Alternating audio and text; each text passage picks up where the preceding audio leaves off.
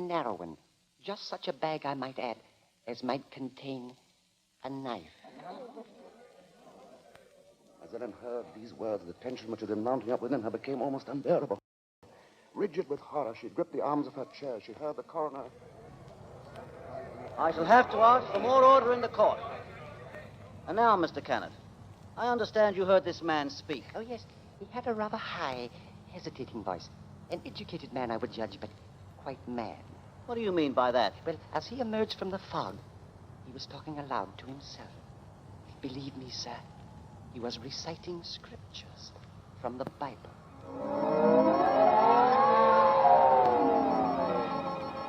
Scriptures from the Bible. Horrified, Ellen rose from her seat, only half hearing the confusion about her.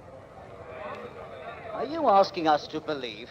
I would say, Mr. Kennett, that the man we're looking for would be least of all a religious man. And that's where you're in error, Mr. Coroner. The religious note is the very key to the case. Very interesting. That'll be all, Mr. Kennett. Just a moment, sir. Don't you understand? The man you're after must be a religious maniac. That's the only explanation possible. You will please stand down. The court was dismissing the very truth. Ellen knew that now. She would no longer keep silent. Her hands shot forth, and she screamed.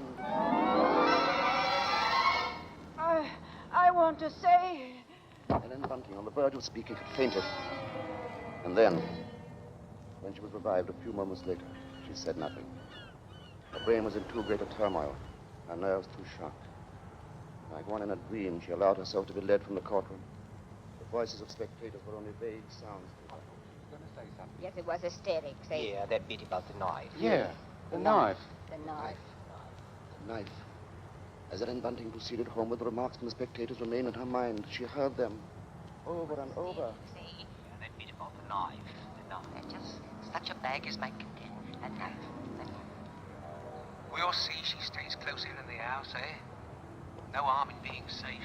Direct my hand toward the expulsion of all evil. Expulsion of all evil. What's the harm in a glass of wine? I didn't say nothing wrong.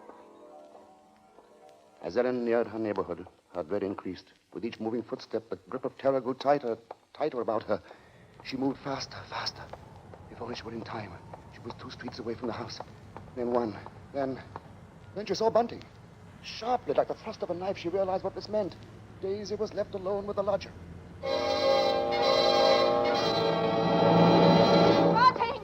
Bunting! Yes, Ellen, what is it? Oh, Bunting, tell me, Bunting. Where's Daisy? Where is she? I say, where? Why, at home. Oh, listen to me. Try to understand. Sleuth is the avenger. What are you saying? Oh, lodger, he's the avenger, Bunting. Oh, but there's no time for that. Daisy's in danger. Hurry! Hurry! Yes. Daisy! Daisy!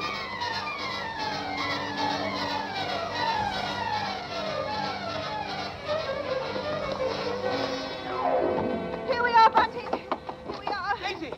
Oh, Daisy! Daisy, where are you? I'll look in the kitchen, Bunting. You try the sitting room. Daisy! Daisy! Where are you, Daisy? Answer me! Daisy! Oh, Try the bedroom. she's not here. What about the dining room? Look, she's not there. She's not downstairs. Then there's just his room.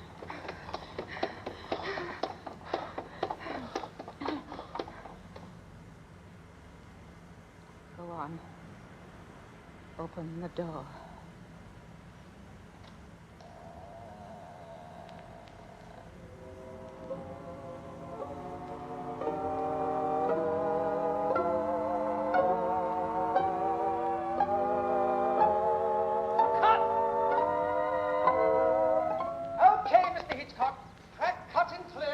Say, cut. What's the idea, Hitch? I have a few more lines to do. As Mr. Marshall, the narrator, you have, not as Mr. Sleuth, the lodger. Hitch, you can't stop the play right here. It isn't fair, you know. Why isn't it, Bob? What more is there to say? But Mr. Hitchcock, won't people want to know what Bunting and me found in the room? All right, Ellen. What precisely did you find? Well, nothing, sir. There. You see? Nothing. No lodger, no Bible. And that locked dresser drawer. What about that? We unlocked it, sir. And what was in it? Nothing, sir. You are certain, Mrs. Bunting? Oh, you gave me quite a turn, Mr. Mr. Marshall. Yes, sir, I'm sure, sir. There was nothing. Well, begging your pardon, Mr. Hitchcock, but don't you think we'd better just mention about Daisy? I don't know, Bunting.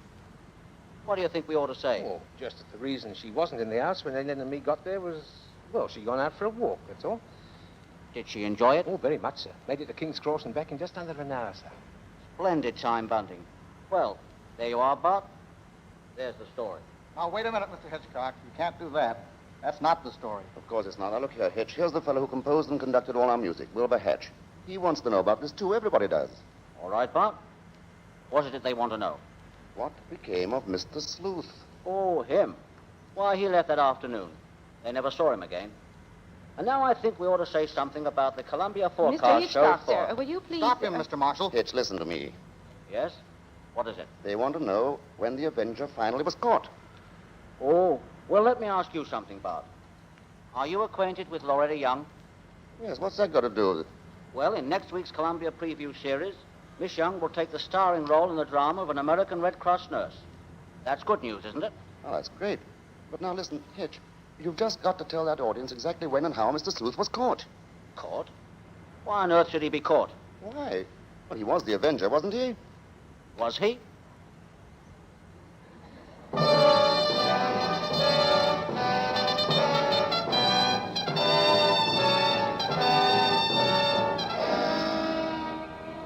Your guess, gentle listener, is as good as ours. Even Mrs. Bella Glounds, who wrote the novel, isn't entirely sure. For his masterful direction, our thanks to Alfred Hitchcock, whose latest pictures are David O. Selznick's Rebecca and Walter Wanger's Foreign Correspondent. For his superb characterization of Mr. Sleuth, our thanks to Herbert Marshall. And our thanks to the outstanding British character actor who tonight portrayed the role of Bunting, Edmund Gwen. If you liked tonight's program and want to hear more in the same highly original Hitchcock vein, radio versions of The Lady Vanishes and The 39 Steps, for example, write to CBS and tell us so. Your interest will help bring suspense to the air as a weekly feature.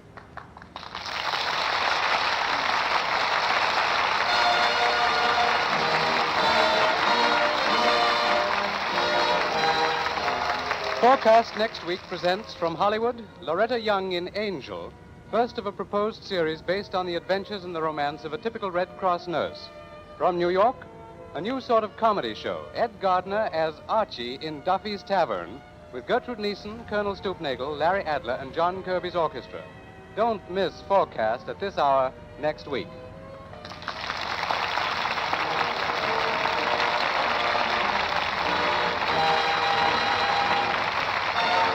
Thomas Freebansman speaking. This is the Columbia Broadcasting System.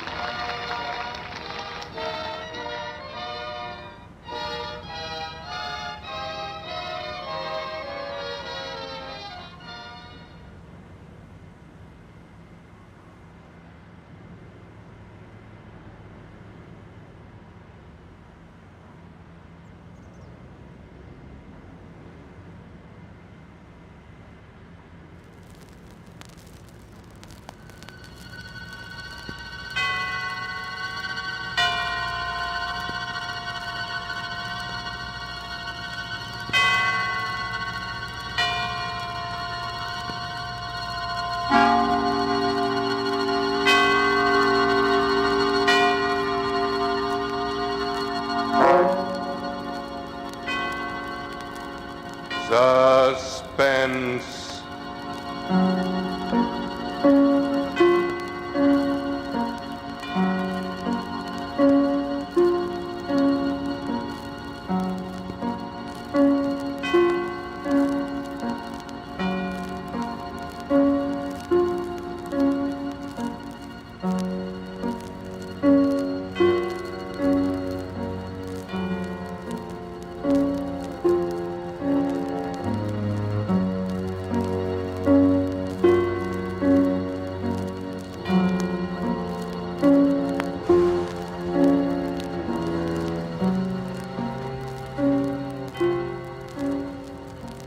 For you men and women in the armed forces of the United Nations, the Special Service Division presents one of America's top spine tinglers.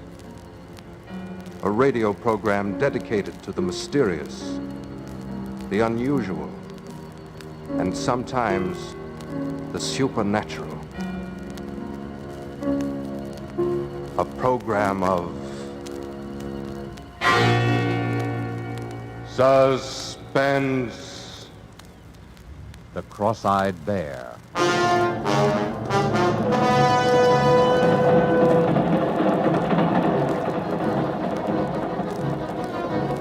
subway train, Midtown New York. A tall blonde girl reading an item in her newspaper. Reading it over and over. An advertisement. A personal advertisement. Wanted. A beautiful girl. No special training required, but must not be afraid to look upon the bright face of danger. Full wardrobe and liberal expenses, good salary. Apply in person, room 1000, the Lorenzo Hotel, East 51st Street. 51st Street.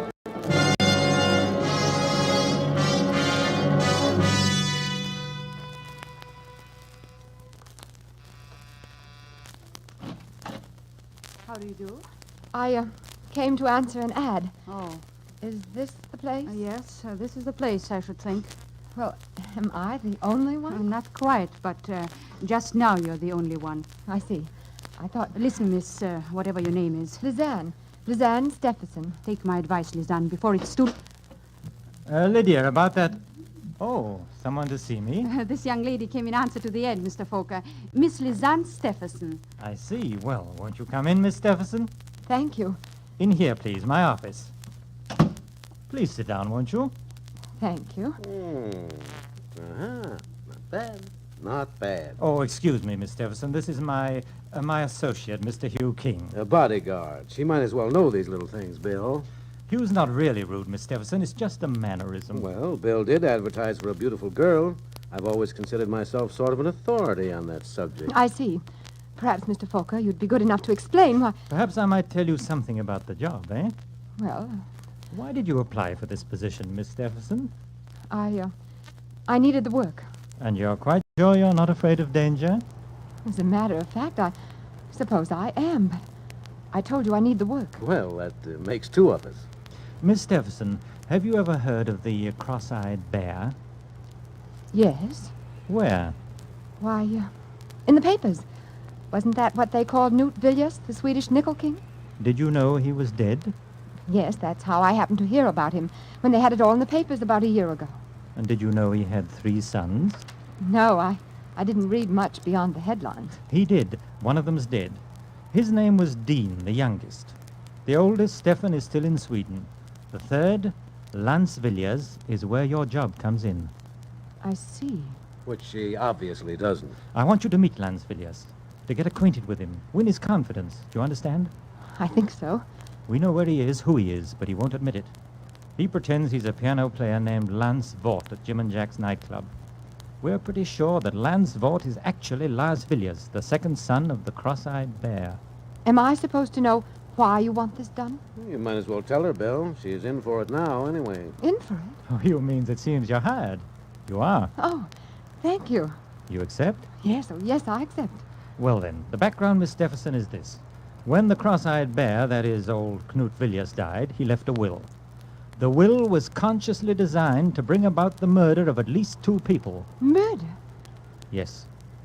He left his estate, which included several important mines, divided equally among his 3 sons. He left a check for $3 million. 1 check torn in 3 pieces. 1 piece for each of his sons. And all 3 pieces must be presented together before the check is valid.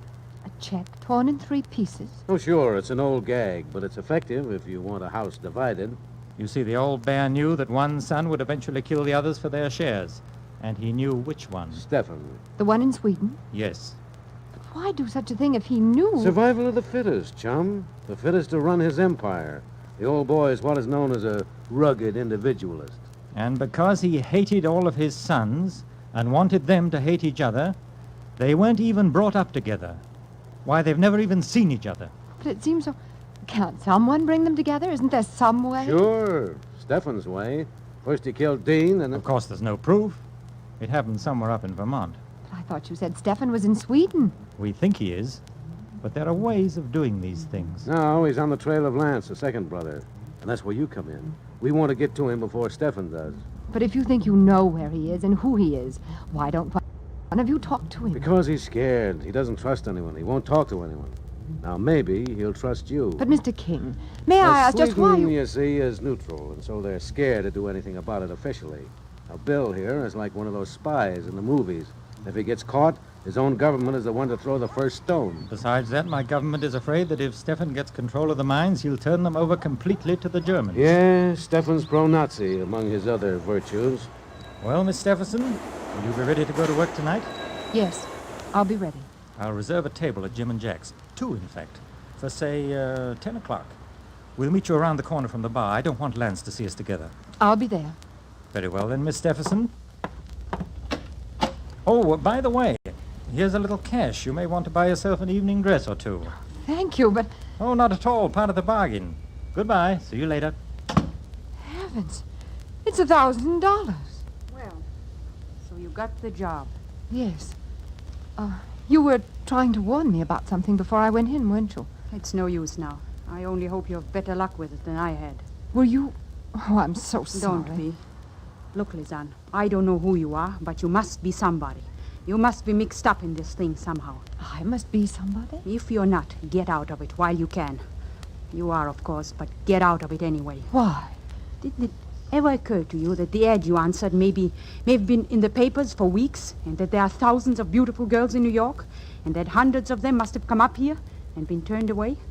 I wondered, yes. And why do you think, out of all those, you were chosen? That's it. I don't know.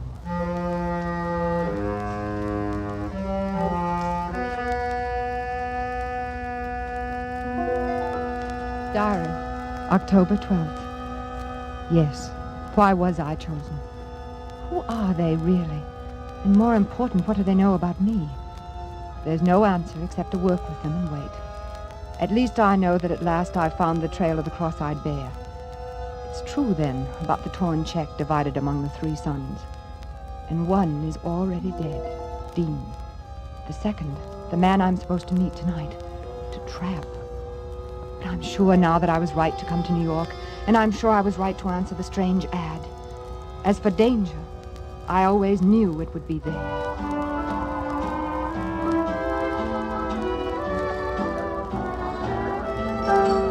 You're sure Lance hasn't come in yet, Miss Stephenson? Positive. I've asked the head waiter twice. I don't think it'd be wise to ask again. Perhaps not. Does he do this often? Stay away like this? No, that's the funny part. They say he's been at that piano every night for a year. This is the first look, time... Lizanne. Do you mind if I call you Lizanne? No. Well, you didn't by any chance tip our friend off that people were looking for him, did you? Why should I when I'm working for you? Oh, I'm sorry. Skip it. Just a habit. Nobody trusts anybody in this thing anymore. But if you don't trust me... Of course we trust you, Lizanne. He was a little nervous, that's all. Me? I'm not nervous. I like sitting around nightclubs with beautiful girls. You do look very charming tonight, Lizanne. It would be hard not to on $1,000. Hey, don't look around now, but our boy's just come in. Did he see us? No. I just happened to be looking around the corner and saw his back. He's heading for the orchestra. All right, Lizanne, here you go. Don't be nervous. Just talk with him, chat along, you know. What should I not say? And be as frank as you like. There's nothing to conceal. All right. Oh, waiter. See you later. Waiter, I have a table reserved for tonight. My escort will be along shortly. Yes, madame. What is the name, please? Stephenson. It's table number 24, I think, over by the orchestra. Oh, well, this way, please, madame. Ah.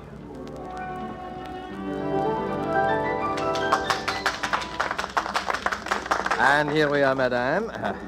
Do you wish to order now or later? I'll wait, thank you. Oh, thank you, madame. Excuse me. Yes? May I ask you a question? Why not? Won't you sit down for a minute? All right. Well? I wanted to ask your name. My name is Vaught. V-A-U-G-H-T, Vaught. And your first name? Lance. Why? It's only because you look like someone whose picture I saw in the paper once. Yeah? Don't you believe me? Why should I? You're just another one of these people who've been going around here lately with a bad case of mistaken identity. Well, you're wrong, too. You know about it, then? About the cross-eyed bear? Of course I do. It's been following me long enough. They think I'm Lance Villiers, that I'm heir to a lot of Swedish dough. Well, I'm not. You still look like the picture I saw in the paper. Who are you working for, Stefan? No, that's just it. Don't you see? Your life's in danger. Not as long as I keep my face shut, it isn't. Look, you must trust me. I can help you. I don't need any help. Are you sure you don't? Say, who are you working for? I noticed you ducked that one. No, I didn't. I don't have to lie. Well, who is it? His name is Bill Folker. I never heard of him. He's working for the Swedish government. He wants to help you, too. A lot of people seem to want to help me. Won't you talk to him? I might. Tonight, they're here at another table. They? Bill and his bodyguard, Hugh King. Oh, since when do representatives of neutral governments need bodyguards? Apparently when they become involved with the cross-eyed bear. Please come. All right. For a couple of minutes. I'll admit I'm rather curious. Over here. Oh, I didn't tell you my name, did I? It's Lizanne. Lizanne Stephenson. Ah, nice. Here we are. Mr. Folker, Mr. King, this is Mr. Lance Vaught. How do you do, sir? Mr. Vaught. Won't you sit down, Mr. Vaught, please? Thanks. Uh-huh. I thought perhaps I'd recognize you. Oh, yes, I've been in here several times. Pleasure or business? A little of both. Look, Mr. Vaught, I'll speak frankly with you. You can save it. Your Miss Stephenson has told me all about it. My name is Vaught. You're barking up the wrong tree. Got a birth certificate? Why should I show it to you? It might, uh-oh. Here comes something. Well, hello, Hugh. Hi, Toby. Oh, don't let me disturb you. But, you better make some introductions, Hugh. Well, this is Inspector Tobin of the Homicide Squad. Miss Stephenson, Mr. Vaught. How do you do? Mr. Falker. How do you do? What's up, Toby? Oh, I just thought I'd like to ask a few questions. Well, I'm sure you don't want me. I've got to get back. You better stick around, son. Oh. I don't I see. suppose any of you can give a satisfactory account of your movements between, say, 8 and 10 this evening, with witnesses. I thought so. How about you, Miss Stephenson? You're a new one. I thought you might, at least. Well, it took me quite a long time to dress. It looks as though it might have. Well, it's better to have too many suspects than none, I guess. Come on, Toby. Give.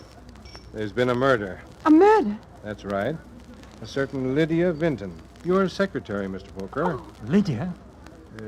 Surprised? Why? Of course. Where do I come in on this? Well, now, Mr. Vaught, the New York police know a lot more about what's going on in the world than you think. All sorts of things. Like the cross-eyed bear, for instance. I've got nothing to do with the cross-eyed bear. Maybe you have, maybe you haven't. But there are a lot of people who think you have, including me. But Lydia, poor Lydia, she was only my secretary. She had nothing to do with it. Had nothing to do with the cross-eyed bear?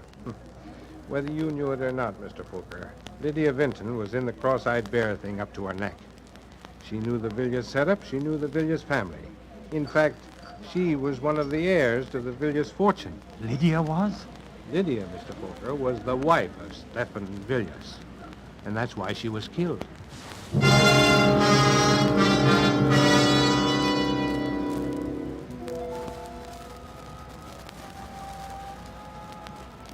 October 14th.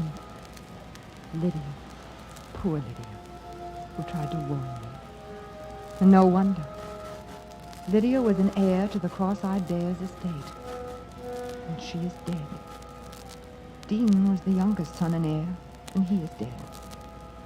And the next, Lance. Of course he is Lance Villiers. His disappearing is as good as signing a confession that he is Lance Villiers. He disappeared not because he was a murderer of Lydia or anyone else, but he is afraid of being murdered because he is the second son of the cross-eyed bear.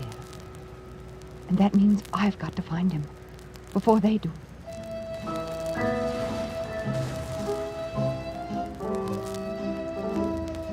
Vaught? Lance Vaught? No, I don't know anybody by that name. Well, he might be using some other name, but he's a piano player. Well, that isn't him over there, is it?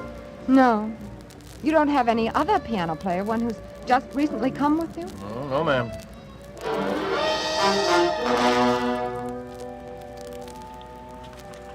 Sure, he belonged to the Musicians Union.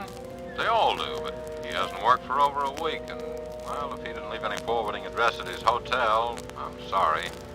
Some of these piano players are funny guys. Oh, yes. Yes, I know who you mean, all right. I used to go by this corner every evening. Oh, but that fella's wanted. You don't think you're going to find it before us cops do you? No, ma'am, I'm sorry. Nobody answering that description ever registered here.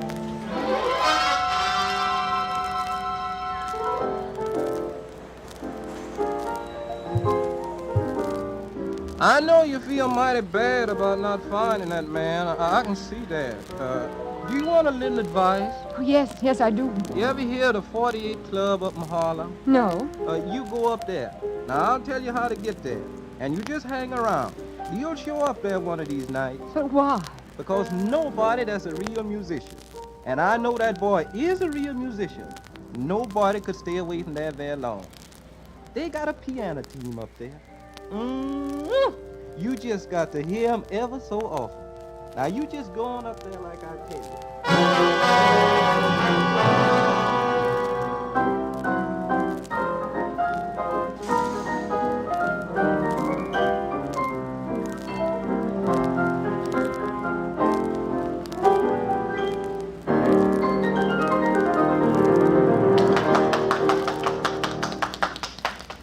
Are you sure? I think I know who you mean.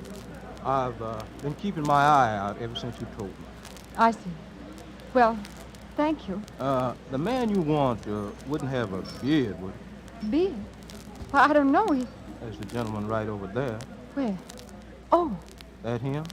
Well, I'm not sure, but I think I'll take a table for a while anyway. Lance! Lance! Quiet, you little fool. Come here. Sit down. Oh, Lance, I'm so glad I found you. I don't know whether to laugh or cry. And the beard. I had to do something. It's not very good. I recognized you. All right. What are you here for?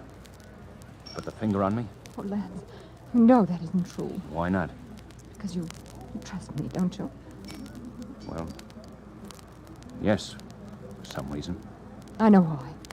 Because I trust you and you know it. You trust me? Oh, don't you see? We're all in this together. We're all in danger. Well, how does that apply to you? Well, I'll tell you. But first, listen. Don't you see what you've done? By running away, you've all but made an open confession that you are Lance Villiers. The police may think you ran away because you killed Lydia. But whoever did kill her knows why you ran away, don't you see? Yeah, I know. I thought of that after a couple of days, but it was too late then. You are Lance Villiers, aren't you? Why should I tell you? Because we can help each other. Because if we don't, we're both helpless. How do I know you're not with them? I'm not with anybody. I'm trying to find out just as much as you are. Look, sister, I don't know if you are or not, but I'm gambling with my life. Listen, if you're Lance Villiers, you have a torn piece of a check made out by your father, Canute Villiers, the cross-eyed bear, for 1/3 of his estate. There are 2 others exactly alike, and all 3 must be presented together before any are valid. If I show you another of those pieces of that check, then will you believe me? Yes.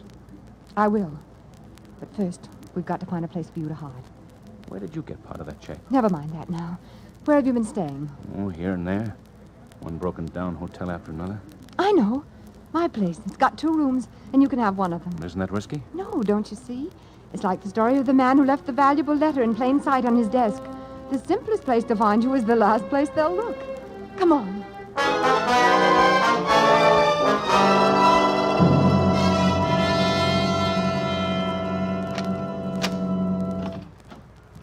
Here we are. How do you like it? Well, it's a lot better than I've been used to lately. And there are bolts on the doors. I had that done the second day I got mixed up in this thing. Oh, which room do you want me to take? Oh, you might as well have this one, I guess. The phone's in the next room. You won't want to be answering that anyway. Well, this is all right. We can work and plan here. It'll be our headquarters. We can... Well, there's the phone now. Make yourself comfortable. Why don't you try the piano? Okay. Hello? Hello? Hello, who is it? Hello, hello. That's funny. There was no... Lance! Lance! Bill, how'd you get here? What happened? You can see for yourself. You've killed him. Bill! Someone followed me. He's right behind me. I can't help that. Come on, open up. Come in. The door's open. Where?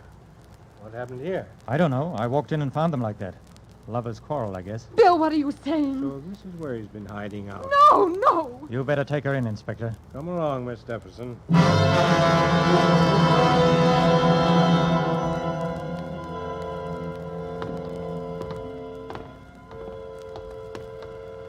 Here we are, miss.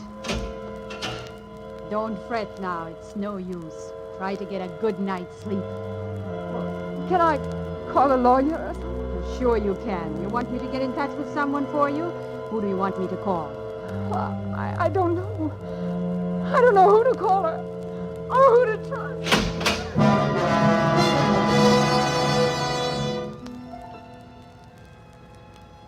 October 28th. At least they will let me write. But what? I've been such a fool. They are Stefan's agents, Bill Fokker and Hugh King, and I walked into the trap. They must have followed me, seen me locate Lance, perhaps even heard what we said. Now Lance is dead. The police believe I killed him, and they will swear to it with all the power of money, even foreign governments behind them. But worst of all, they must know who I am. They must know where the third piece of the cross-eyed bear's check is. And that is why I am to be next. Dean, Lydia, Lance, and now Lizanne.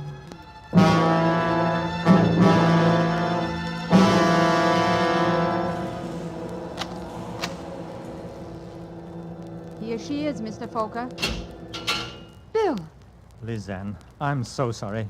I couldn't come to you sooner. It was a matter of your life and mine, too. Your life? Didn't you see through it? Oh, you poor child, I've been so blind. But it's all right now. We're safe. Are we? Come along and I'll tell you about it on the way. Everything's in order, isn't it, Matron? Certainly, Mr. Fokker. You didn't really think I'd done such a thing to you, did you? Didn't you see him standing there? Who? King, Hugh King. Don't you see it now? Is he? Of course. He's been Stefan's man all the time. Watching me, protecting me, waiting for me, for us to lead him to the answer and then striking. This way, please, and then you can get out right through the courtyard. Thank you. You see now why I had to do it? I didn't actually see him kill Lance. I got there a second later. If I'd accused him, he'd have denied it. They wouldn't have arrested him for a few hours at least. And in those few hours, with the power of Stefan behind him, it would have been you and I next, Lizanne. But why did you let me be sent to jail? To make him think I believed him. But chiefly because I knew you'd be safe here. And only if I knew you were safe could I do what I had to do. What? He won't trouble us again, Lizanne. It's finished, at last. I can still hardly believe that Hugh King... Oh, it's been so horrible. I know, my poor child. Come along, I'm going to take you home. Taxi! Lizanne, you should have told me who you were.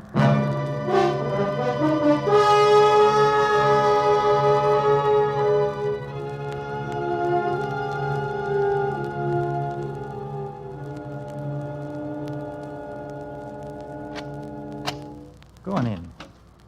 Just relax for a while. Like a drink? No, thanks. You don't mind if I do? Of course not. As a matter of fact, there are still a few things I haven't told you about this little business of the cross-eyed bear. There must be quite a lot of things. For instance, you never knew I had a wall safe behind this bar, did you? No. And of course, you didn't know what I kept in it. Perhaps you'd be interested to see. The cross-eyed bear's check. All 3 pieces. Yes. Lance's, who had his part in his pocket, the fool. Yours, and my own. You are Stefan. You know, I rather marvel that my poor brother Dean managed to marry such a naive girl. You've believed in me all the way, haven't you, Lizanne? Even this afternoon. When did you know? Really, my dear, you don't think you were that beautiful, do you? I knew my younger brother had a wife somewhere, and I knew she'd turn up eventually, if I used the right bait. The ad. The ad. But you weren't quite as innocent about that ad as you pretended, were you?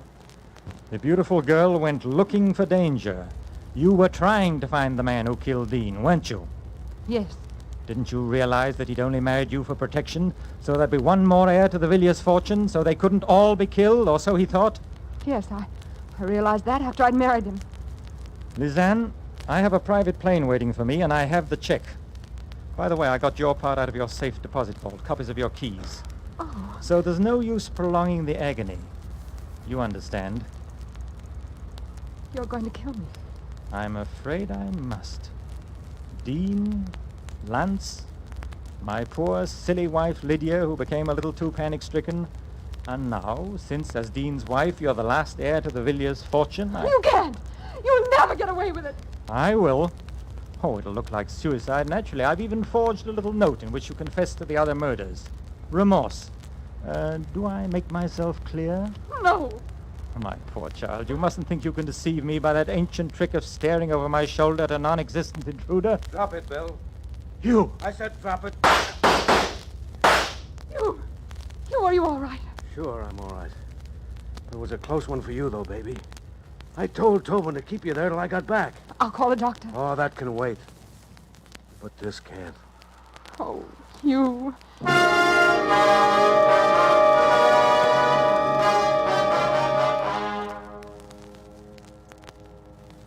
November 17th. This is the end of you, diary. I'm a married woman now. And the most appropriate end I can think of is this clipping from today's Times, pasted on the last page. Stephenson King. Villiers heiress wed FBI agent Hugh King, who shadowed notorious Stephen Villiers for 6 months to break international murder mystery. By special dispensation of Justice and War Departments, couple will honeymoon in Sweden.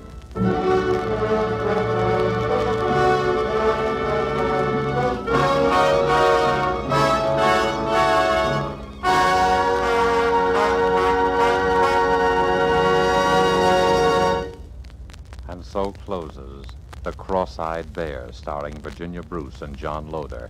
Tonight's tale of suspense.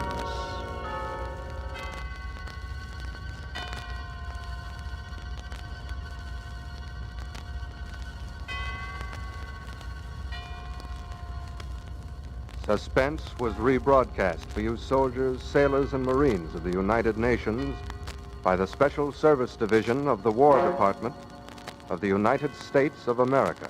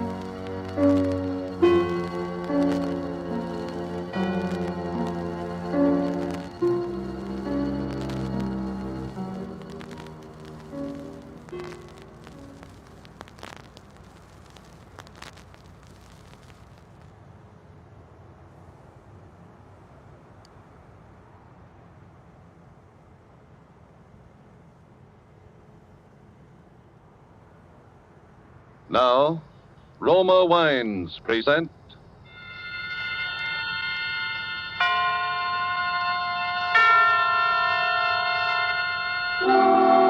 Suspense. Tonight, Black Path of Fear, starring Brian Donlevy. Suspense is presented for your enjoyment by Roma Wines. That's R-O-M-A, Roma Wines. Those excellent California wines that can add so much pleasantness to the way you live, to your happiness in entertaining guests, to your enjoyment of everyday meals. Yes, right now a glassful would be very pleasant as Roma Wines bring you Suspense. This is the Man in Black, here for the Roma Wine Company of Fresno, California. who tonight from Hollywood bring you as star Mr. Brian Donlevy. And so with the performance of Mr. Donlevy as Bill Scott in the Cornell Woolrich bestseller, The Black Path of Fear, we again hope to keep you in suspense.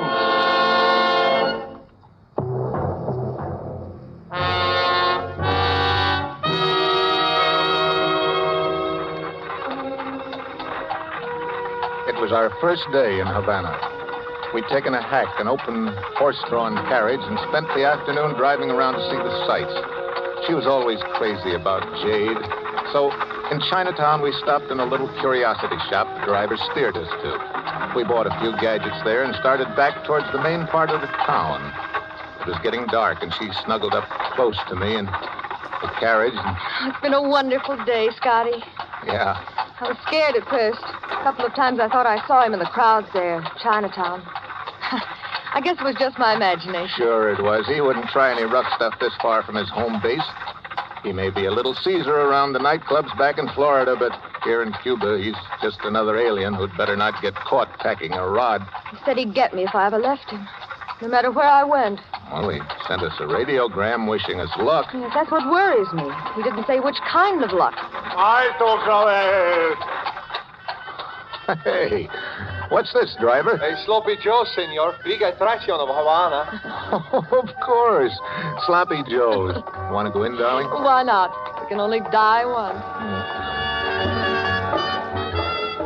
So I paid the coachman, and we went into Sloppy Joe's. The place was jammed to the sidewalk line and so noisy you couldn't hear yourself think. It was like a football scrimmage when you moved and like sardines in a can when you stood still. Then suddenly the crowd divided in front of us like the Red Sea, and a little photographer came through, using an old-fashioned tripod for a battering ram. He set up his camera and pointed it in our direction. The senor and the lady would like a picture for to show their friends back in the estate. No. Please, Scotty, we've never had a picture taken together. Together, with 40,000 people jammed up against us on all sides. Oh, well, instead, maybe you come to my studio. Calle Barrios is not far. Nah, go on. Shoot it here. Go ahead. Make pose, please. Mucho love. ¿Sí, cómo no? Eso es. Hold it. No. That is all. I have the picture. Well, he's taking us now, darling. Oh, come on, honey. Everybody's looking at it. Don't rush me, Scotty. Huh? Give me time. What is it? Why are you so limp, Eve? I know we wouldn't make it. What do we care? Part of a night's better than none at all. Eve! Just stay with me a minute. Won't take long. Darling, what happened? What happened? Scotty, that was the first picture we ever had taken together. Huh? Let me know how it turns out. Eve, darling. She's dead. She doesn't move anymore. Somebody do something, will you? She's been knifed right here in my arms.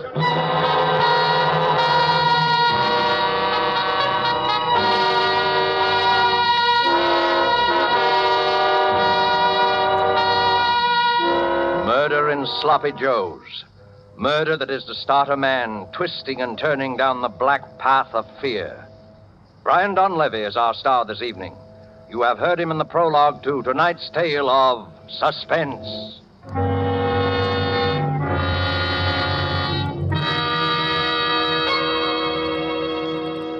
In Havana, one gathering place of fashionable people is the charming Pan American Club. A dinner party is in progress, and a Cuban host has just risen to return a compliment which has been paid him by a guest from the United States. Lifting his glass, he says, "Thank you, my friends. Thank you also for telling us about the perfect climate and soil of California, from which come these delightful Roma wines. Now we can understand how such perfection is possible, such magnificent quality as we enjoy in Roma wines." Well, such praise of Roma wines in foreign lands can only mean that they are truly magnificent in quality. But remember, you here in the United States can enjoy these distinguished wines at remarkably low cost, only pennies a glass. Roma wines bring you a unique combination of California's perfect soil and climate, age-old winemaking skill, plus modern tests and controls, which make Roma so constant in quality, so uniformly fine. Discover for yourself the delightful flavor and goodness which have made Roma wines America's largest selling wines. Ask for ROMA, Roma Wines, made in California for enjoyment throughout the world. And now it is with pleasure that we bring back to our soundstage Mr. Brian Donlevy, who, in the person of Bill Scott, continues his narrative of The Black Path of Fear. Tonight's tale of suspense.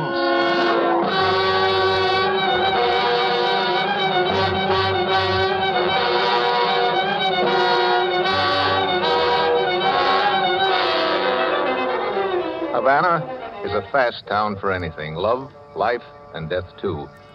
A minute ago, I'd been half of a honeymoon couple getting their first picture snapped by a little Cuban photographer in Sloppy Joe's. Now, I was alone with a corpse in an empty saloon.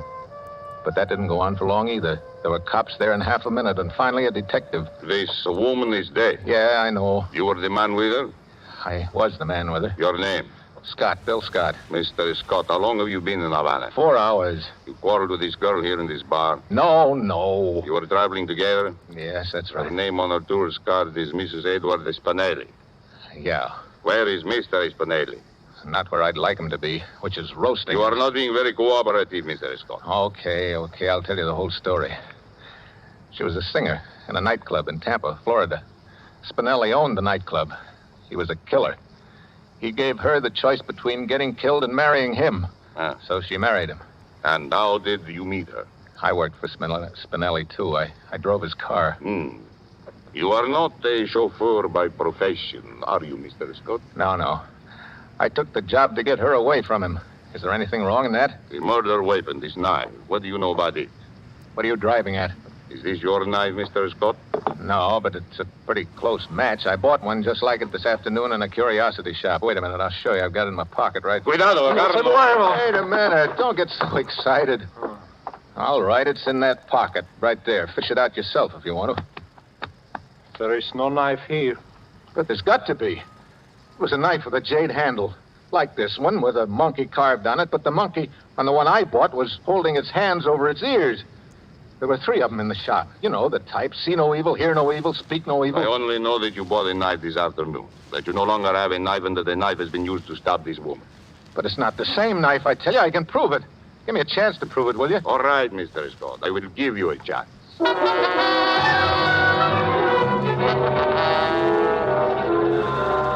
So we went back to the shop where I'd bought the knife, back to Chinatown. Inspector Acosta, that was the Cuban detective's name, questioned the old duck who sold it to me. You remember this man buying something in here this afternoon, Viejo? Yes. Gentleman buy knife, ornamental knife. Knife with jade handle. Describe the jade handle. Jade handle have monkey. We know that. Describe the monkey. Pretty sure. Monkey hiding eyes. So, see no evil. You're crazy. What's the matter with you? What are you trying to do to me? I bought the one holding its ears. You know it. Tio Chin, this man's life may depend on what you are saying, but you are absolutely sure. Come by 3s. First one is sold to this gentleman. Other still got. Can show you. Can lie in your teeth. Listen, Acosta. So what if he shows you the set with that one missing? He's probably got 100 sets in the storeroom. Only one set important. Can show customs invoices. How did this man and this woman act when they came into the shop? Lady act scared, very scared. I told you, she was afraid Spinelli was going to have her bumped off. Well, he did it. And this guy has been paid to frame me. Can't you see that? I am sorry, Mr. Scott, but I must place you under arrest for the murder of Mrs. Eve Spinelli.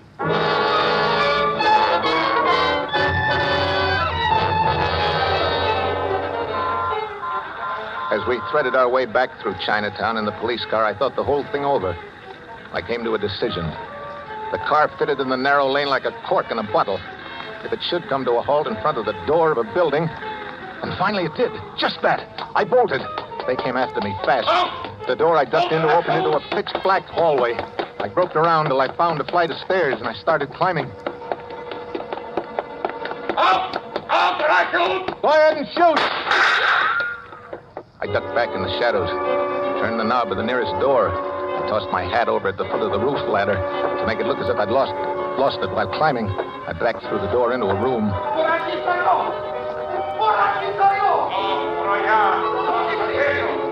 In the dark room, I stood very still and listened.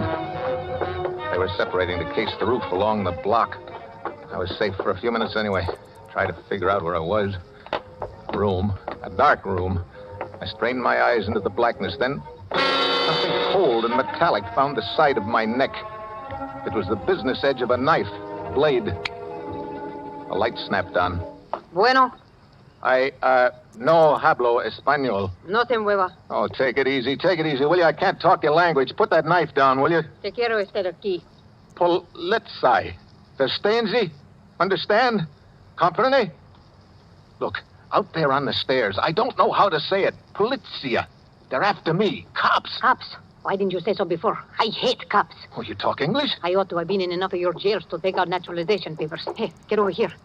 I do what I can for you. They're coming back. I better get out of here. Don't be a fool. There's 20 of them down in the street now. They sure must want you bad, Chico. They say I killed my girl. They say wrong? They say very wrong. Another man took her away from you? No. I took her away from another man. Ah, then any fool of a policeman knows you did not kill her. You never killed what does not belong to you. Only what does. You tell them that. Oh, here comes payday. Quickly, get into the cot there. Cover yourself up. What? But... Do as I tell you. Take off that shirt. Don't stop for the buttons. Tear it off. Well... Now then, face the wall. Wait a minute. What are you doing? Keep perfectly still. Don't rub against the covers. See? Now, don't move. Dispense, señor. ¿Ha visto usted un hombre alto, macizo americano? No he visto a nadie. ¿Quién es ese? Mi hombre, mi marido. Veámoslo. Está muy enfermo. Vuela. Vuela. Sí, vuela. Ve a la cuarentena. Es verdad, Fiorella, vámonos. Dispense, señor. Buenas noches. Buenas noches. What was all that about?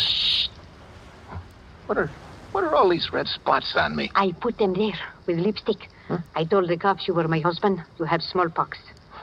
And they believed it? Why not? I showed them the quarantine sign on the door. Manolito, that was my man. He died of smallpox in this room. Huh? Oh, do not be alarmed. It has been disinfected.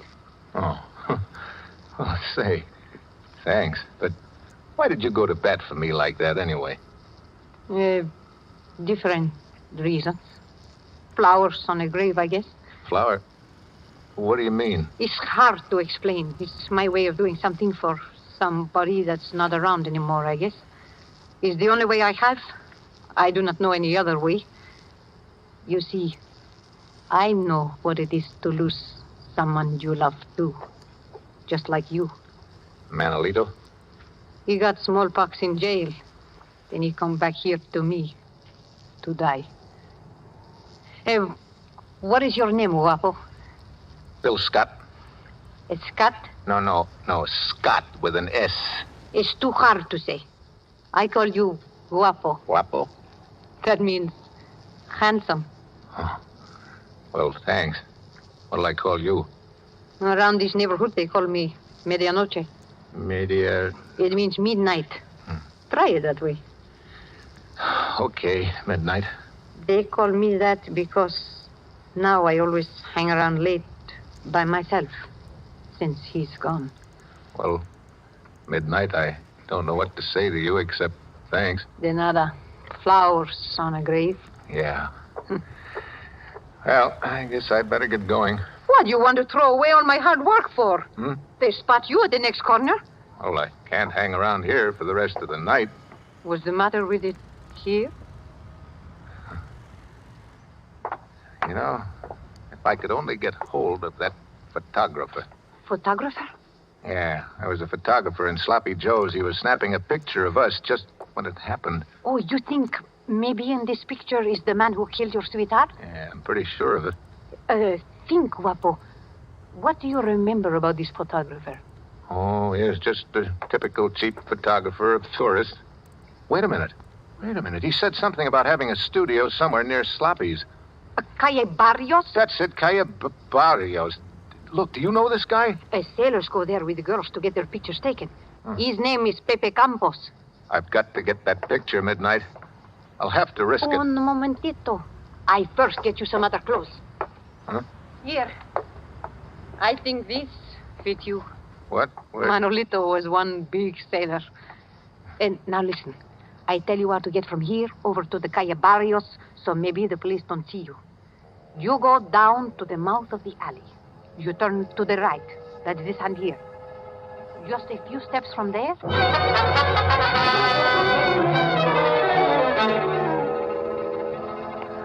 It was so dark, I almost had to feel my way along the streets. Suddenly, out of nowhere, came a voice.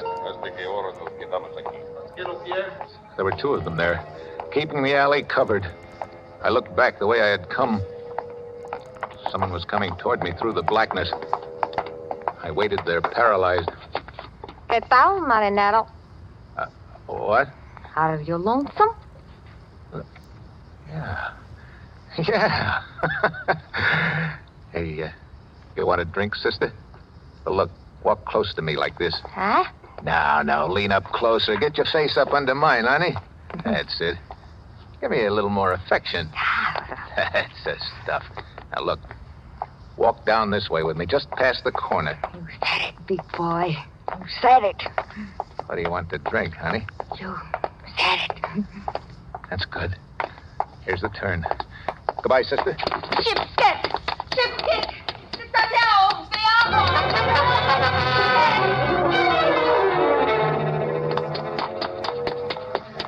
I was afraid of yelling. I'd attract the cops, so I took off down the street, and then I ducked into the alley to catch my breath.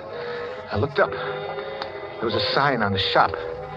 Campos, Retratos y Fotografías. At first, I didn't get it. Then, all of a sudden, I knew. I was there. I opened the door and walked in. Senor? Look, you took a picture this evening of me and a lady in Sloppy Joe's. I want that picture. No me recuerdo. I do not recall, senor. Now, look, there was trouble right afterwards. You know, a lot of noise, remember? Oh, si. I remember. I am just developing the pictures I have taken today. You come with me. This is my dark room. The very latest equipment. Kodak. Yeah, but where's that picture? Oh, right here. In the bath. Oh. Yeah. It's beginning to come through. Si. Yeah. Yeah, that's us. Oh, someone leans over the lady's shoulder, no? Yeah. Yeah, let's have some more light on the subject, will you? This is someone you know, senor? Yeah. It's someone I know, all right. His name is... Never mind the name, Scotty. I'll introduce myself. Spinelli. Stand over against the wall, Scotty. You too. Well, I'm glad you found this picture, Scotty. I was kind of nervous about having a thing like this floating around. You can understand my feelings. You surprised me, Spinelli. I didn't think you even had the guts to stab a woman in the back without your gorillas around to protect you. Don't make me angry, Scotty. I'm in a bad mood. I didn't know you were smart like you are either, Spinelli. I apologize. You know, that was a cute trick, hiring a cab driver to steer us into that shop in Chinatown, but what I still can't figure out is how you switched those knives. I didn't. I still have the knife you bought. I frisked it out of your pocket. Now I'm going to give it back to you. Would you like to see it first? There. It's pretty, ain't it? Eve always had an eye for jades. This is definitely the best of the three. It's a pity to spoil such a pretty knife, but the revolver, it makes too much noise. Yeah, I think I'll use the knife on you, too. I like things symmetrical. Like Romeo and Juliet, ain't it? What's that? Don't move, Scotty. Wapo, are you in here? His sweetheart not dead an hour and already he has another. Midnight. Get out of here quick. This man is a killer. Oh, I'm not afraid of you, big boy. Keep away from me and don't try any funny business. Oh, my hombre, he was just like you. He talk very mean. But he don't hurt me. Not one little bit. I don't only talk big, sister. I got a job to do here. I'll talk to you when I shut your boyfriend's trap for good. My boyfriend? Ha, are you kidding? Go ahead, finish him off. He took a powder on me. I come after him only to collect. Undercover?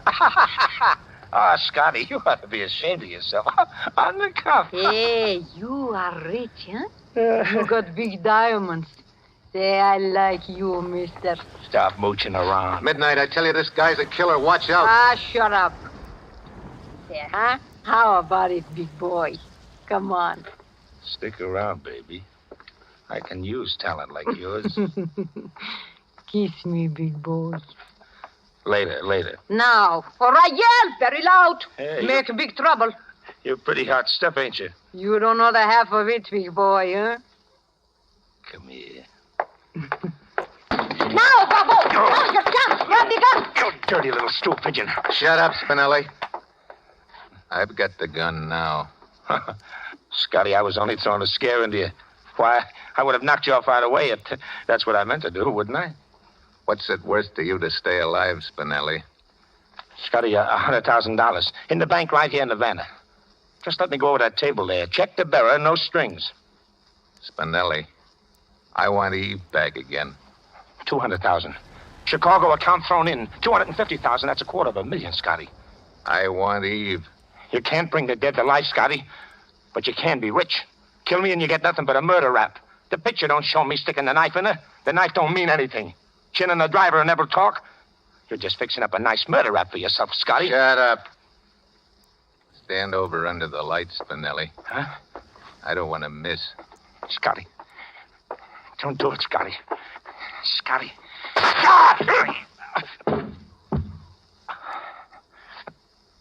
Win. Scott.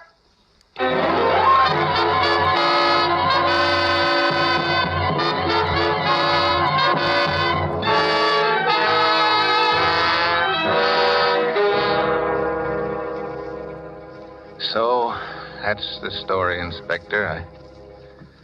I've come to give myself up for the murder of Ed Spinelli. Well, what are you going to do about it, Inspector? About what? About what? About what I just told you, the murder. I don't speak English so good. I often miss hearing things that are said, especially when they are said too fast. All right, I can say it slower. I just killed a man named Ed Spinelli. My English stinks today. I don't understand. You don't understand? I said... I don't know what you said. If I should get word from the commissioner to hold a man named Scott for murder, that would be different. It would be in my language. Unless that should happen, and it hasn't, please, would you mind not coming in here and mumbling in this English of yours that I don't understand? But, Senor Scott. Yeah? This girl, this medianoche. Midnight? Oh, what about her? Do you know where she is? That girl, that woman. She's been raising Cain in my jail all night, all day yesterday. Well, what's she charged with? My foolish officers questioned her, and then they didn't know any better that they put down some charge other than the book. Senor Scott, we have been stuck with her ever since. She's like a hurricane. Well, I'll agree with you there. Senor Scott, if you have not enough to bail her out, I'll pay it out of my own pocket. Anything to get her out.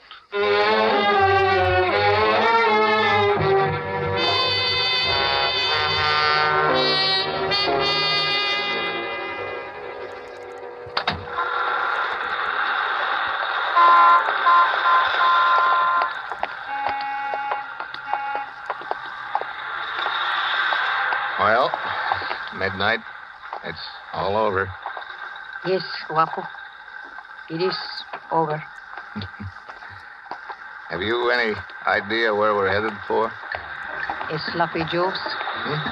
The feet of an American in Havana walk always in the direction of a Sloppy Joe's.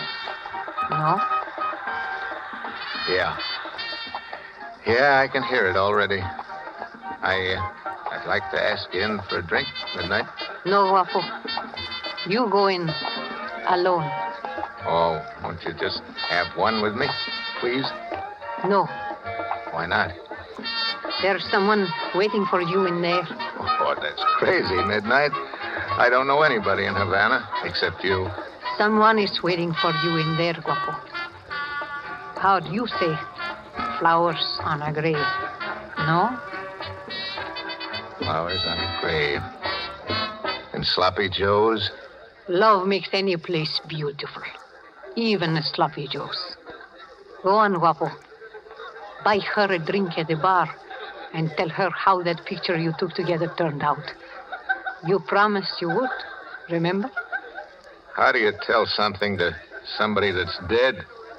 In your mind, Guapo, where she will always be. Oh. I'll try and tell her midnight. I'll tell her about you, too. No, she will be jealous. Oh, no, not when I tell her. Oh, you do not know women, Guapo. Well, maybe not. Well, Adios, Guapo. Goodbye, midnight.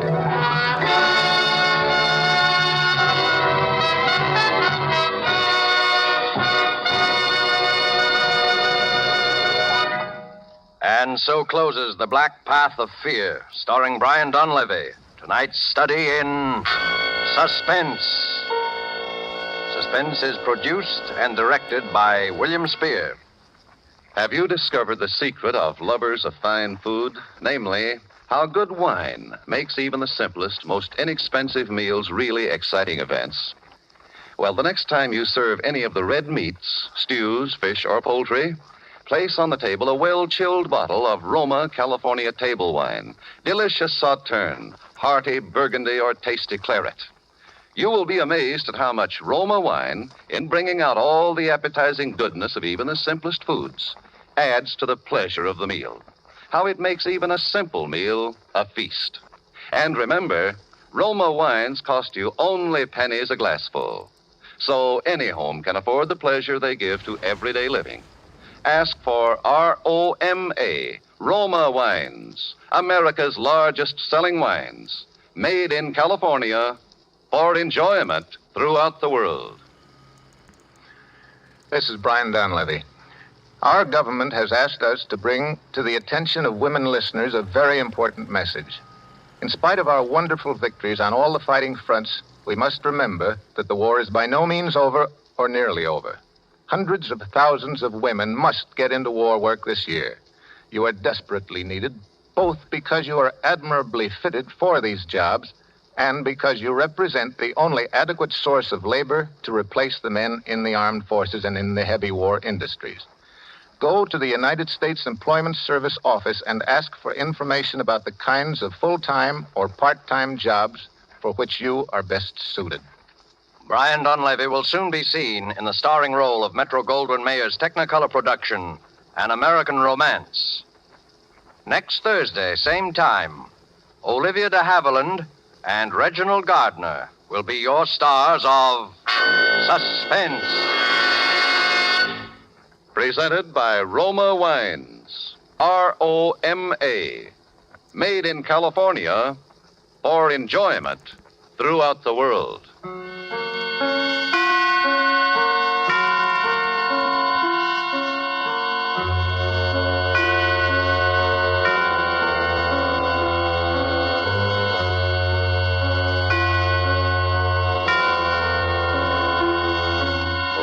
This is CBS, the Columbia Broadcasting System.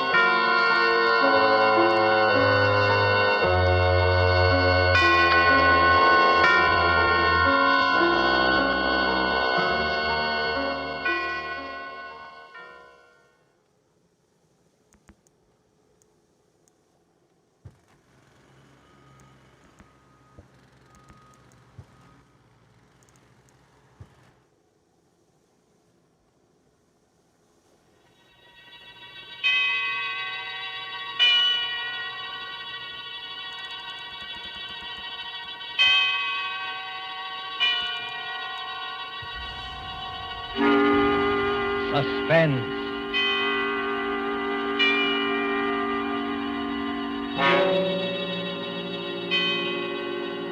This is the Man in Black, here again to introduce Columbia's program, Suspense.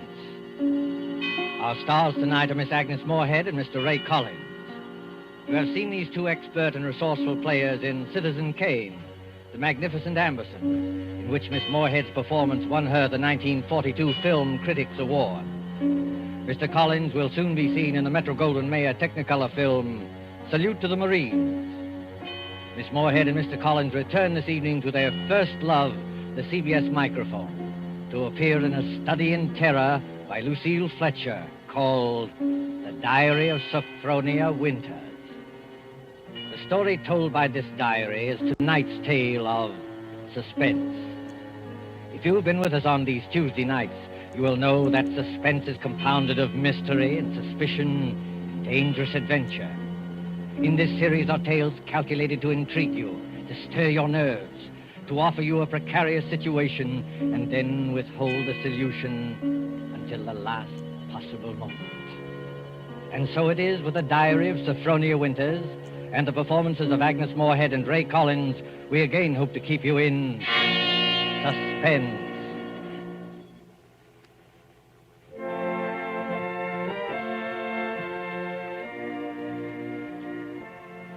February 1st, St. Petersburg, Florida. I, Sophronia Winters, have hereby begun this diary because on this date I feel for the first time that I've begun to live. Diaries are no good unless one has thrilling experiences. For 40 years, I've never had what could really be called a thrilling experience. But Papa's death has changed everything. Here I am in beautiful St. Petersburg with everything to start life anew, money in my purse, 2 suitcases full of new clothes, and a gorgeous new permanent wave. And Florida is really the land of romance. It doesn't matter whether you're 17 or 70. There are parties and dances and bingo games and flirtations for all. My landlady, in fact, tells me that people often become engaged and even married to perfect strangers overnight. I'm still shy, of course, but just the same, it's such fun and so thrilling to think one's fate may be just around the corner.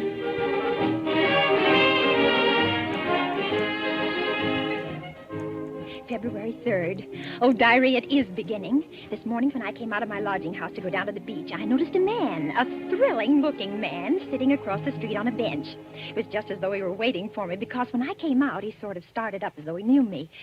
Of course, I didn't speak first, but I knew the minute I started down the street that he was following me. Well, I got to the beach and sat down with my magazines, and suddenly there he was, strolling toward me with a broad smile. Well, sitting out here all by your lonesome? Oh, yes, I am. Didn't I see you last night over at the Starfish Tea Room? The Starfish Tea Room? Mm-hmm. Oh, yes, I was there yesterday. But it was so crowded, I'm afraid I don't recall. Mighty nice cuisine they've got over there. Mind if I sit down beside you? Oh, not at all. Oh, just a minute. Sit on this magazine. The beach is so sandy. Oh, sand doesn't bother me. I'm from Maine, you know. We get plenty of sand up there. Do you? You've been down here at St. Pete long? Oh, just 3 days. 3 days? That's a long time. It's a wonder I didn't spot you before. Oh, Mr. Johnson's the name, Hiram Johnson. Oh. I come from Green Harbor, Maine. Run a big hotel up there summers. Oh. Well, that's my whole history in a nutshell. My name's Sophronia. Sophronia Winters. Sophronia? Uh-huh. Well, you know, that's quite a coincidence. My sister-in-law's name was Sophronia. Oh? Sophronia Johnson. You ever heard of her? She looked quite a bit like you, too. Sophronia Johnson? No, I'm afraid I haven't. Who was she? Someone very famous? I'm so ignorant about these things. Oh, that's all right. Say, look at that sun, will you? I'd say it was pretty nearly time for lunch. And Diary, darling, he is wonderful. Strong and kind, warm-hearted, so generous. I don't want to be like the other silly women in this town, but Hiram is different. There's something almost poetic about him, something sad and deep. You know, Sophronia, it's kind of mysterious, us finding that 9-point starfish on the beach together. My sister-in-law, Sophronia, used to collect 9-point starfishes. And to think your name's Sophronia, and you find a 9-point starfish with me.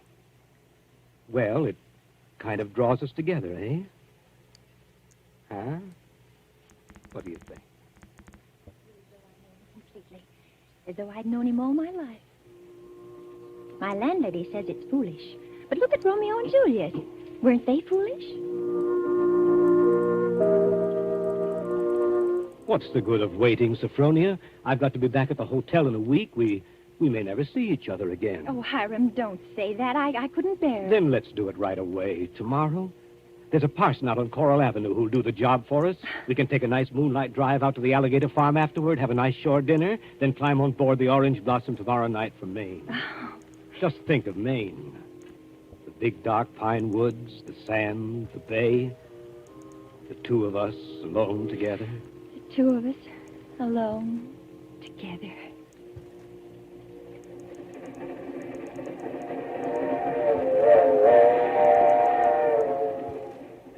February 7th, on board the Orange Blossom.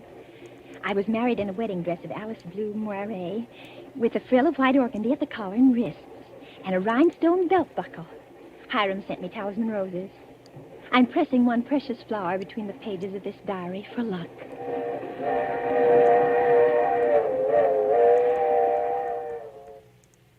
Be at beyond this bend in a couple of minutes. Bags heavy? No, not particularly, dearest. Oh, I can't get over that taxi man at the station. Imagine his insolence, saying he couldn't drive us over. Maybe he didn't have any gas. It happens sometimes around here. Well, anyway, I'm glad the weather's so mild. Can you imagine what it would be like in a blizzard? There's the place. Oh, wait a minute. I don't want to look till I put down these bags. Now, where? There. Through those big pine trees. Oh, it is big, isn't it? 125 rooms. So many fire escapes and balconies and porches and towers. I stayed in a hotel like that once years ago with Papa. It was very fashionable then. My grandfather built that place 50 years ago. Hasn't been changed much since. No? Well, of course, you've put in modern plumbing. Not yet. Here we are. Walk in. Oh, what's that? Just a foghorn out in the bay. Fog? We get it almost every night in this kind of weather. What are you locking the gate for? Why not? There's nobody coming in after us. Or going out again for a while. But I thought you said the hotel. The hotel is empty.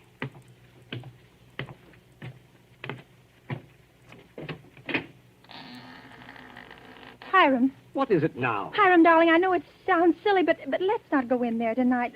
Let's wait until morning. Why? Oh, just because it's so dark and empty. There's not a light in the whole place, and no one's expecting us. What do we eat? Where will we sleep? Let's stay in the village just for tonight. I've got things to eat and a place to sleep. Come on. Oh, my arm. Hiram! Hiram! You remember my telling you down in Florida about my sister-in-law, Sophronia? Well, that's her over there on the wall. Take a look at her. Hiram, you hurt me. Oh, well, this glass is very dusty. She must have died many years ago. But her face is sweet, very sweet. And her eyes, there's something very sad and wistful about her eyes. She was a murderess. She was hanged in Portland 25 years ago for the murder of my brother Ephraim, here in the lobby of this hotel. She murdered him in cold blood with an axe. That fire axe hanging over there on the wall. Hiram. It was a summer day. There were guests sitting out on the front porch in the rockers. It was just after lunch. My brother Ephraim was sitting at the desk counting his loose change. My mother was crocheting in that old wicker rocking chair. Sophronia came downstairs, humming a hymn. Oh, don't, Hiram. Please don't tell me any more. Why not? Well, it makes me nervous to hear it like this in this big shadowy lobby. And your eyes, Hiram. Your eyes. Hiram, you're acting so strange. Hiram, what's the matter with you, dear? I know it was a terrible tragedy, but it happened 25 years ago. Don't touch me, Sophronia. Don't touch you. Do you remember what I said to you in Florida? What did you say? Well, you said a million sweet and wonderful things to me, Hiram. I said you resembled my dead sister-in-law. Look at her again. Look at her closely. Sophronia. But why?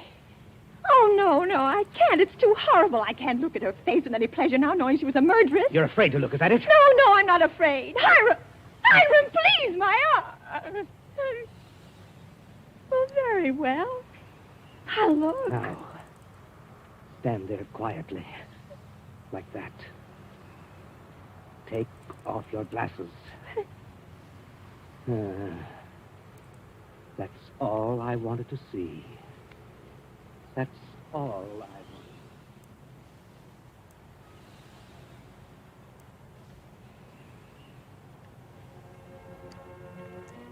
February 13th, Green Harbor Hotel, Maine. I can't understand it. I try to fathom it, but my head aches and my heart is heavy. The hotel is deserted. Has been for 25 years. Everything is covered with spiders and cobwebs. Great dining room with its oak woodwork is alive with rats. And the row of broken rocking chairs on the front porch faces emptily out to sea. Does he mean this to be my home? He's downstairs in the shabby parlor, off the lobby, playing the harmonium.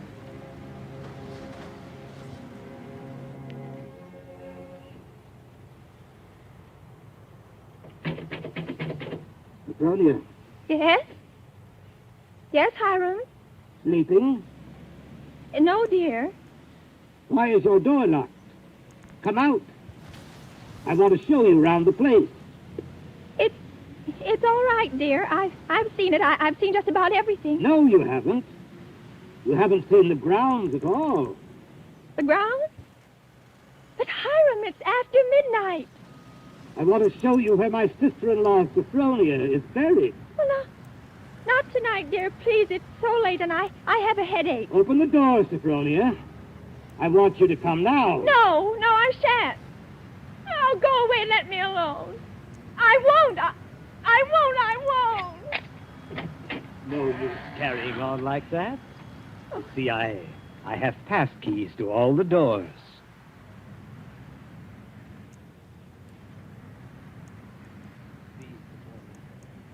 Beyond, where those 4 birches are standing, is where my sister-in-law, Sophronia, was laid away 25 years ago. It was the biggest funeral in the neighborhood. Folks crowded outside the gate with the dozens trying to get a look, but we wouldn't let them. Buried her ourselves without a service out here by herself on the grounds. Ephraim is buried in town, but not Sophronia. I had a feeling I'd have to keep an eye on her even then. Keep an eye on her? I knew she was one of those restless sleepers who wouldn't stay quiet in her own grave. I knew before the year was out she'd find some way to start roaming around hunting for mischief again. She was a young she-devil to the core, Sophronia. They could hang her till doomsday. Wouldn't do any good. You mean you think she haunts this hotel? No, not this hotel. She never had any use for it, alive or dead. No. She makes for the warmer climates. She was always a cold-blooded little fish, freezing and shivering all the time. Places like California and Texas and Florida, she makes for. Florida? Yes, that's one of her favorite haunts, particularly around St. Pete. She likes the flowers and the sun and the romance. Hiram, I feel cold. Do you mind if I go inside now? Just a minute. I haven't explained everything. You think I'm crazy, I guess. Crazy. But I'm a lot smarter than some people give me credit for. Because, you see, I have found her now. 3 times.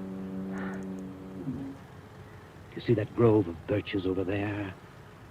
Under every one of them's a grave. I found her wandering the earth in disguise 3 times. And I've killed her 3 times. It still doesn't do any good. She's still restless. You mean you've killed 3 different women? So now I keep another open grave to remind her. It's waiting now. Would you like to see it, Sophronia? No, Hiram. No, please, Are you afraid to see it, Sophronia? No, Hiram, you don't mean to say that you think, just because my name happens to be Sophronia and that I look a little like... Think what, Sophronia? Nothing.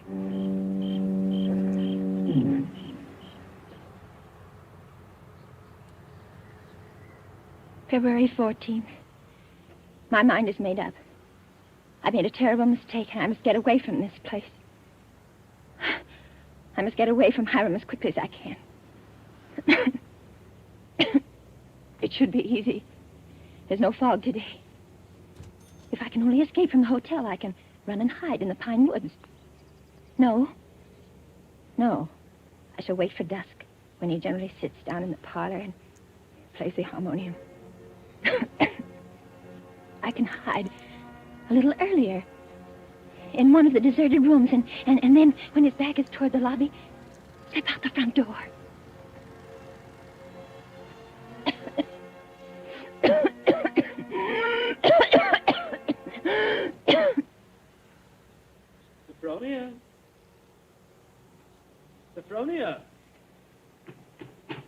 Sophronia! Oh, there you are. What's the matter? Anything wrong? No, Hiram. You didn't want anything outside, did you? Because if you do, you'll have to ask me to get it for you. You see, I always keep the front door locked. Yes, Hiram. Yes, the back door, too. And all the doors leading out into the porches and fire escapes. And a good many of the windows. It makes one feel safe from thieves and peeping Toms. Oh, you've got a cold. That's too bad. Yes. I must have caught it last night. Outdoors. The damp. You ought to be in bed. A good bed. The only good bed in the house is in my sister-in-law, Sophronia's old room. No, Hiram. I'm all right. Is this a little head cold? Oh, little head colds often develop into pneumonia. Why, it's too bad I didn't think of that before. You might have slept in it from the beginning. Here, up these stairs. What? What's the matter? Are you so weak? No. No, I'm all right. This room is the cleanest in the hotel, too. I've always had a sort of suspicion about it. You see, I've kept everything as it was. What's the matter? Nothing. It's just... It seems kind of familiar. No. It's just that seeing it so clean, seeing it as though someone were living here, as though they'd only just stepped out for a moment. It's as she left it that afternoon when she walked down to murder my brother. You see her needlework on the table with the needle sticking in it? And her hymn book still open? She was very fond of singing hymns, Sophronia was. Had a nice voice, too. I used to accompany her. I'll turn down the bed for you. Then you can get undressed while I go and make you some hot tea. No, I don't want any. Here's the closet. You can put on one of Sophronia's dressing gowns.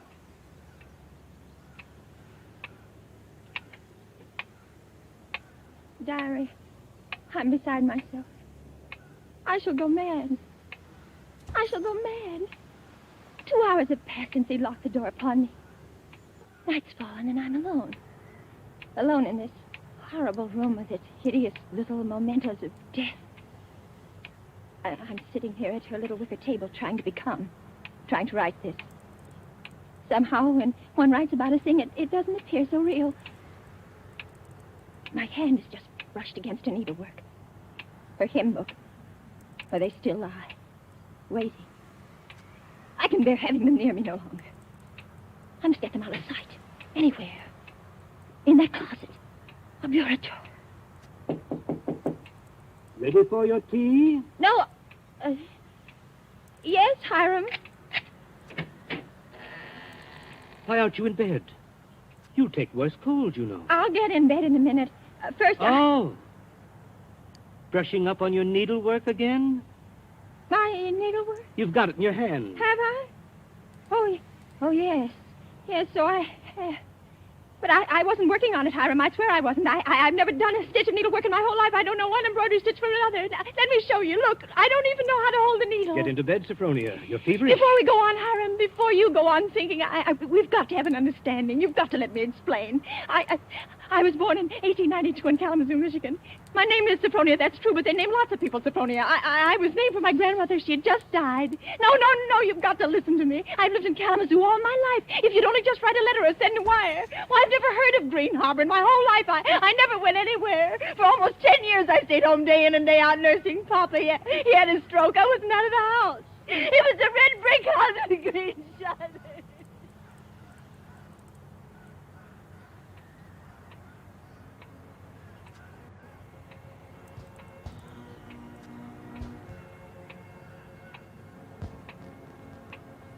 February 15th. Now I live only from moment to moment, listening to each creak upon the stairs. I've been in bed all day. It's night now. The foghorn has begun to blow again.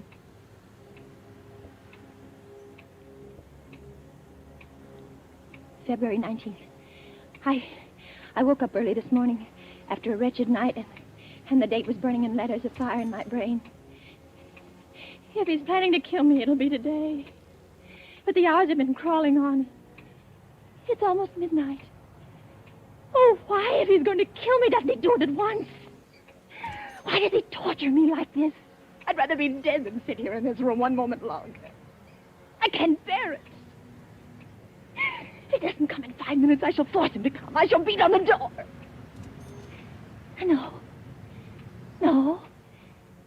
Rather let me sit quiet praying that he doesn't come. Oh, I want to live. I want to live.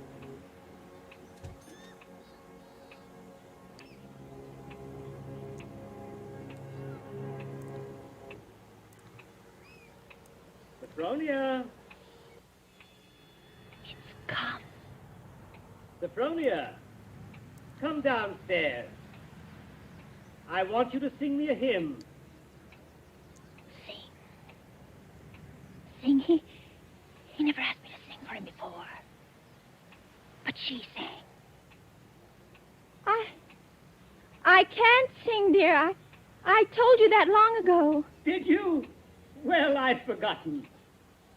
And besides, how can I come downstairs when my door's locked? It's unlocked. Try it. Unlocked? Oh, no. How could it be? Oh, it is, and I never know it. I never know it. Coming? He unlocked it. Sometime while I was just sitting. Oh, why didn't I try a few more times? Why did I just sit there assuming? No, he'd have caught me anyway. He'd have known. But I might... Oh, now it's too late. He's going to kill me. Sophronia! Yes, Hiram. I'm coming.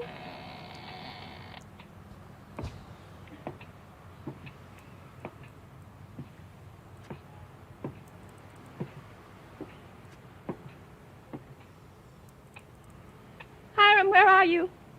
In here. In the parlor. What are you doing there, Hiram? Waiting to hear you sing. You're at the harmonium? Yes. All right. I'll sing. I haven't sung in years, but I might as well. I'll sing for you out here in the hall. My voice will carry better. It always did carry better in the hall, didn't it, Sophronia? So you remember that, too. Of course, you know both the front and back doors are locked. Play a few bars, Hiram, dear, to warm me up. Shall I sing, too, Sophronia? Would you like me to sing along with you? If it pleases you, Hiram. Work for the night is coming. Work in the morning sun. Work for the night is coming when man's work is done. Work while the daylight darkens. Work in the summer sun. Work for the night is coming.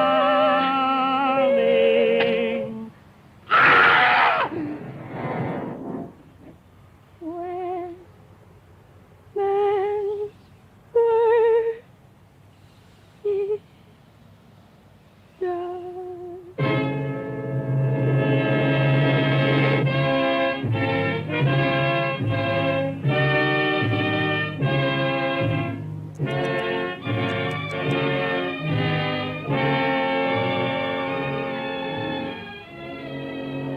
There's only one more page. Shall I read it to you? Yes. Yes, go ahead. March 22nd. I've been sick, I think, for a very long time. The pages of my diary are blank, but I shall take you out again for a diary today and start you over again. No, I shall never look back at the other pages. I shall only write on and on about this beautiful place so that no one reading this diary will ever know that I did it.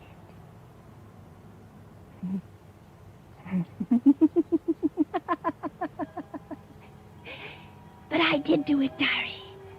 I was smarter than he. When I opened that door at the head of the stairs and heard the music, when I saw the fire axe still hanging on the wall. Oh, I was so cautious. So terribly cautious. I tiptoed like a little mouse, even as I sang the hymn into that room where he was playing. But I was clever, so much cleverer than he. I kept on singing. And now I'm free. Free as a bird. I'm free and he shall never catch me now, not this time or ever again, because he's dead. Isn't he, Nurse? Nurse, isn't my dear brother-in-law, Hiram, really dead? Yes, miss, he's dead. And now I'll thank you to hand me that diary. The doctor doesn't approve of the patient's writing anything.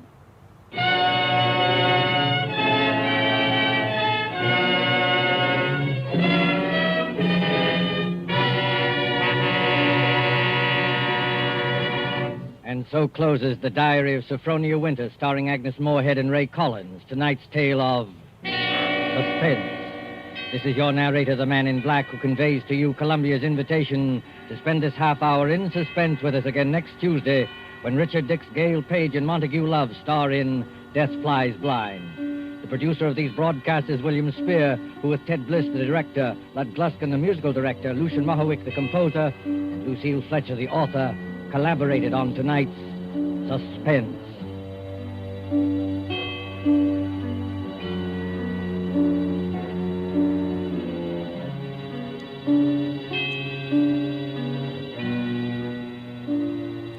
This is the Columbia Broadcasting System.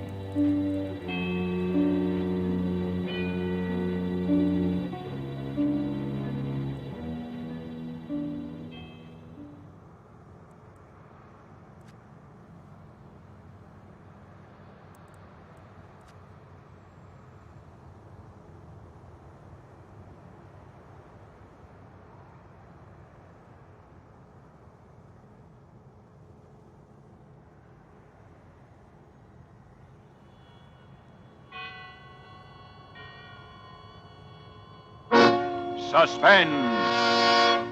Wherever hospitality is a gracious art, the best serve C-R-E-S-T-A, B-L-A-N-C-A, Cresta Blanca, Cresta Blanca. Yes, following a tradition of pleasing the world's most discriminating travelers, American Overseas Airlines offers its passengers Cresta Blanca California wines. To help you distinguish your entertaining, Cresta Blanca has created a magnificent selection of wines to please every taste, to enrich every occasion. Shenley's Cresta Blanca Wine Company, Livermore, California. And now, Shenley brings you radio's outstanding theater of thrills, Suspense! Presented by Roma Wines. That's R-O-M-A. Roma Wines, for your everyday enjoyment. Tonight, Roma Wines of Fresno, California bring you Miss Lynn Barry in Murder by an Expert, a suspense play produced, edited, and directed for Shenley by William Spear. I didn't want to hurt him. I didn't want to hurt him, but I couldn't do it while he lay there sleeping so peacefully. He had to be awake when it happened. He had to be awake. Bob? Bob! Bob, get up. Get up. Well, what's the matter? I haven't... We have an audition. What time is it? 20 minutes to 11. An audition in the middle of the night? There's a club over on 8th Street needs a dance team. Tabor just phoned me. Said to get over there right away. I didn't hear any phone. You were asleep. Usually wakes me. All right. I'll get dressed. I suppose they want us to go on tonight. I'm not going to be much good. I think it could wait till morning, anyway. That was step number 1. While he was dressing, I stepped out to the payphone in the hall. I could hear him in the bathroom. I looked at the watch. I didn't have to rush. I had time, enough time.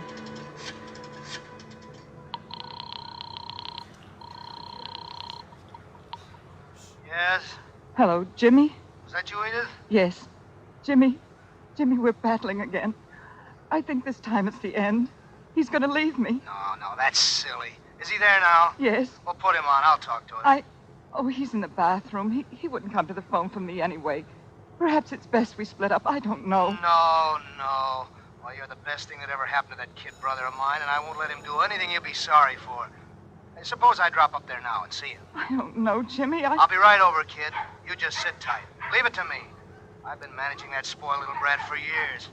I'll be right up there. Yes, Jimmy. Step number 2.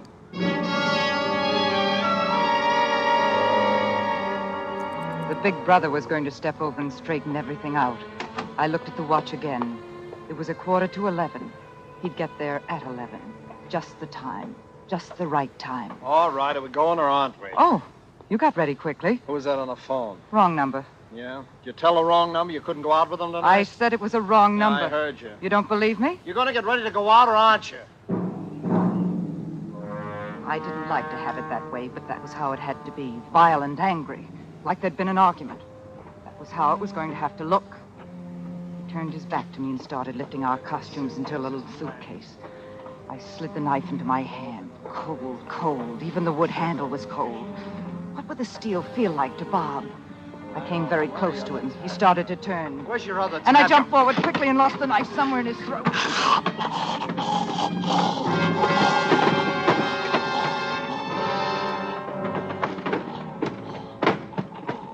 hadn't meant to let the knife slip out of my hand that way. I stood quietly until he stopped driving. And I reached down and lifted the knife up and wiped the handle off. I had to do that. Then I dropped it again. For a moment, I watched the blood soaking across the rug. I couldn't take my eyes off it. I was fascinated by it. Then I snapped awake. I looked around the room. I don't know what for. I'd taken care of everything, but I looked anyway. And then I saw it. The little pocket watch that George had loaned me for the timing, because everything had to be timed right, just right. I must have put it down there when I did it. I slipped it into my handbag, put on my hat and coat. It was 10 to 11. That was when he died. 10 minutes to 11.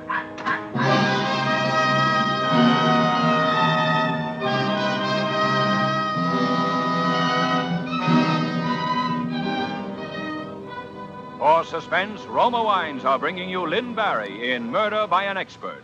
Roma Wines' presentation tonight in radio's outstanding theater of thrills, Suspense.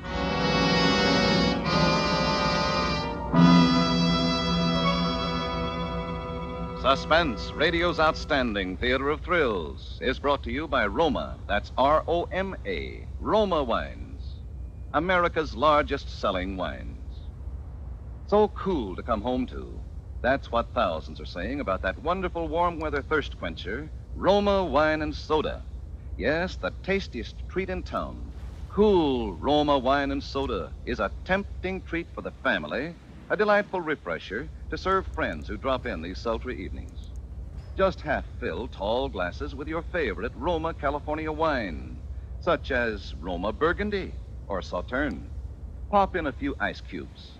Fill with sparkling water, sweeten to taste. Remember, wine and soda made with Roma is better tasting, because Roma wines are selected for your pleasure from the world's greatest reserves of fine wine. And now, Roma Wines bring back to our Hollywood soundstage Lynn Barry as Edith Reed in Murder by an Expert, a play well calculated to keep you in suspense.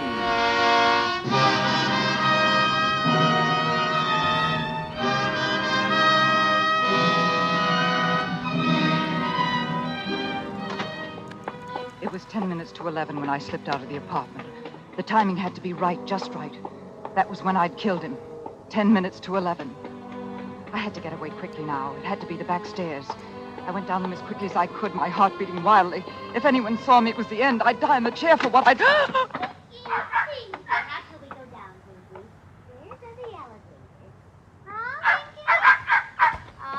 Pinky wants to go down the stairs. No. Yes, Pinky? Oh, the elevator. Very well, Pinky, the elevator it will be. Pinky should accept some.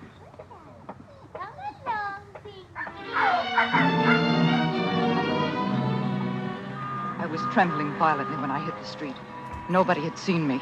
Nobody had seen me. I lost myself in the Broadway crowds. But all of a sudden, I didn't want lights. I wanted quiet and shadows. I cut across a park. I passed the apartment house once. There was no one around. I came back and dove down the stairway marked service entrance. I walked through the cellar. Here, over here. Oh, George. Did anyone see you come in? No one. I'm sure no one did. Oh, George. Come on, up the stairs here. I thought we might use a service elevator, but it's too risky. It's only one flight up. Steady now. Corridor's clear. Come on, come on.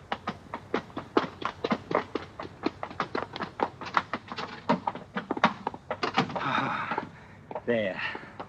There, it's all over. It's all over, dear. Oh, George, hold me. I'm shivering so. Well, it's all over, dear. It's all over now.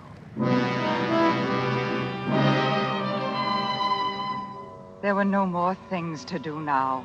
No more steps to take cautiously, carefully. I was on the top of the ladder now, and I could reach out and pluck the stars right out of the sky. I had to stay up there. I had to stay up there.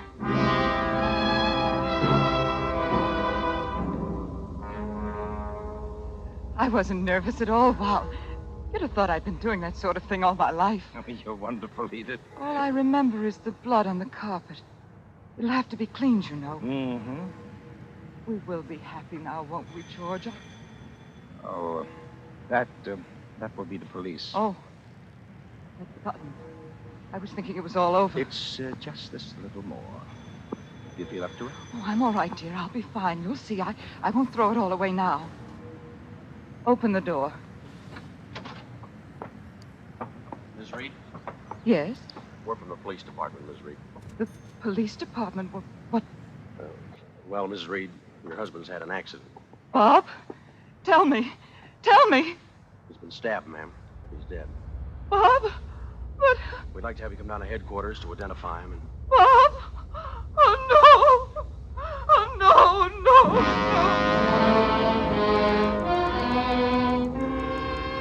I cried then. It was sort of a release. I was tired and lost all of a sudden, and I cried real tears. I knew they would be impressed. I was crying because I was tired, and they would think I was crying because of Bob. And that was good. That was good. I thought we might go downtown in a police car. Instead, they had a cab waiting, and they were considerate, and they drove slowly. Only they drove slowly along Broadway, and I couldn't ask them not to. And I had to close my eyes to keep out the light, to hold down the memories. And that was good, too. They thought the pain I was having was grief over Bob. He's in here. This door here. On the table here. Just a lump under a white sheet. Just a long lump under a white sheet, all that was left of Bob. All that was left of the man who'd been my husband. I'll have to take the sheet off his face now, Miss Reed. Steady. This your husband? Yes. Yes, that's Bob. Steady. Steady. That'll be all in here. You'll come with me.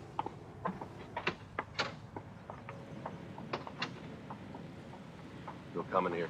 What? It'll only be for a moment, I'm sure. This is Lieutenant Milgram in charge of the case. This is Miss Reed. Oh, Miss Reed. Now, won't you sit over here? Thank you. I know you must be under a terrific strain, and I won't keep you any longer than I have to, Mrs. Reed. I'll make things as easy for you as I can. And this is George Lee. How do you do, Mr. Lee? How do you do? We've all been terribly shocked by this. Yes. Who would want to kill Bob? He had no enemies. Was it robbery or... No, I'm afraid it was no robbery. But then what? You went out tonight. Yes. Early? Yes, at about 7. I don't know the exact time. Close to 7. The doorman would know. As we asked him, he said 7. When did you return to your apartment? I hadn't been home all night. Where were you? Well, she was at my place. You must know that. Your men picked us up there. Uh-huh. Yes. Yes, she was with me.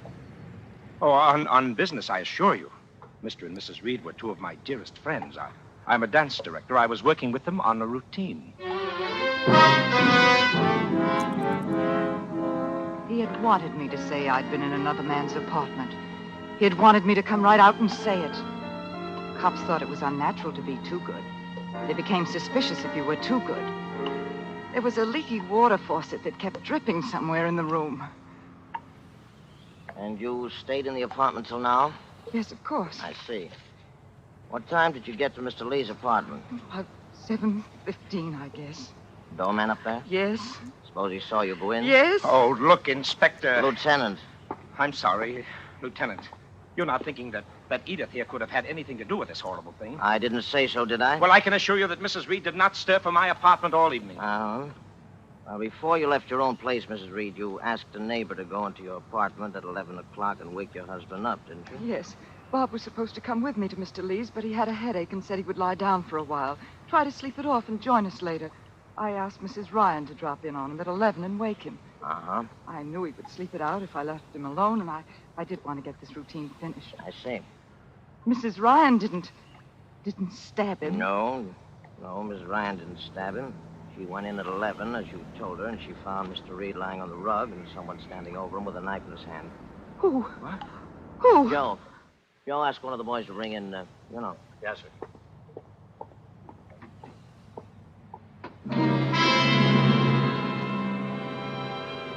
The timing had been perfect. Everything had gone well. I was aware that I wasn't shivering anymore. I was complete master of myself now. I had nothing to be afraid of now. Why, he'd even picked up the knife. Edith.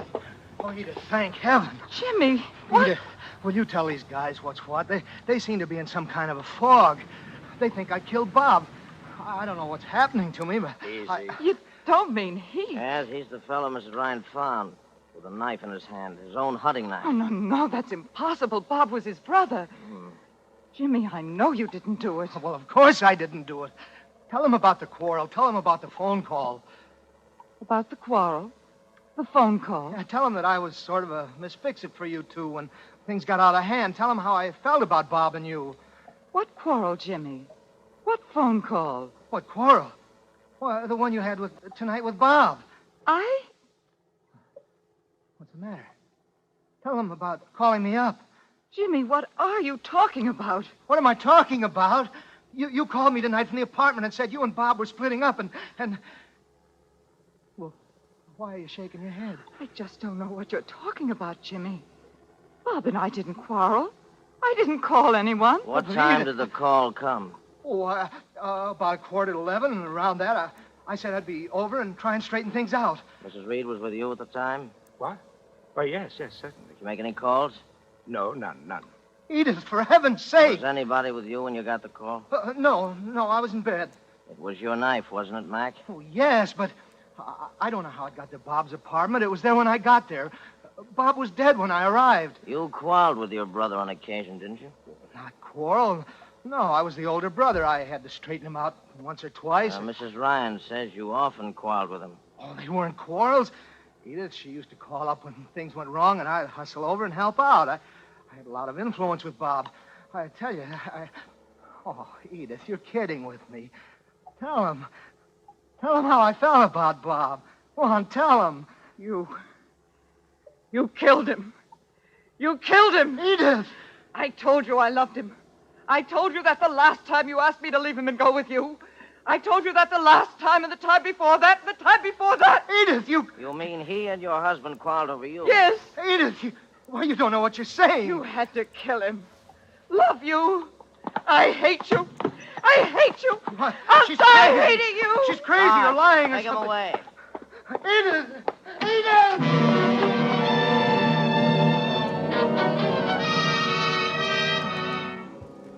I did it well. I did it superbly. I was sorry for Jimmy, but he didn't count, really. It was him or me. I was after happiness, and nobody was going to stand in my way. Nobody. They drove me home in a police car. George went home alone. I suddenly remembered I hadn't a chance to give him back his watch. It was a foolish little thought to have now. The night air will make you feel better. Cool, you know. Yes. Your husband was a fairly wealthy man, wasn't he? I don't know. Yes, I suppose he was. Didn't use much of it, did he? Why? Well, he wanted to be a great dancer. Show business was in his blood. Oh?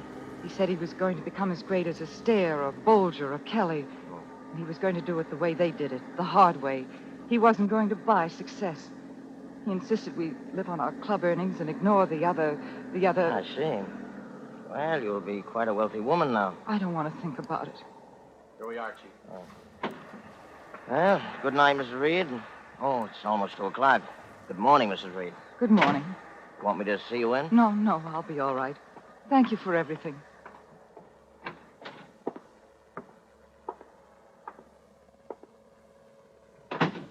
Oh, good evening, ma'am. Hello, Joseph. 6, please. I'm sorry about... Thank you, about... Joseph. You're not going to sleep up there, are you? Yes, Joseph. There's nothing to be afraid of. When you love someone the way I love Bob, it... Oh, yeah, I understand, ma'am. You're right. Oh, here we are, ma'am. Thank you, Joseph.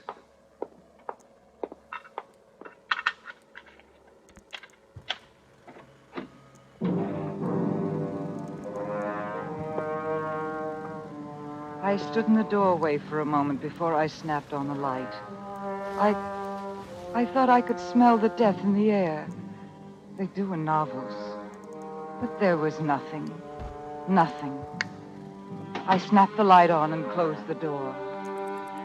The police had cleaned the room nicely. There was only the spot on the rug. Only the blood on the rug. There was nothing here to be afraid of. No voices, no ghosts, nothing. I was tired. I needed sleep badly. I went into the bedroom and locked the door and tried to sleep. Can you be so tired that you can't sleep? Can't even force an eyelid down over your eye? Can you be that tired? And the blackness and the quiet, they seem to be smothering me. And then I heard it. At first I didn't know what it was. I wasn't frightened. I just didn't know what it was. George's watch, of course. The little pocket watch he'd loaned me in my handbag on the bedside table. How silly. They sound so loud in an empty room at night. I snapped on the light. It wasn't that I was afraid. There was nothing to be afraid of, not really. But suddenly I was just a lonely little girl. I didn't want quiet now. I wanted to hear voices, happy sounds, happy noises. I wanted George. I needed to be with him. I needed terribly to be with him now.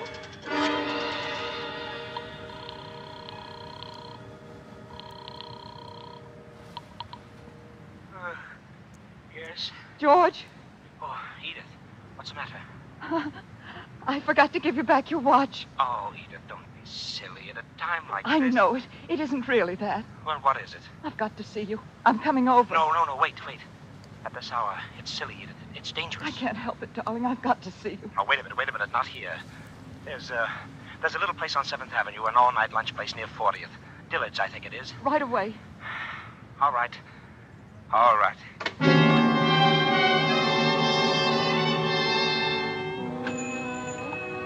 The place looked empty when I got there, only a fat little man at the counter slicing some kind of meat. And then I saw George at the back at one of the few tables in the place. I ran back. Dearest. Edith, no. It's not smart. I just want you to hold me. Hold me for a moment. I need you so. Edith, please, the waiter. Oh. Stop trembling. You're trembling. Yeah? What'll it be, folks? 2 coffees, please. Do you want anything else, Edith? Just you. Huh? I bought him tonight. I'll get it. 2 coffees. Just 2 coffees, please. Sure. You're overwrought. Why? Because I said I bought you. When will we get married, dear? Soon? You should be home sleeping. I suppose we will have to wait a little while for appearance's sake, but set a date, dear, now. Go ahead. Please, the waiter. 2 coffees. Next month, perhaps. In June. Edith, Please, let's discuss this whole thing tomorrow in the sunlight when things are normal. In July, then. Sometime in July. What's the matter, George? When, then? I can wait, darling. I've waited this long. Let's get out of here. No. No, George. I'm not going to move until you answer me, George. When are you going to marry me? Never. I'm not going to marry you. You're joking. Don't joke with me, George. I'm not going to marry you. Now, I don't want to tell you this now, but maybe it's better. Maybe the quicker we get things straight, the better. Get things straight? Please listen to me. Edith, you're a rich woman now. You've got a lot of money out of tonight. You got rid of him at a nice profit. So why not look at it as a good business deal and nothing else? I don't understand. A good business deal for both of us. We both took chances. George, I don't... I want half of what you inherit, the insurance and such. For my silence and my lies and my general help. I'm not in love with you, Edith. I never was. I needed the money. There's someone else? Yes. There always was. Even while... Yes. Would you want to blackmail half of my money to finance you and someone else? A business deal. The whole thing was just a business deal. Please. That's very funny. Bob wouldn't give me a divorce, and even if he had, I'd have gotten no money. And you and I would have needed money to live on. So I killed him. All that terror and all that blood for a business deal. A business deal. It's very funny. It's really very funny.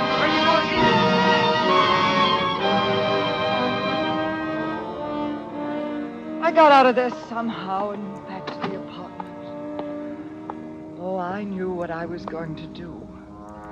I knew exactly what I was going to do. I took the little watch out of my handbag, the little pocket watch that George had loaned me so that everything would go right, just right. The little watch with his initials on it and the inscription from his father. I held it in my hand a moment, listening. Then I set the hands back to 10 minutes of 11. The exact time. The time he died. The time I killed him. Then I put the little watch down on the floor and ground it under my foot. I picked it up and listened. It was stopped. Broken and stopped. Stopped at 10 minutes to 11.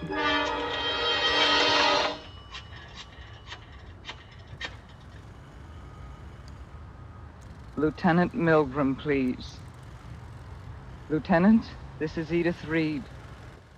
I lied to you, Lieutenant. George did it. We planned it together. Why am I telling you? Guilty conscience, I suppose. Oh, you can prove it all right. I found his watch under a corner of the carpet. It was broken during the struggle. Yes, it had stopped. At 10 minutes to 11.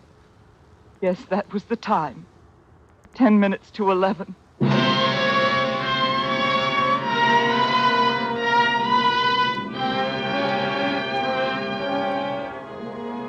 It's terrible to love someone as much as that. I wonder if the other one loved him that much. But he'll never know now. And I suppose he'll never forgive me. George will never forgive me.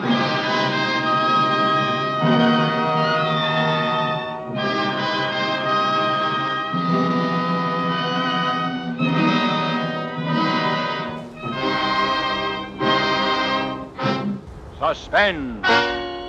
Murder by an Expert, starring Lynn Berry. Presented by Roma Wines. That's R-O-M-A, Roma, California Wines. Those better tasting wines from the world's greatest reserves of fine wines.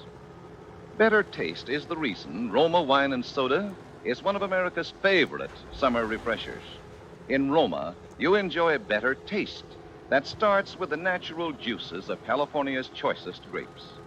Then, with ancient skills and unmatched wine-making resources, Roma guides this grape treasure unhurriedly to peak taste perfection.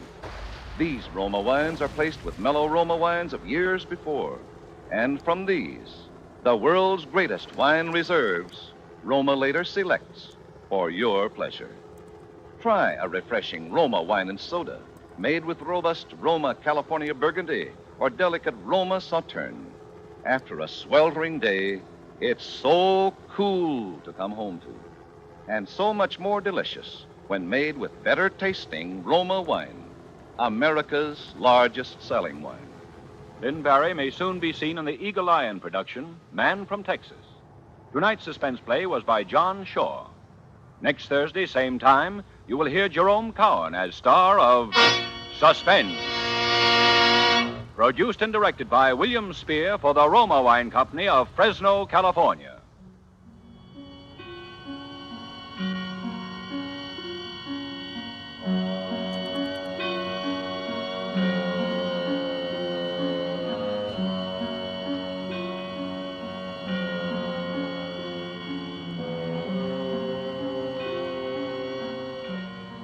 Stay tuned for the thrilling adventures of the FBI in Peace and War, following immediately over most of these stations.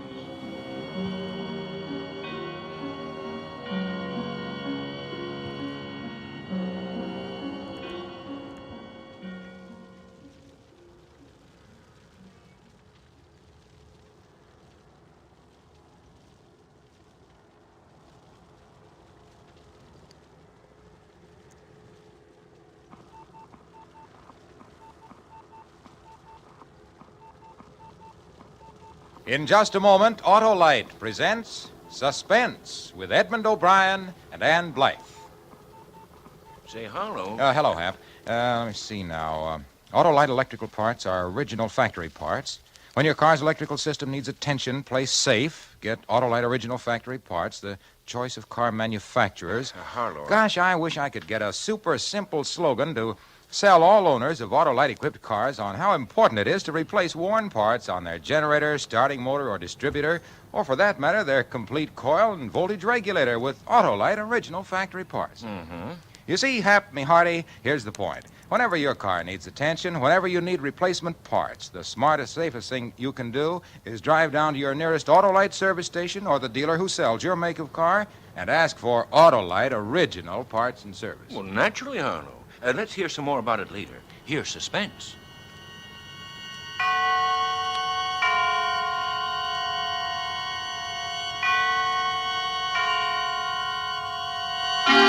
Suspense. Autolite and its 60,000 dealers and service stations bring you radio's outstanding theater of thrills. Starting tonight, Mr. Edmund O'Brien and Miss Ann Blythe in Anton Leader's production of Muddy Track, a tale well calculated to keep you in suspense.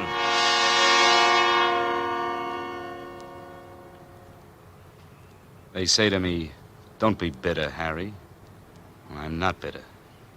They say, "Forget it, Harry." That I can't do. I'll never be able to forget it, or her. How did it happen? Well, like practically every important thing that ever happens to anybody, it just happened. I was in the bar, see? Got a match? I said got a match. Who, me? What's the matter? Girl shy or just match shy? I thought you were talking to the bartender. Here you are. Well, I'm glad we got that straightened out. What are you drinking? Coke? At this hour? Clear me up on something, Angel Face. Are we trying to get acquainted with each other? You're cute. I'm broke, flat, busted. Go pick yourself another target. Have a drink on me. I only take a round when I can buy one back. I'm not trading. I'm buying. You could have fooled me. I repeat, you're cute. Eddie, give my friend a bourbon. What's the matter? Been playing the nags? Oh, you read minds, too, huh? Simple. Track's open. That's a good suit you got on, and you've been nursing that coke for 20 minutes. Besides, your racing form's showing. Oh, that's pretty good. How's my future look? Depends. What do you do for a living? I'm glad you waited for me, Brandy. Augie. I like you to wait for me. When you don't wait, it makes me unhappy. Now, there was a guy I wouldn't want to see unhappy. He was friendly, all right, but he was overdoing it. Everything about him was too set, too sharp. Clothes, manicure, even his eyes, like two blue marbles. But, Augie, you said you wouldn't be here till 10. So? Who's this guy? The name's Clark, Harry Clark. Brandy, go powder your nose. Okay, Augie, you don't have to get in an uproar. You're always getting sore. What were you talking to Brandy about? No kidding. Is that her name? What were you talking about? Believe it or not, a job. Oh, so you're looking for a job.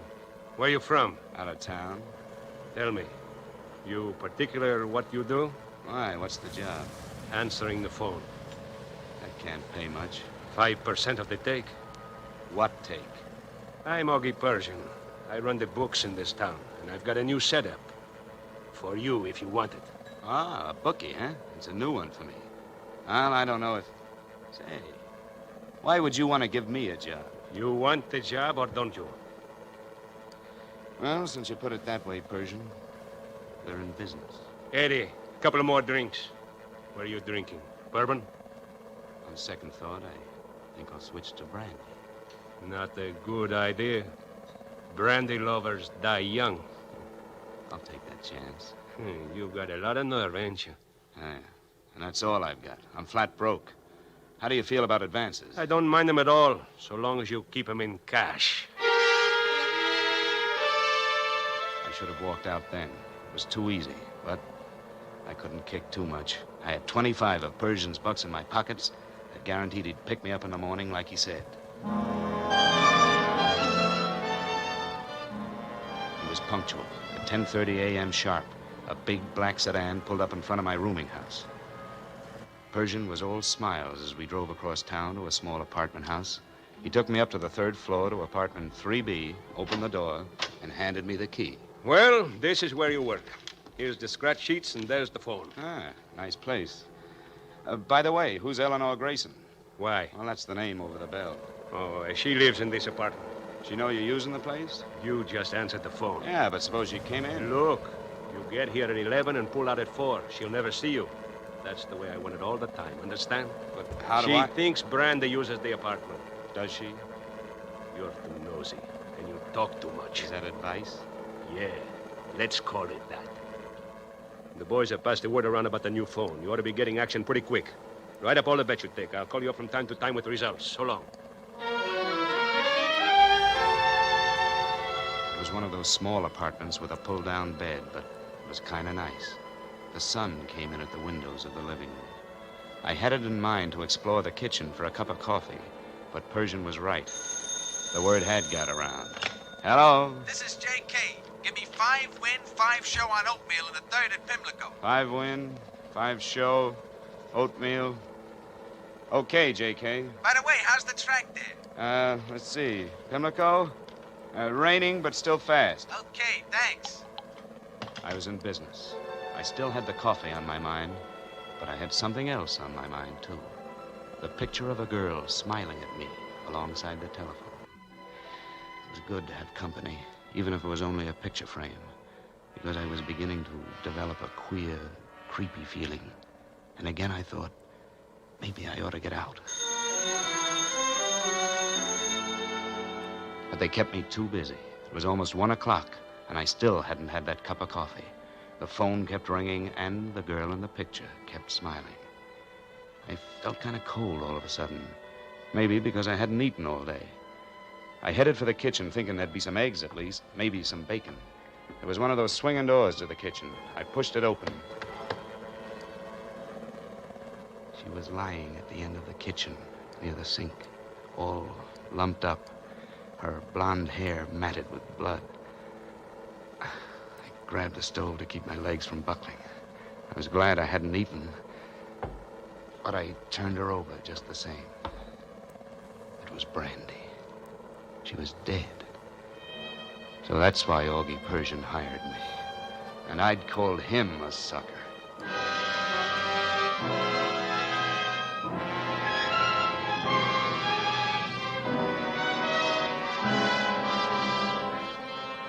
For suspense, Autolite is bringing you Edmund O'Brien and Ann Blythe in radio's outstanding theater of thrills, Suspense.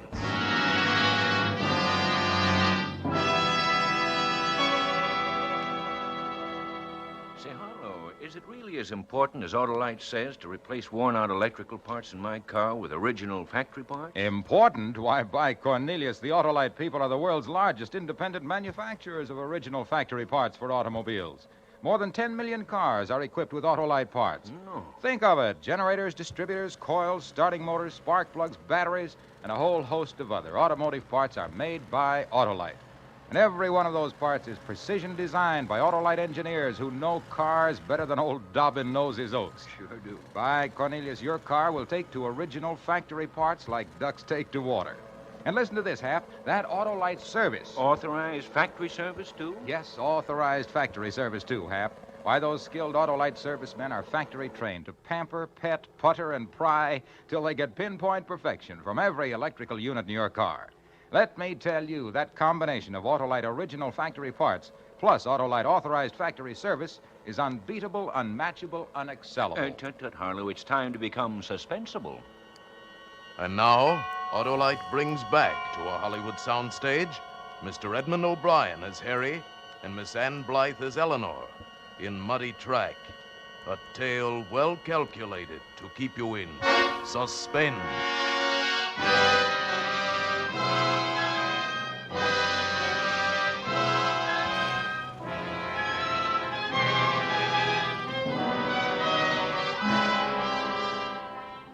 Brandy looked a whole lot different than she had last night. Her mascara had mixed with tears, and her face was bruised. Somebody had given her the backhand treatment. It had all the earmarks of a fine Persian hand. But the thing that had put her out of circulation was a blow on the back of her head. So Augie Persian had fitted me out for a murder rap. That's why he was so anxious to hire a guy he didn't know anything about. The doorbell. Who could that be? I looked around. I was 3 floors up, no fire escape, no back door. All I could do was hope they'd go away. Too late. Oh, I didn't think anybody was here. What do you want? Well, this is the day I clean up and change the light. Not now. You can let it go until tomorrow. But I don't usually come here tomorrow. I said let it go. Hi, who are you? Never mind. Here's a $1 for your trouble. Well, thank you, but I don't think I should take it. Make it next week. I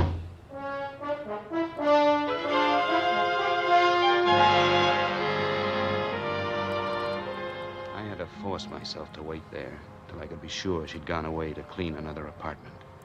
Finally, I let myself out, carefully. It was good to get out on the street again. People, kids. And somewhere, somebody laughed. If I hurried, I had a fair chance of getting out of town. I could keep out of Persian's way. I walked all the way to my rooming house when the thought hit me. Stopped me cold. Fingerprints. I'd left them all over the place. I started back on the double. Ran all 3 flights up to the apartment. Opened the door with the key Persian had given me. Fingerprints. I had to get rid of them all. I picked up the phone. Wiped it clean. The kitchen. I tried to keep my eyes away from her. But I couldn't help it. She looked so pitiful there on the floor. And then I noticed something clutched in her hand. A pasteboard. I carefully forced her hand open. It was a pawn ticket. I put it in my pocket and started to get up. Oh! It was the girl in the picture. She was leaning against the kitchen door, her face white with shock. Is she dead? Yes. Who are you? What are you doing here? How did you get in this apartment? I live here. Oh, and you're Eleanor Grayson. Yes, who are you? I'll ask the questions. Come on, I'm a detective. Let's get out of here. I herded her out of the apartment. She thought I was taking her down to the station, but I steered her into a chop suey joint. I ordered some tea for her. She looked like she was going to faint. She drank it. Feel better? Oh, yes. Yes, thank you. I'm sorry to be such a bother. I guess it was quite a shock. No. No, not really. What do you mean? Brandy was a strange girl, always getting into trouble. Always getting mixed up with the wrong sort of men. Known her long? All my life. We're from the same town. Came here together. Shared the apartment for a while. Mm-hmm. She worked on the elevator next to mine in the Broadway building, but she hated it. And then one day a photographer rode in her car, and the next day she was a model. That's when she took the name of Brandy. Her real name is Evangeline. She had the face of a Madonna, but I know. I met her.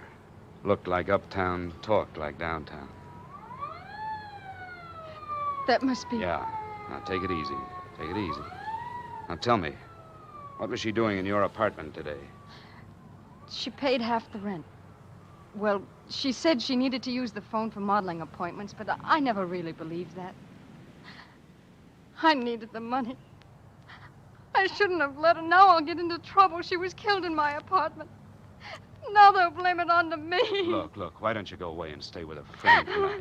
You're in no shape to go back there. You're very understanding for a policeman. You'd be surprised about us policemen. You'll help me. Well, I'll do what I can. You promise? Yeah, sure. Don't bank on it too much, but everything I can.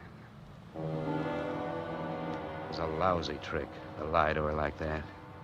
Poor kid. She'd be all right. And I needed time. That siren meant that the chase had started. It was my skin I had to worry about. I put her on a streetcar, and I headed in the opposite direction on another one. I had to transfer twice to reach the spot I was bound for. The safest way to get out of town. About an hour later, in a diner on the outskirts of town, I found my boy. Yeah, I'll give you a ride, Mac, but I ain't highballing out till midnight, and I can't pick you up here. Insurance spotters around. Know where Fremont turns into Kelso by 101? Yeah, I'll find it. Well, look, be there by the signal a little after 12. I'll pick you up. I went back to my rooming house to get my stuff. My rent was paid. I wouldn't have to see anybody. I'd sure be glad to get out of this town. You made me lose a bet, Clark. He was a fat man, and he was holding a cigar. He put the cigar in his mouth, and I was conscious of dimples, 3 of them, one in his chin, one in each cheek. I had never seen him before. Yeah, I bet you wouldn't be fool enough to come back here. What do you want? I'm the contented type. I hardly ever want nothing. But Augie does. Augie Persian. He wants to see you. Bad.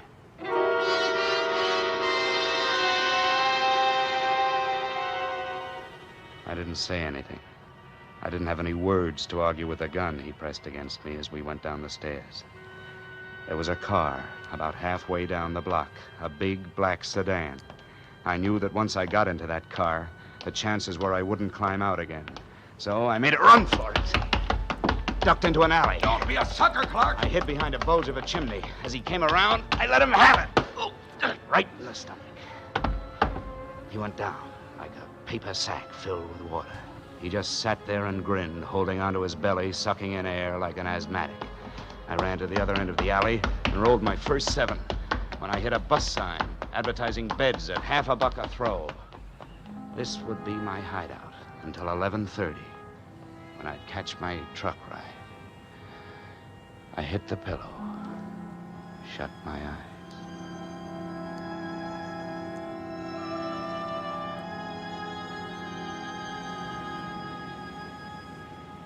When I woke up, the sun was coming through the dirty windows. There were 2 old men talking close by. No, sir. You don't catch me leaving town with that dragnet the cops got spread. What time is it? Huh? About 7 o'clock. 7 o'clock in the morning? Well, that ain't the moon shining out there.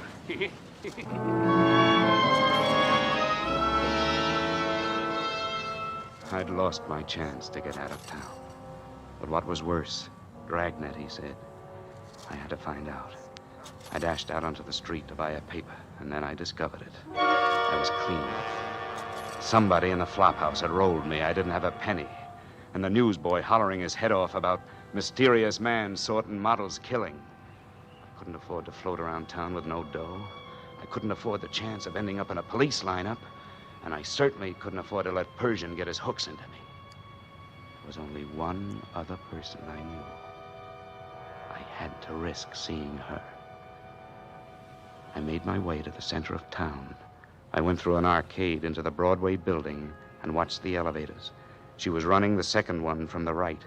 I went up to the top floor on one of the others and got off and waited. When her car registered near the top and nobody was in the hall, I pressed the button to signal.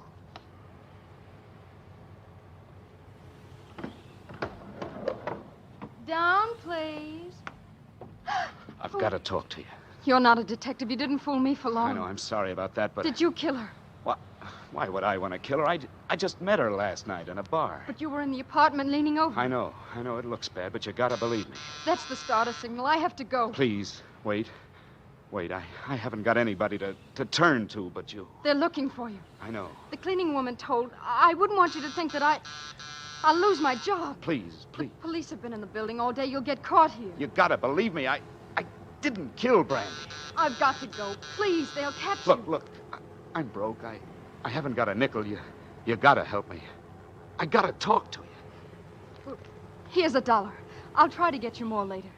I get off work at 6. Meet me at the Chinese restaurant where you took me yesterday. Okay, thanks.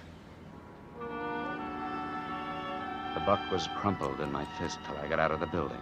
Then I stuck it in my pocket and discovered a little piece of paper and got there first. It was the pawn ticket. The ticket I'd taken out of Brandy's hand when I found her in the kitchen of the apartment. It might be nothing. It might be something. I had to find out. Hey, Bud.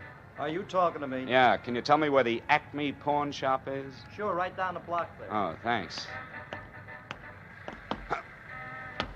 Hey, mister, not that way, the other way, the other way! I knew which way I was going, all right, because in front of that pawn shop, I'd seen a long black car, and sitting behind the wheel was Augie Persian.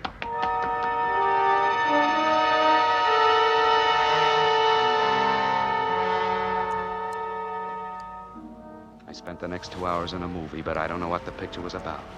The pawn ticket kept bothering me. And Eleanor, was she really on my side? Could I depend on her?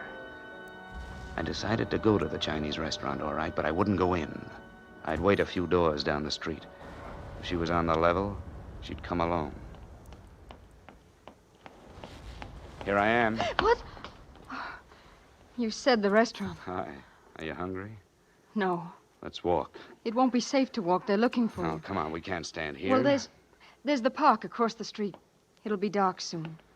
All right.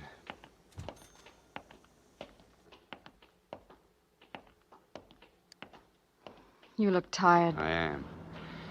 I'm dead. Here's a bench. Why don't we sit down? Okay. No, maybe it isn't such a good idea. Why not? Well, parks are full of cops snooping around. Maybe we'd better go, huh? No, let's stay. Here, sit down. Oh, it's nice here. Yeah. Quiet. No elevators, no noise, no people. Poor kid. I forgot. Isn't easy for you either, is it? I'm worried about you. What are you going to do? I don't know. If I only had something to go on. Wait a minute. There is something. I almost forgot it. What? Pawn ticket. Pawn ticket? Yeah, I found it in Brandy's hand. Let me see it. I got it right here. Kiss me. Huh? There's a policeman. He's coming this way. Hurry up and kiss me. I held her in a clinch until the cop's footsteps disappeared past us. Every nerve tight as a stretched tendon. And then, suddenly, the tightness was gone. And there was something else in its place. It had started out as just a prop kiss. Just a guy and a gal on a park bench. But that wasn't what it turned into.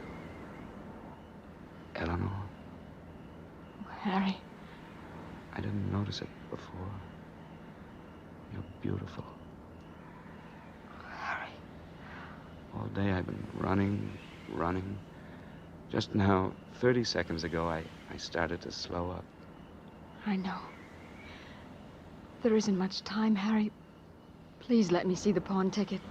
Sure, honey. Got it right here. What's the matter? That car down there. Where? Big black sedan. Look. See? Just stopped without lights. Persian's car. Persian. Yeah, but how did he know where I was? Harry, give me the pawn ticket. We got to get away from here, Eleanor. Come on. No, wait. Come on, don't be silly. Come on, hurry. Stop. Stop! What are you doing with that gun? Never mind. Just hand over the pawn ticket. Why are you so anxious to have it? What's this all about? Don't ask questions. Just give me the ticket. All right, Eleanor. Put down the gun. Go ahead. I'll give it to you. No tricks now. Oh, of course not. No tricks. Oh!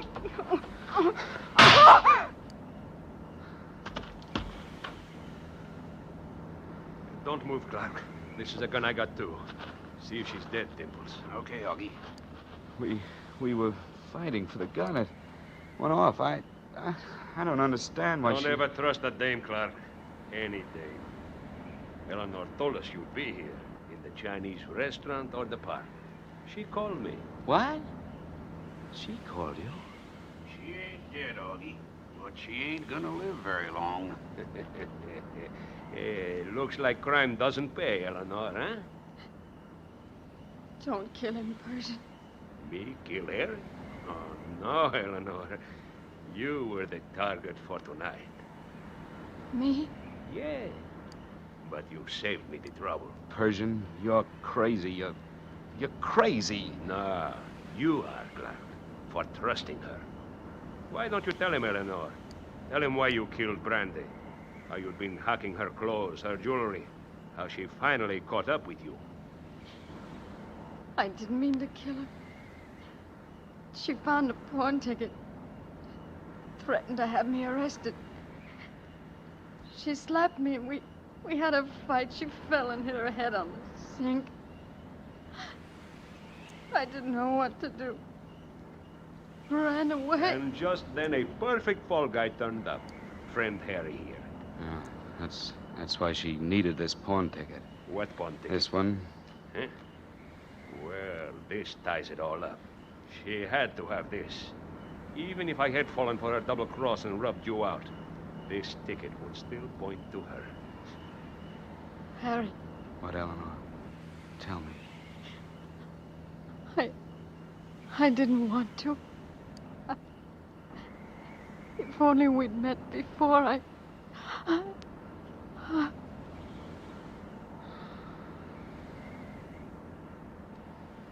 Well, that apartment is now available for new tenants. We better beat it, Augie. Hey, yeah. Come on, Harry. You know, I tried to catch up to you all day. To give you protection. Oh, shut up. Yeah, I know, kid. I know. I had a girl, too. Leave me alone. Now, look, kid. Leave me alone. I said, shut up. Shut up.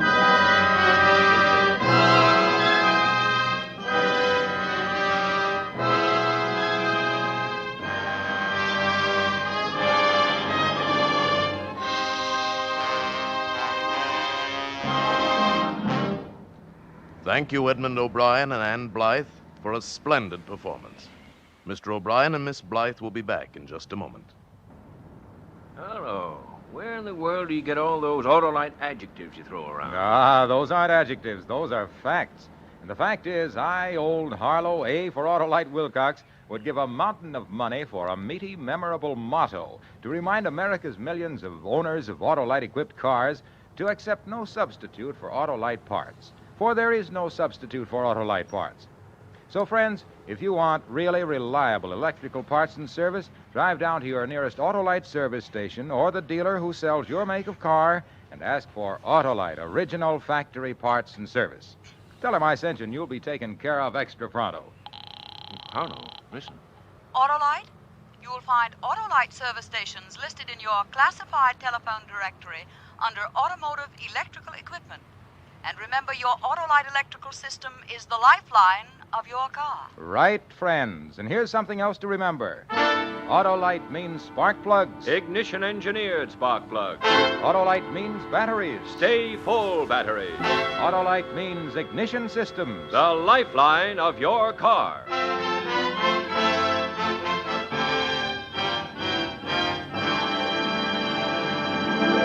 And now here again is Mr. Edmund O'Brien. I'd like to say for Ann Blythe and myself that it's been a pleasure to appear on Suspense tonight. That's right, Eddie. And next week we'll be listening to one of the most famous of all suspense shows. Agnes Moorehead in Sorry, Wrong Number. And that is really tops in Suspense.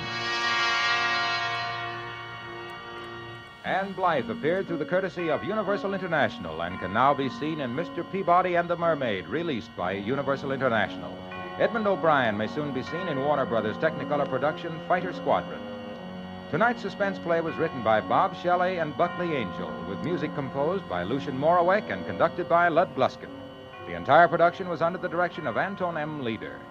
In the coming weeks, Suspense will present such stars as Ronald Colman, Rosalind Russell, James Cagney, Margaret O'Brien, Claude Rains, and Peter Lorre. Make it a point to listen each Thursday to Suspense, radio's outstanding theater of thrills. And next Thursday, same time, hear Agnes Moorehead in Sorry, Wrong Number. This is the Autolite Suspense Show. On this Armistice Day, Autolite is proud to join all America in a salute to the United States Marine Corps on its 173rd anniversary. Good night. Switch to Autolite. This is CBS, the Columbia Broadcasting System.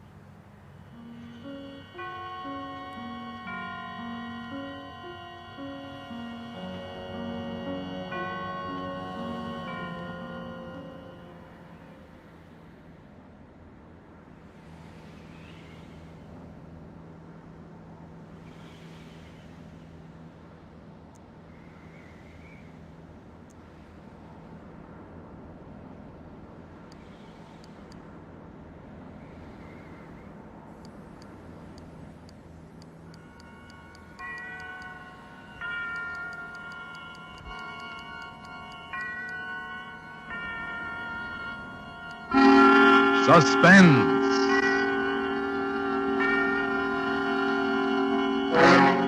Autolite and its 96,000 dealers present tonight two stars, Mr. Charles Lawton and Miss June Havoc, in Blind Date, a suspense play produced and edited by William Spear. Say, Hap, have you heard the one about the car that lost its head in a clutch, got its block knocked off, and hasn't had a brake since? Slow down, Harlow. That story won't hold water. Well, maybe not, but here's one that will. The story of the Autolite Stay Full battery, the battery that needs water only 3 times a year in normal car use. Autolite Stay Full batteries, with their greater liquid reserve, help to eliminate one of the major causes of battery failure. Still more, Harlow? I'll say, Hap. Autolite Stay Full batteries have extra protection with fiberglass retaining mats for longer life. Why, in tests conducted according to SAE life cycle standards, Autolite Stay Full batteries give 70% longer average life than batteries without the Stay Full features. So, folks, get an Autolite Stay Full battery. And remember, you're always right with Autolite. Oh, and a reminder, Suspense on television may be seen in many parts of the country every Tuesday night. And now, with Blind Date, and with the performances of Charles Lawton and June Havoc, Autolite hopes once again to keep you in suspense.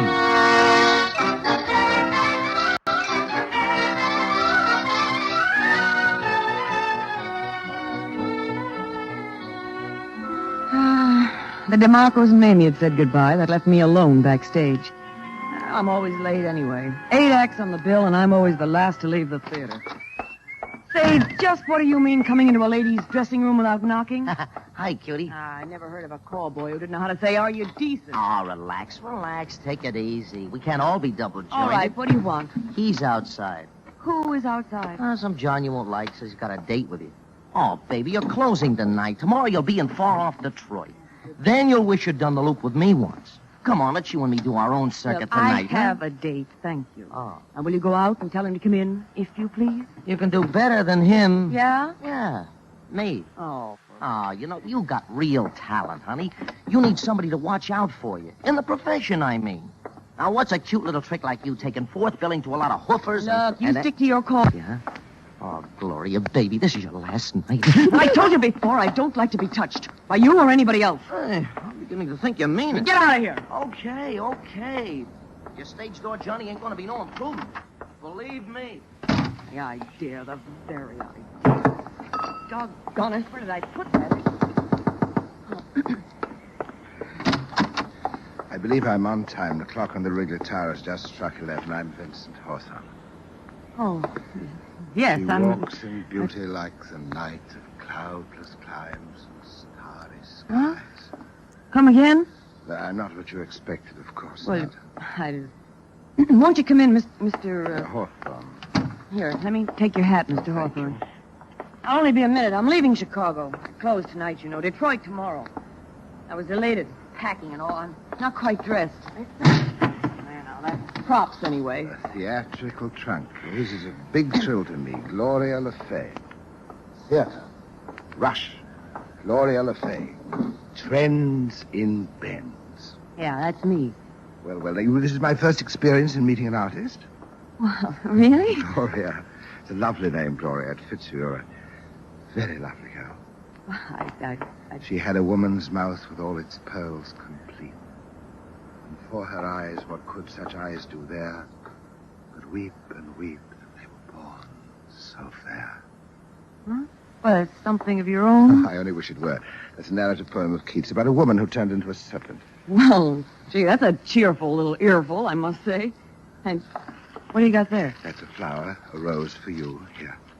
Oh, well, thanks. Yeah, I like roses. I thought it'd look nice in your hair, Gloria.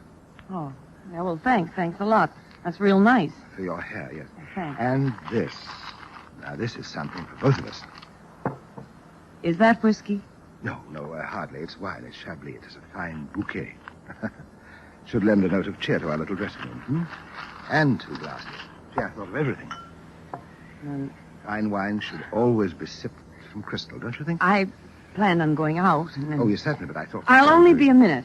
I'll finish dressing behind the screen.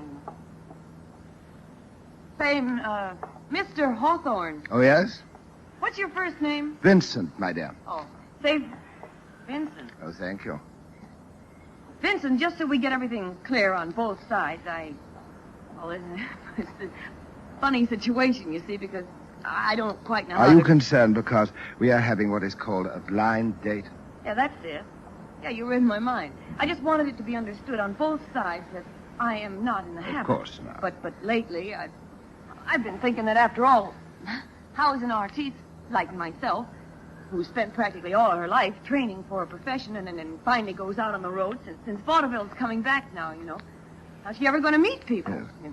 Get the point? Certainly, of course I understand that completely. We'll just have our little midnight supper. I was coming to that. When I was a little girl, say, by the way, did you ever catch an act called Diane? Diane? I'm not positive. Well, you'd hardly have forgotten her if you had. Diane was my mother. Oh, indeed. She was an acrobatic dancer, yeah. It's almost entirely her act that I'm doing. Really? Well, when we were playing Chicago once, when I was a little girl, we went to a little restaurant off the Gold Coast which enjoyed largely theatrical clientele. It's called Gregory's. I thought we'd go there. Are you game, Mr. Hawthorne? It sounds delightful. You say that your mother is dead? Yeah. Diane died 3 months ago. I'm terribly sorry, my dear. Thanks. They say the You were food very at close to Gregory's your is mother, weren't you? She was an artiste, too. And she taught you how to accomplish all of those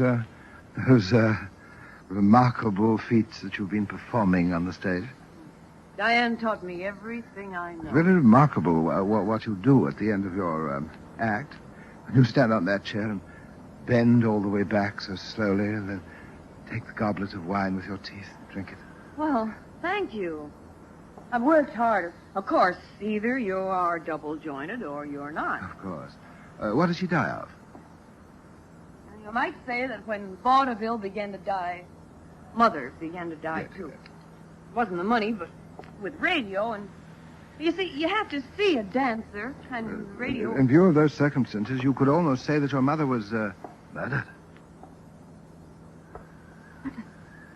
Say, where do you live? I was born in London. London. We were thinking about playing Australia once. London is a great many miles from Australia, Gloria. Gee, I'd sure like to get over to London. They say Australia is London great. is a very lonely place. Palladium, I'll bet that's the biggest. Full of lonely people. Oh, say, let's not... The world is full of lonely people, Gloria. In your short lifetime, has that fact come to your attention? Well, really, that kind of talk can ruin an evening. If you're going to talk like that, I don't know about us. Well, here we... Hey, what are you doing? Put away that knife. I'm just opening our bottle, Gloria. Oh, I told you I don't want to drink here. I want to go to Gregory's. Come on. Come on, let's put the show on the road. Well, here's one for the road. A little glass of wine will do us both good. No. I don't like the looks of that knife. Nobody needs a knife that big to open a bottle with. This is a trick knife, see? You press the little button and the knife's gone, just like that. It disappears into the handle. Well, I don't like it. People get hurt with knives. No, you're wrong. You're wrong about that. People get... a knife's a very handy instrument. Oh. A good knife is hard to find. A good knife is a friend, Gloria. The only friend you can depend on sometimes.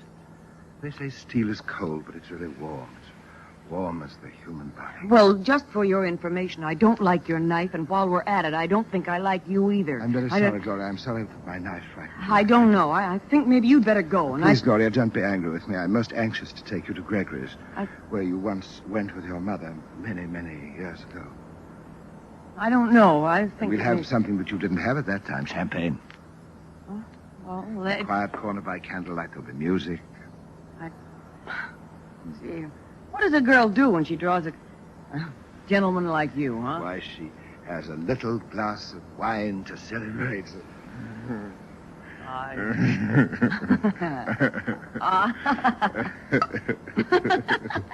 Good. Here we go. You haven't said anything about my dress. One for you. Thanks. One for me. All right. Here's to a pleasant evening, Vincent. No, Gloria. Here's to us. Oh, okay, then. Here's to us. That's a little better. That's nice. Vincent, I'd like to ask you a personal question. Certainly. What does somebody like you do for a living? Oh, I was a part of Rembrandt and Silver's. Yeah? Sounds like a soft shoe. No, they're wine merchants. Oh.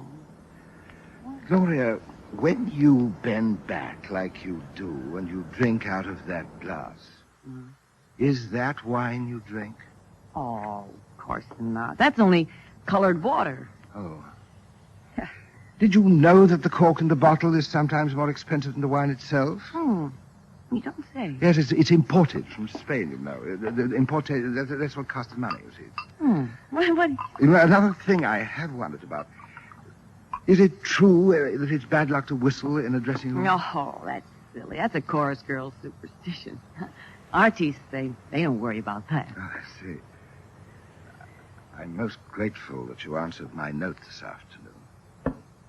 Vincent, why did you send the note to me with those 6 beautiful Cardoza sisters on the same bill? I thought them very ordinary girls. They were the least beautiful, not beautiful like you.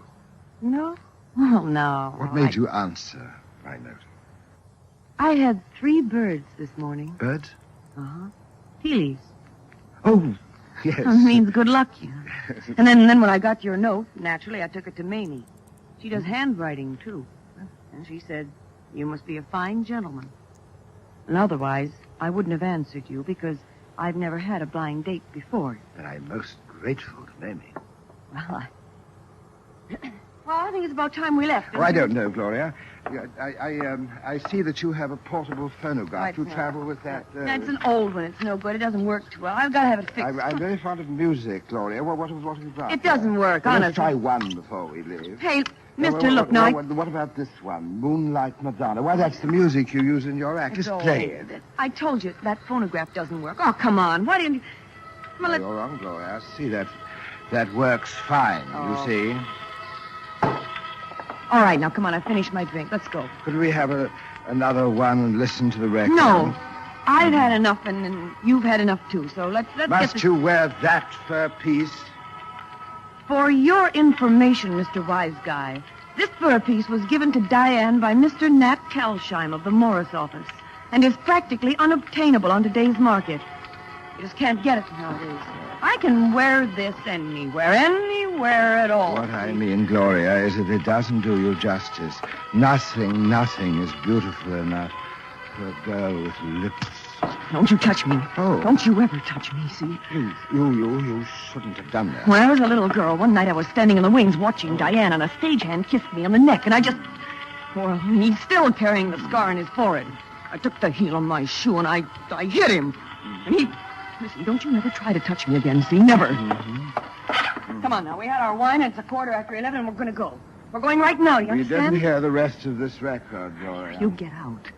You get out of my dressing room. I do not want to leave yet, Gloria. I'll show you. Hey, what are you... It's no use. I have the key. Bill! Come in here and help me, Bill is the name of the stage nobleman that I met coming in. A liberal gratuity, a gentle hint, and he obligingly left you and me alone. And there we were, in the dressing room, backstage in that empty theater. Mr. Hawthorne, his knife, and me.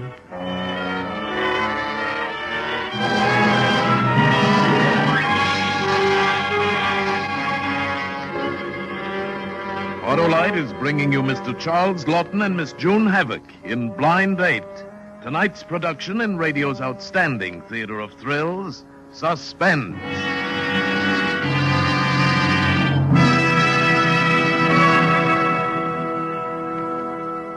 Hey, Hap, listen to this. A letter from my old Arab pal, Hassam Ben Aud, the Karachi camel keeper. Dear Harlow, he says, you win wager. I now have a dozen droopy dromedaries dying for a drink. What was the wager, Harlow? Oh, I bet him Autolite Stay Full batteries could go without water longer than his camels. Oh, no. Why, sure. And it's like taking candy from a kid.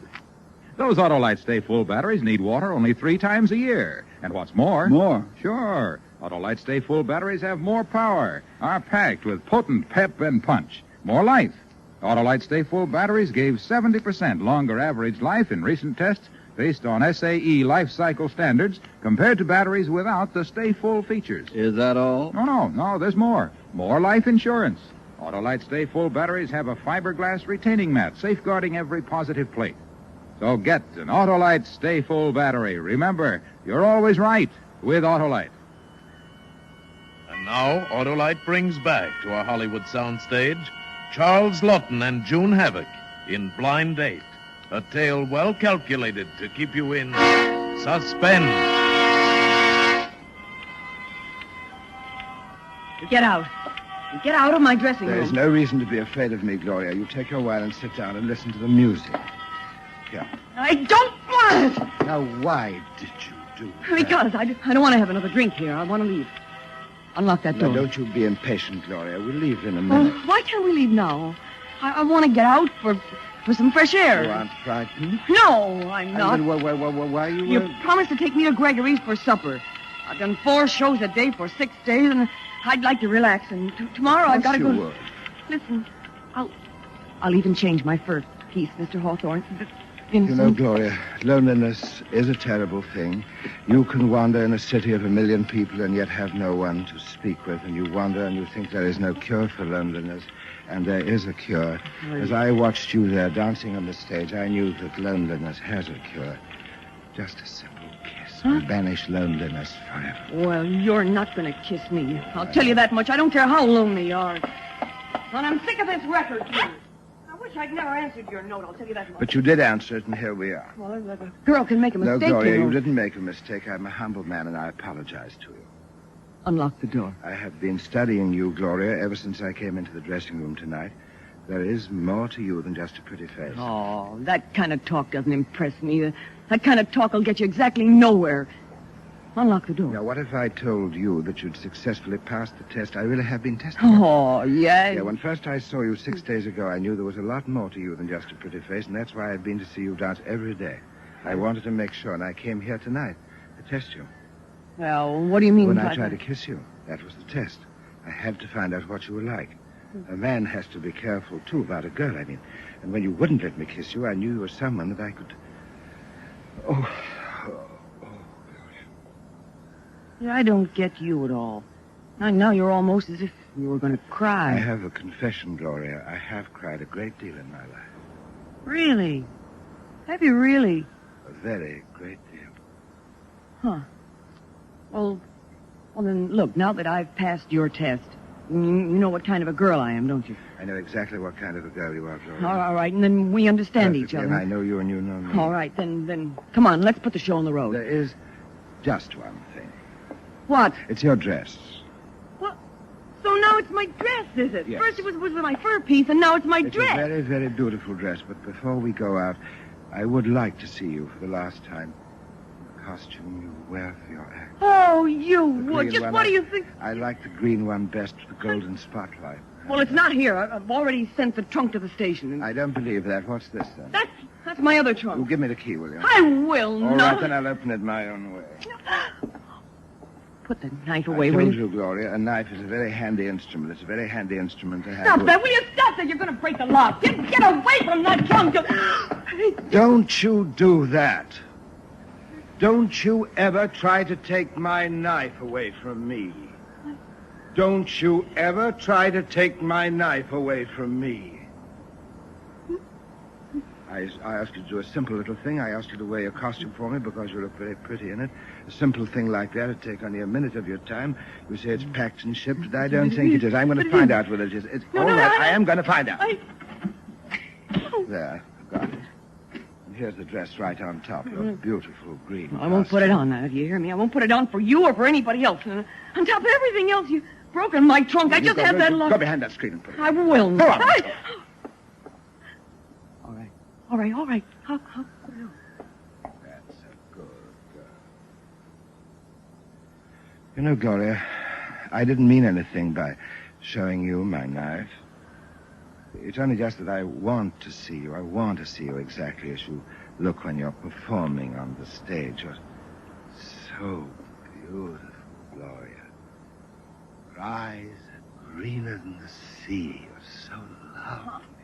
And all that isn't going to make me forget that knife or what you've done either. I'm just a humble man. I'm a human being the same as you are, but I'm only lonely, Gloria. I'm terribly, unendurably lonely. You've got friends, all right. How does that go? I have no friends, said Lamia, no, not one. My presence in wide Corinth hardly known. My parents' bones are in their dusty urns, sepulchred where no kindly incense burns. Seeing all their luckless race are dead, save me. Oh, And I neglect the holy rite for thee. Have you put on the costume? yeah. Well, now, here it is. All right, now, you take your look, Mr. Hawthorne. Just... Well, It's lovely. It is. all right, then I can... Yeah. Wait, what are you doing? Well, how can you perform without music? Perform? Why else would I ask you to put on your costume? You're going to dance for me. I'm not putting on a special act for anybody. You're not... You can't imagine the effect that this has on me. It is the way you twist and turn slowly and silently, so slow, so lovely, and so alone. Oh, so very much alone. Alone? How could I be alone in a theater full of You people? can be alone in a city of 1 million people. You had no one in that theater, Gloria, even though it was crowded. And now here in your dressing room, you have me to watch you, and you can perform for me alone. Hey, what's the idea of turning off the lights? All but the ones around your mirror. You see, that's your spotlight. Oh, You're on stage now. That's for me and no one else. Don't you scream again. Don't you scream whatever you do. That upsets me.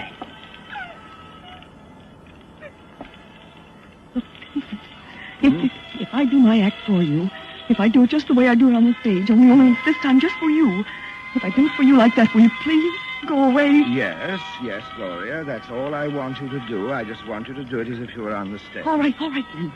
Sure. Oh. Oh, that's right.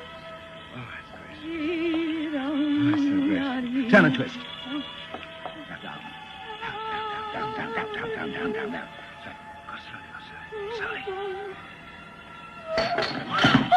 Why can't you do that for me? Why you went clumsy in the theater when all those other people were watching? Honest, I'm sorry. It's such a small room, and when I do my kicks, I can't... Never mind. You go on, will you? No, Go on. No. That's right.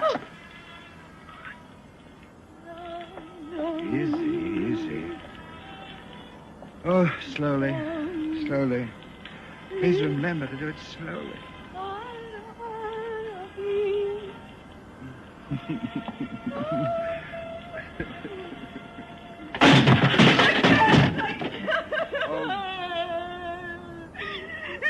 what you're going to do, and I don't know what. I just can't go on to my ex anymore. I can't do it. I'm a decent, self-respecting girl, and I accepted your invitation. I thought you were going to be nice because of your handwriting. You got me so scared. No matter what you do or say, I just can't see the please you. Why can't you go away? Why don't you get out of my dressing room and leave me alone? I hate you. I hate you. You hate me. You hate me. I knew that when I came in that door tonight that you hated me, and I'm accustomed to being hated. And let me tell you something. Every girl with a nice dress and a pretty face hates me, Gloria. I don't care anymore.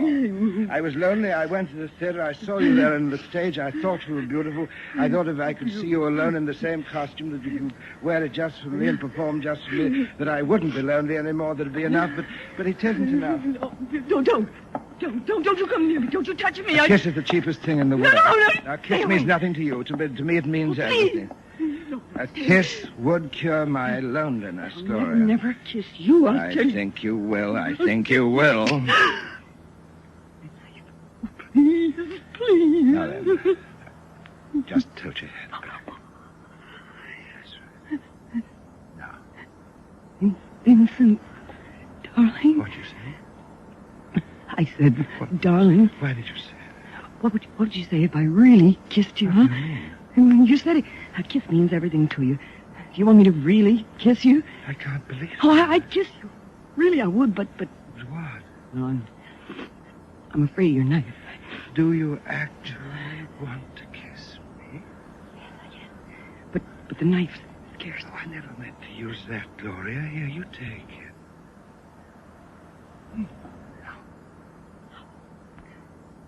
I'll kiss you! I'll kiss you!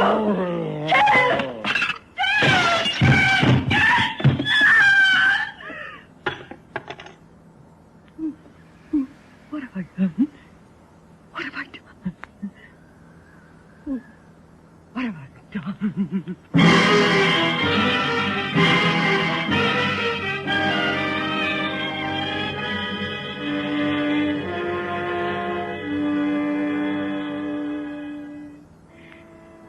They'd been looking for him ever since he left London.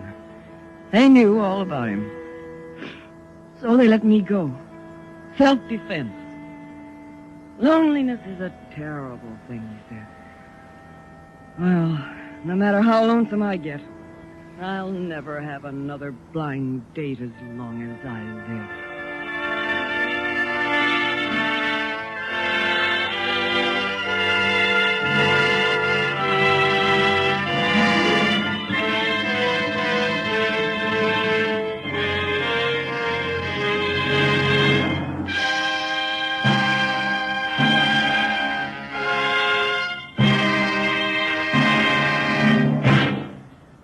Suspense, presented by Autolite.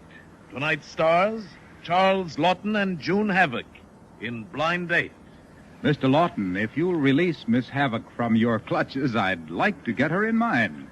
From clutches to cliches. Well, we might say that, yes, Mr. All right, Lawton. Mr. Wilcox, I'll do that. But I may say that it's being done with a great deal of reluctance, June. Thank you. Mr. Wilcox, I'll bet you want me to tell you about the Autolite stay-full battery in my car, right? I surely do, June. What is the woman's slant? Well, Harlow, women are traditionally supposed to be unaware of an automobile's innards. However, I'm one who wants to know what's in my car. Well, more women should, for more women drive cars today than ever before. And an Autolite stay-full battery is my insurance that I'll get to the studio and other appointments on schedule.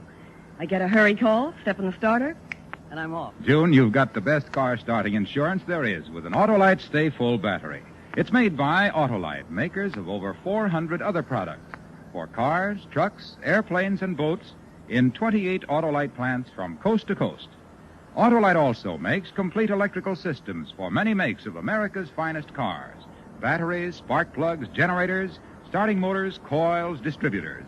All engineered to fit together perfectly, work together perfectly, because they're a perfect team. So, friends, don't accept electrical parts that are supposed to be as good. Ask for and insist on Autolite, original factory parts at your neighborhood service station, car dealer, garage, or repair shop. Remember, you're always right with Autolite.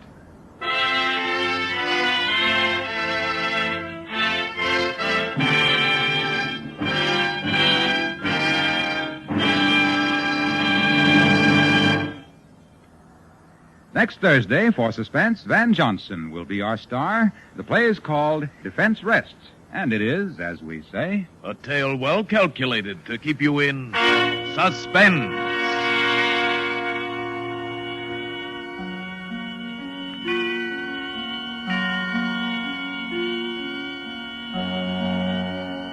Tonight's suspense play was produced and edited by William Spear and directed by Norman MacDonald. Music for Suspense is composed by Lucian Moraweck and conducted by Lud Bluskin. Blind Date was a radio play by E. Jack Newman and Harrison Negley. During the next 10 weeks, Charles Lawton will appear at Eastern universities and concert halls, reading from his favorite books. June Havoc will soon be seen starring in the Universal International picture, The Story of Molly X. In the coming weeks, you will hear such stars as Edward Arnold, Betty Davis, and Victor Mature. Don't forget, next Thursday, same time, Autolite will present Suspense, starring Van Johnson. You can buy Autolite Stay-Full batteries, Autolite resistor spark plugs, Autolite electrical parts at your neighborhood Autolite dealers. Switch to Autolite. Good night. This is CBS, the Columbia Broadcasting System.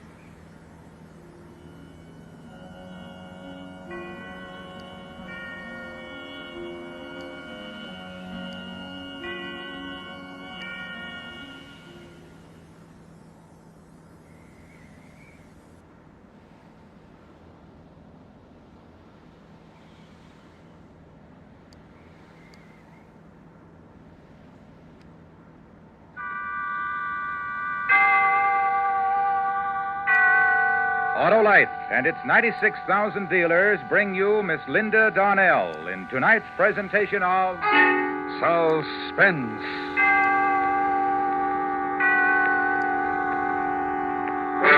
Tonight, Autolite presents the story of a woman who knew her husband was trying to kill her and was powerless to stop it. A dramatic report we call A Killing in Las Vegas, starring Miss Linda Darnell.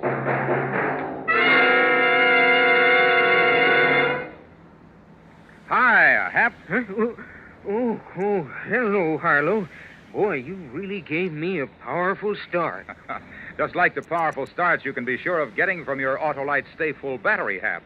And an Autolite Stay Full needs water only 3 times a year in normal car use. I know, Harlow. And, Hap, do you also know that the Autolite Stay Full gives longer life, as proved by tests conducted according to accepted life cycle standards? I do, Harlow. Well, okay, then. Visit your nearest Autolite battery dealer. He services all makes of batteries, and he has an Autolite Stay Full for your car in case a replacement is needed.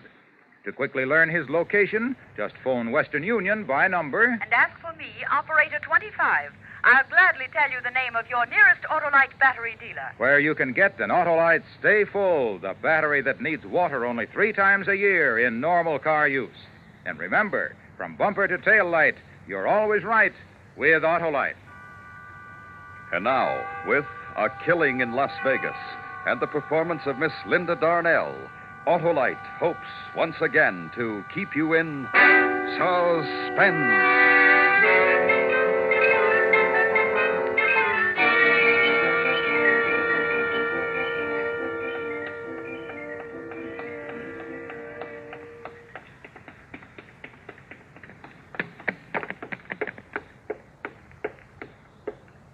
Yes, ma'am?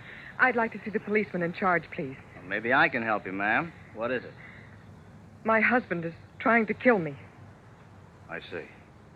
You better come with me.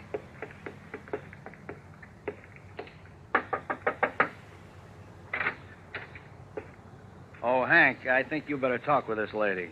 Oh, yes, ma'am. Come in. Now, have a seat. Thank you. Now, what is it you wanted to see me about, Miss... Mrs. Evans. Dixie Evans. I'm a dancer over at the Oasis Club. Oh, yeah, the Oasis. You must be one of the new acts. I don't believe I've seen you. Well, I just started my run this week. Well, what's your trouble, Mrs. Evans? My husband is trying to kill me. Your husband? Yes, twice in the last 24 hours. Well, maybe you better start at the beginning. Well, my husband, Charlie, and I arrived here in Las Vegas about a week ago. Frankie Paris, a booking agent in Los Angeles, had gotten me a 6-week run at the Oasis Club over on the main highway. Yeah, I know the place. Well, Charlie doesn't usually bother to travel with me when I go out on road bookings, but this time he did. Charlie likes to gamble. I guess that's why he came with me. Well, last night, Charlie didn't show up at the club at 1:30 to pick me up like he usually does, so I waited for him. And by 2 o'clock, the club had been emptied and everybody had gone home. I was still in the back, waiting for him.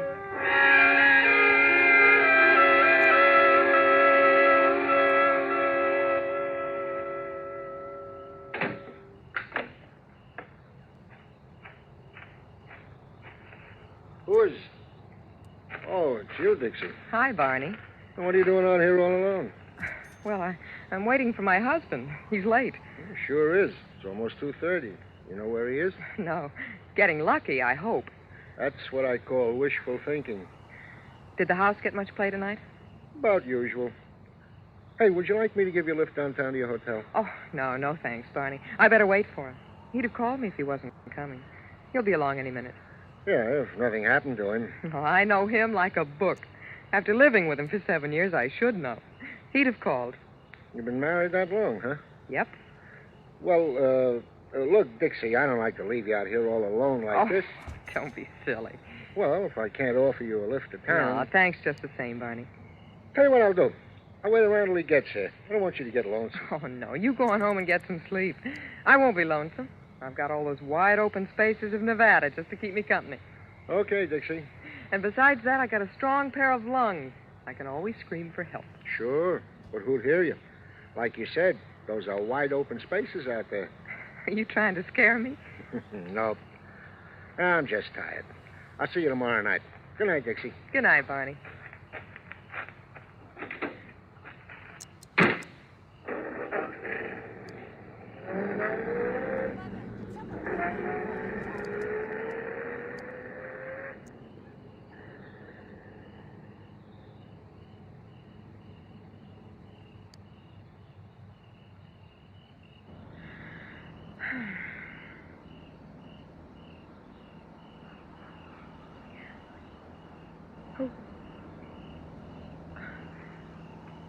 Charlie? Charlie? That you? Who is it? Charlie?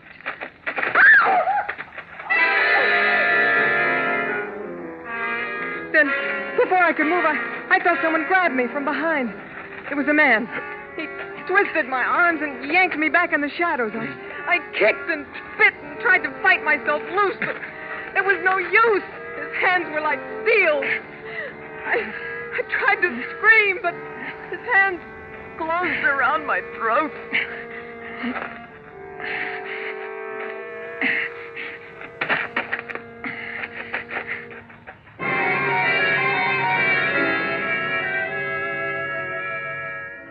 When I came to, I was lying on the gravel back of the club. It was still dark. I took a deep breath, and my lungs felt as if they were going to burst, and my throat ached.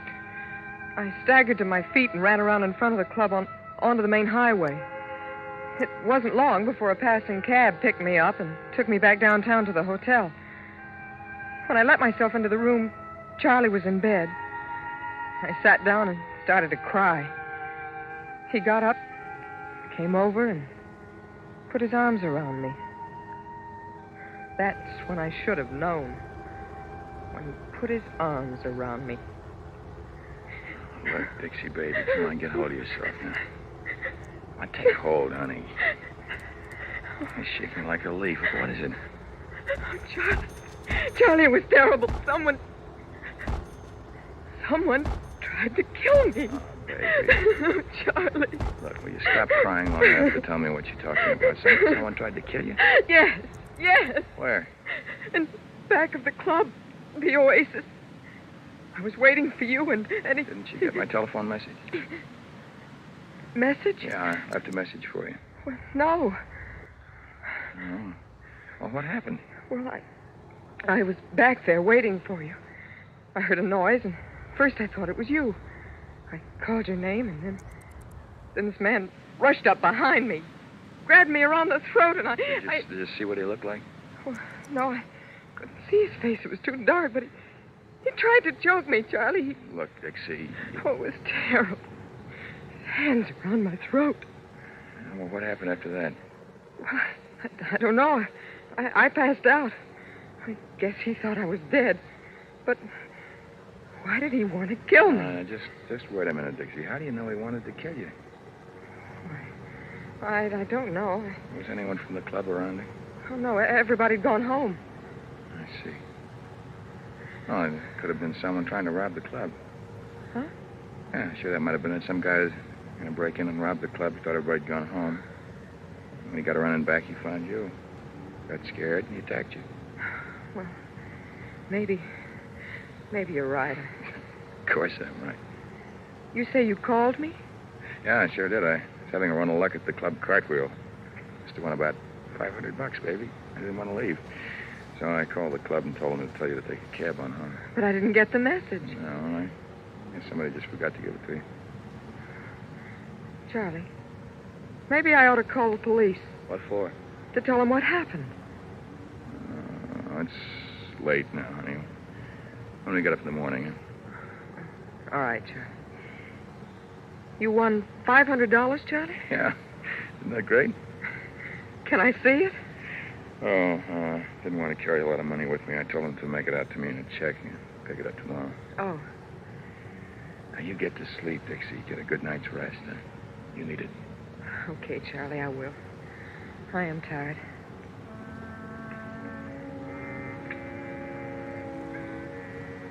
I had a very restless night. I didn't get much sleep.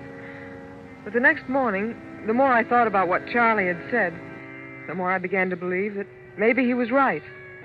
Maybe it had been somebody just wanting to rob the club.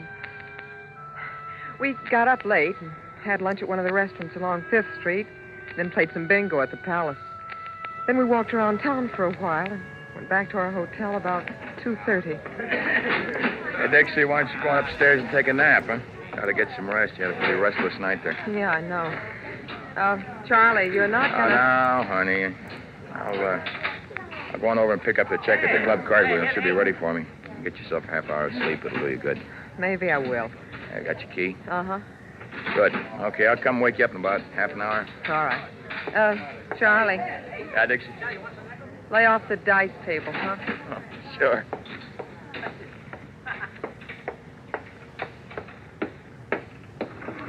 Yes, ma'am? 3, please. Yes, ma'am.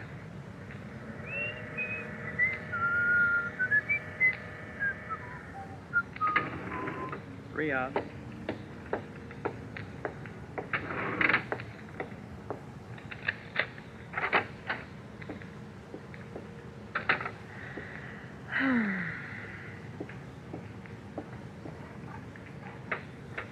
Oh, brother, this feels good.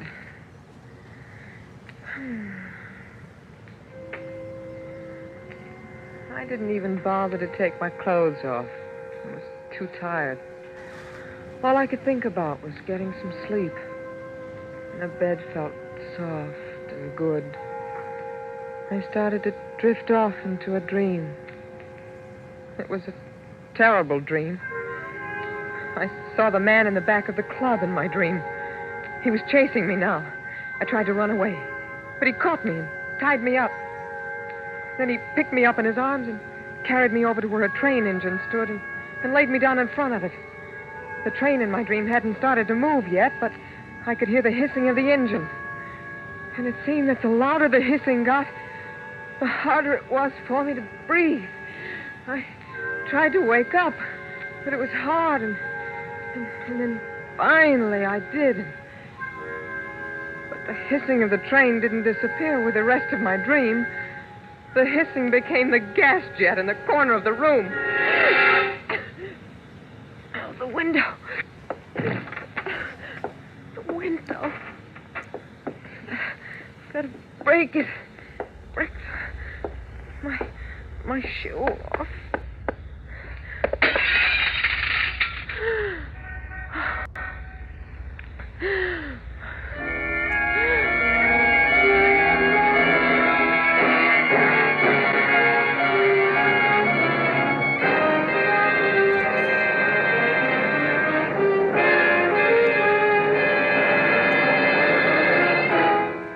Autolite is bringing you Miss Linda Darnell in A Killing in Las Vegas.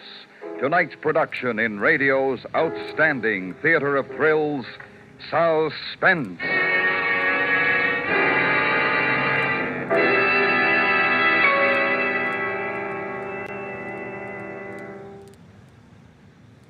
Harlow, I've told you before that I have an Autolite Stay Full battery. What do you think of it, Hap? Oh, it's great. It's grand. It's magnificent. And it's protected, too. Protected? Yep. Every positive plate in the Autolite Stay Full is protected by fiberglass retaining mats to reduce shedding and flaking and give the Autolite Stay Full longer life, as proved by tests conducted according to accepted life cycle standards. And the Autolite Stay Full needs water only 3 times a year in normal car use. So, friends, visit your Autolite battery dealer, the man who services all makes of batteries.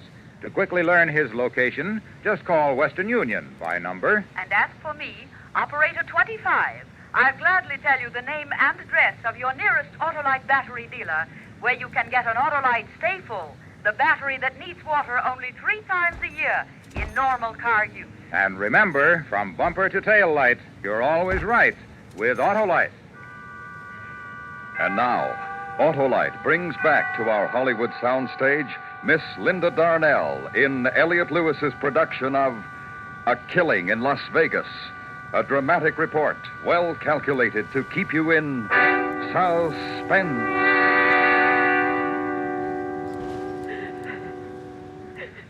All right, Mrs. Evans. Just try to finish your story if you can. You say you tried to break the window with your shoe. Yes. It finally broke, and I got some fresh air. And this was how long ago? About an hour. Then what happened after you were able to revive yourself? Well, I was scared. I asked myself, what have I done so bad that someone wants to kill me for it? Because now I believe that someone was trying to kill me. I tried to get hold of Charlie, my husband, to tell him to come back to the hotel right away.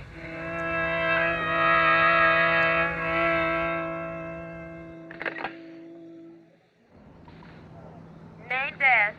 Would you ring the club cartwheel for me, please? Just a moment.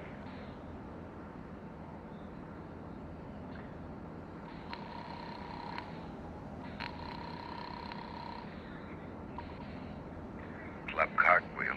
Julio Colesby. My name is Evans, Mrs. Dixie Evans. My husband was coming in to pick up a check. Can you tell me if he's still there? Pick up a check? What's he do, work here? No, he came in there last night. He had a run of luck, and he said he told you to make out a check for him. What was that name again? Evans? Yes, Charles Evans. Just a second. Hey, does anybody know anything about a check for Evans? No. You mean he hasn't picked it up yet? No record of a check waiting for him. But he told me. Yeah, lady, sure. He told you. I'm sorry I bothered you. No bother at all.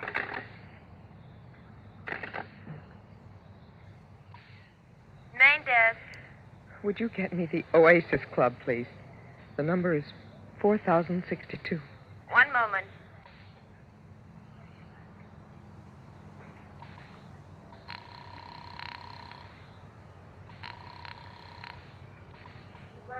Oasis Club. This is Dixie Evans.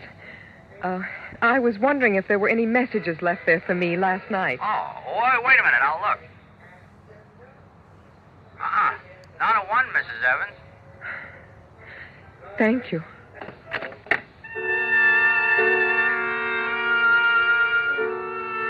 And just like that, I find out that my husband, Charlie, is the person who's been trying to kill me.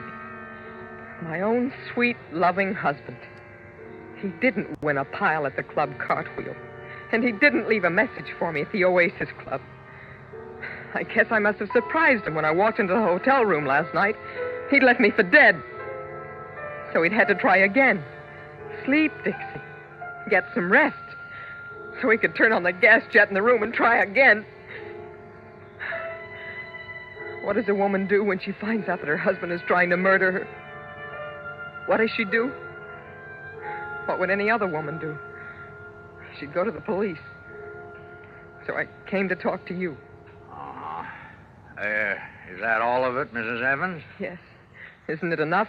Now, Mrs. Evans, tell me something. A man who tried to choke you back at the club, did you see his face? Well, I didn't see his face, but You didn't see his face? Well, no, Well, but... then how do you know it was your husband, Mrs. Evans? Because I told you he tried it again. Only a little while ago up in our hotel room. I found the gas jet in the room turned on. You don't believe me, do you? Does your husband own a gun? Yes. Has he ever threatened you with it? Well, no. Has he ever threatened you at all? No. No, but don't you understand? Why are you so certain that the man who tried to choke you in back of the Oasis Club was your husband? Huh? You didn't see his face. I know, but... Well, then you can't be sure. But up in the hotel room... You'd be quite surprised at the number of people who die every year by accidentally bumping against a gas jet and turning it on and never knew they did. I tell you, my husband is trying to kill me. Why? Why? Can you tell me why your husband wants to kill you? Well, I don't know why. I don't know. I haven't the slightest idea. There, you see, you can't tell me why. Now, look, Mrs. Evans, why don't you go back to your hotel now and get some rest? We'll look into it for you. Look into it? But, well, aren't you going to arrest him or something? Well, I don't see how we can. You haven't given us any kind of substantial evidence that would prove your husband is trying to kill you. In fact, you can't even tell me why he wants to kill you. I can't tell you why. I don't know myself. Well, you'd better get back to your hotel, Mrs. Evans. Get some rest. We'll get on this right away. Yes. Maybe you're right. I'll go back to my hotel. Sure. Thank you, Lieutenant. Not at all. You get taken care of, lady? Huh? Oh, yes. Yes, thank you.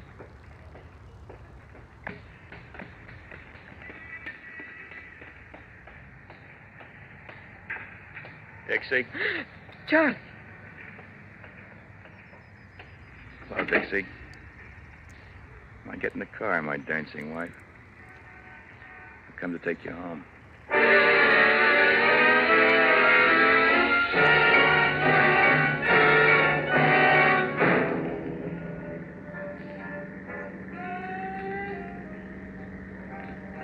Charlie, I thought we were going back to the hotel.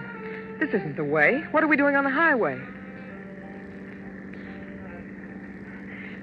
Charlie, what's the matter? What's wrong? Oh, don't turn the radio louder, Charlie. I want to talk to you. Charlie, you're mad at me, aren't you? What have I done that's made you mad? Oh, Charlie, take me back to our hotel. Let's get home. I want to go home. I don't want to go for a ride. I'm tired now. I'm awfully tired, Charlie. Please don't turn it louder. It makes my head hurt. Please, Charlie. Charlie, don't I mean anything to you anymore? What is it? What are you mad at me about? Is it the divorce, Charlie? I don't want to hear you talk. That's it, isn't it? That's what you're mad at me about, the divorce. But I can't give it to you, Charlie. I can't. Look, it doesn't matter anymore. She's married now. She wouldn't wait any longer. So yesterday she got married. Oh, Charlie, I didn't know it meant so much to you. I only tried to do what I thought was best for the both of us. We're not getting any younger, and well, when two people were married for as long as we were married, I thought maybe we should try to make something of it. You thought that. What about me? You? What about what I thought?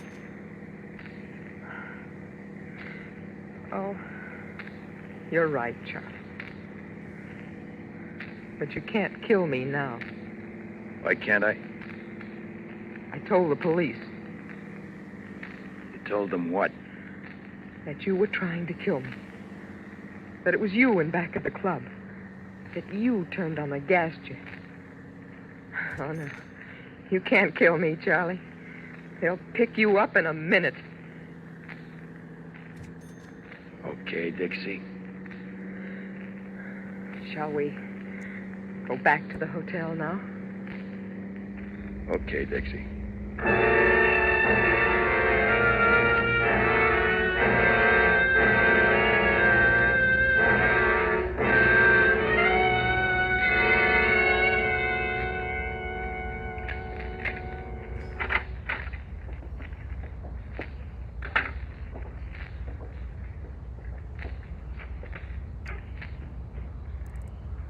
What do we do now? There's nothing to do, Charlie. We just go on, I guess, like we have. You do that? You stay with me, married to me, knowing I want you dead?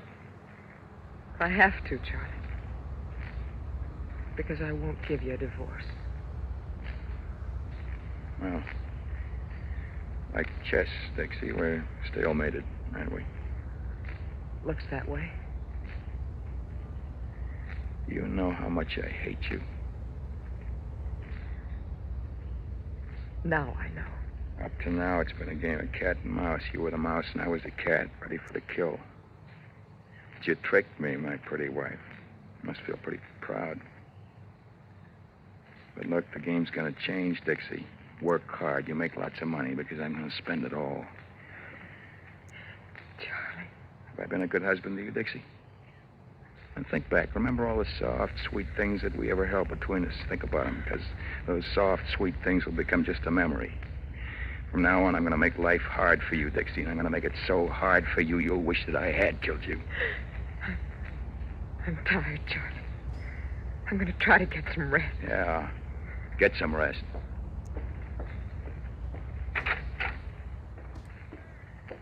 Get a lot of rest, Dixie. You're going to need it. You tell the police why I wanted to kill you, Dixie?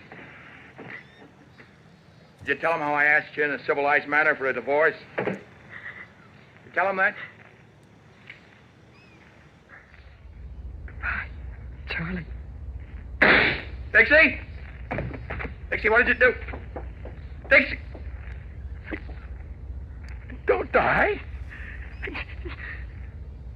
The police, Dixie, they'll think I did it. Dixie. Please, Dixie, don't die. Dixie, don't die.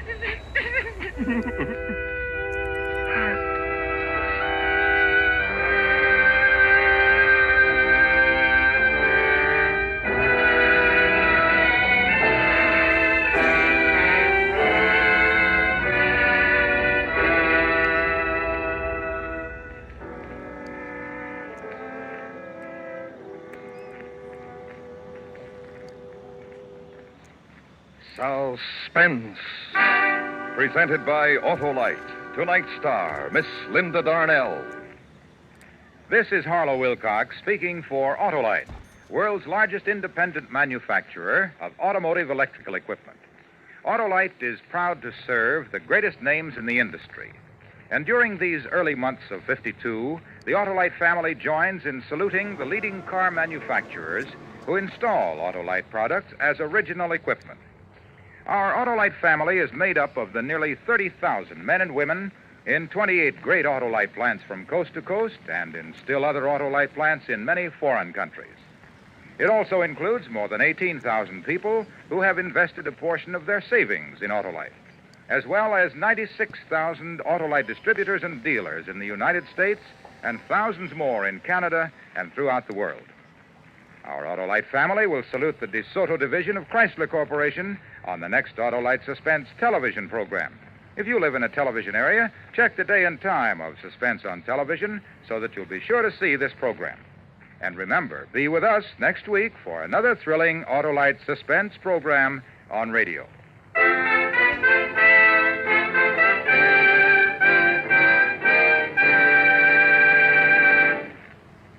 Next week on Suspense, our star will be Mr. Herbert Marshall in a radio dramatization of the true story of the 39 Steps.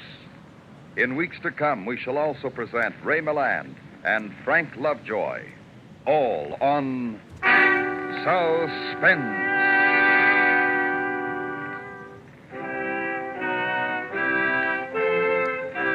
Suspense is produced and directed by Elliot Lewis, with music composed by Lucian Morowick and conducted by Lud Gluskin. A Killing in Las Vegas was written for Suspense by Richard George Pedicini. In tonight's story, Lamont Johnson was heard as Charlie and Joseph Kearns as the lieutenant. Featured in the cast were Jerry Hausner, Charles Calvert, Eve McVeigh, and Jim Nusser. Linda Darnell will soon be seen in David E. Rose's production of Saturday Island. And remember, next week on Suspense, Mr. Herbert Marshall in The 39 Steps. Did you know that more than 7 million American men, women, and children are victims of crippling arthritis? Help prevent this waste of human happiness and power. Give today to the Arthritis and Rheumatism Foundation, care of your local postmaster. This is the CBS Radio Network.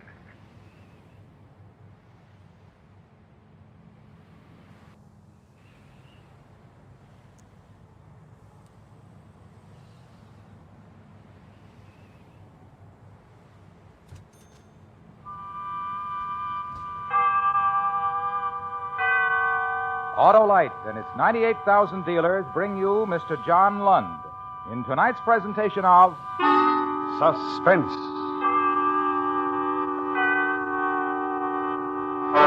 Tonight, Autolite presents a story from your morning newspaper. The dramatic expose of narcotics peddling among teenagers, as reported in Melody in Dreams. Our star, Mr. John Lund.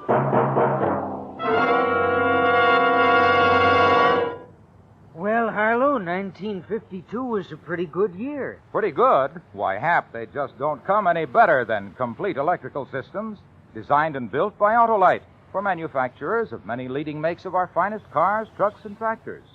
All units, including the generator, starting motor, distributor, and coil, spark plugs, and batteries, are engineered to give the finest performance money can buy. My car's Autolite equipped, Harlow. Millions are, Hap, because Autolite electrical systems have been used as original equipment ever since 1911, when Autolite developed the first 6-volt 2-unit electrical system for the industry. That means Autolite electrical systems have been starting, lighting, and providing electrical energy for car owners for 41 years. That is a record, Harlow. Yes, so friends insist on Autolite original service parts for your Autolite-equipped car, because only Autolite original service parts are related by Autolite engineering design to fit and work as a team with your car's electrical system. You'll find it pays because from bumper to tail light, you're always right with Autolite.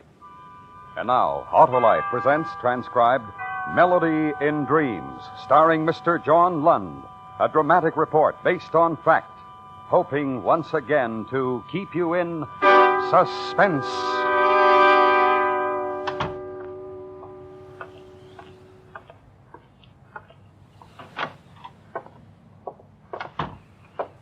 Hi, Lieutenant. Where's Shank? He's in the other office on the telephone. Thanks.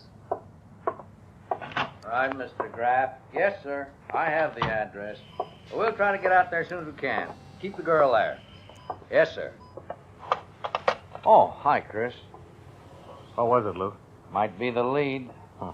Fat chance. There's a guy named Graff, Walter Graff. He lives out on South Tyburn. We found a cache of marijuana cigarettes hidden in an old coffee can in his daughter's bedroom. How old is the girl? All of 16. She nearly went hysterical when the old man confronted her with a can with the cigarettes. Yeah, they all do. This kid's thrown convulsion. Huh. Old man must be a funny character. Can you imagine? Made a citizen's arrest of his own daughter.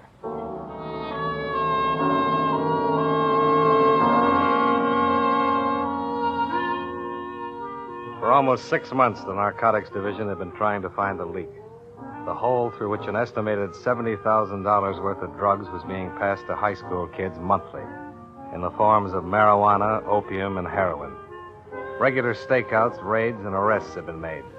The number of teenage addicts arrested was a staggering, frightening total. Arrests made yielded the addicts, but they didn't yield the source of supply. In the meantime, public sentiment and high official pressure, abetted by the newspaper headlines, was growing, while police department investigation was groping. Each and every possible lead obtained had to be followed up.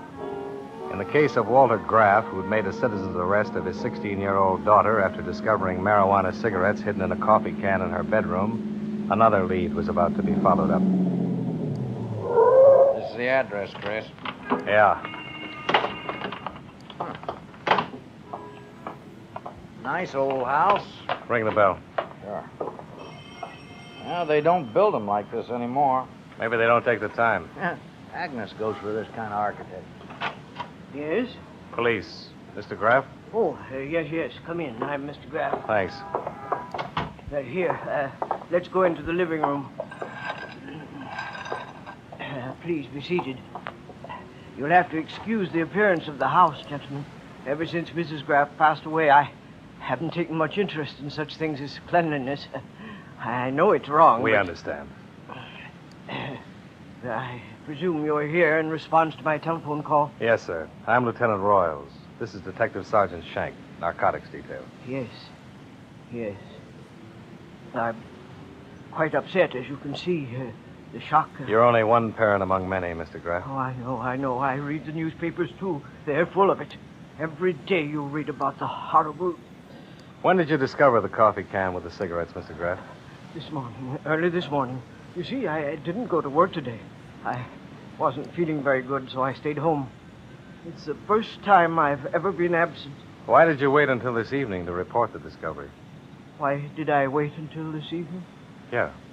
Well, because I couldn't believe it. I simply couldn't believe it. Don't you understand? Joan is my child.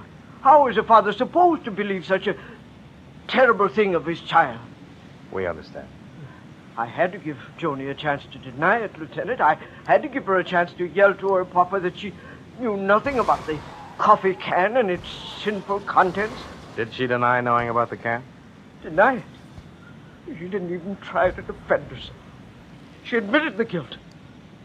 But what hurt most of all was her arrogance. What are you going to do about it, she said to me. I did the only thing I thought was right to do. I called the police. I'm sorry, Mr. Graff. Oh, don't be sorry, Lieutenant Royals. It's a very funny story, and the neighbors will thoroughly enjoy it. Ring around the rosy. Old man Graff arrested his daughter. She's a dope fiend, pocket full of posies. What made you suspect the cigarettes contained marijuana, Mr. Graff? Suspect? How do I know? Well, lots of things. Joan's moods, strange moods. Moods which I can't describe to you because I don't know how. Her friends. Friends? One in particular. Mickey Malone. No good, Lieutenant. I see. Where is the can with the cigarettes, Mr. Graff? One moment.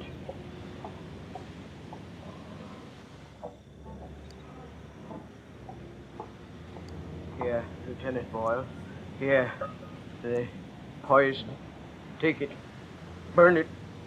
Destroy it.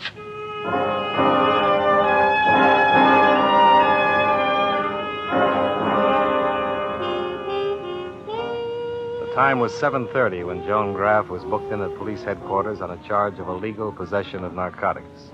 The file sheet also listed the name of the arresting citizen, Walter Graff, the girl's own father.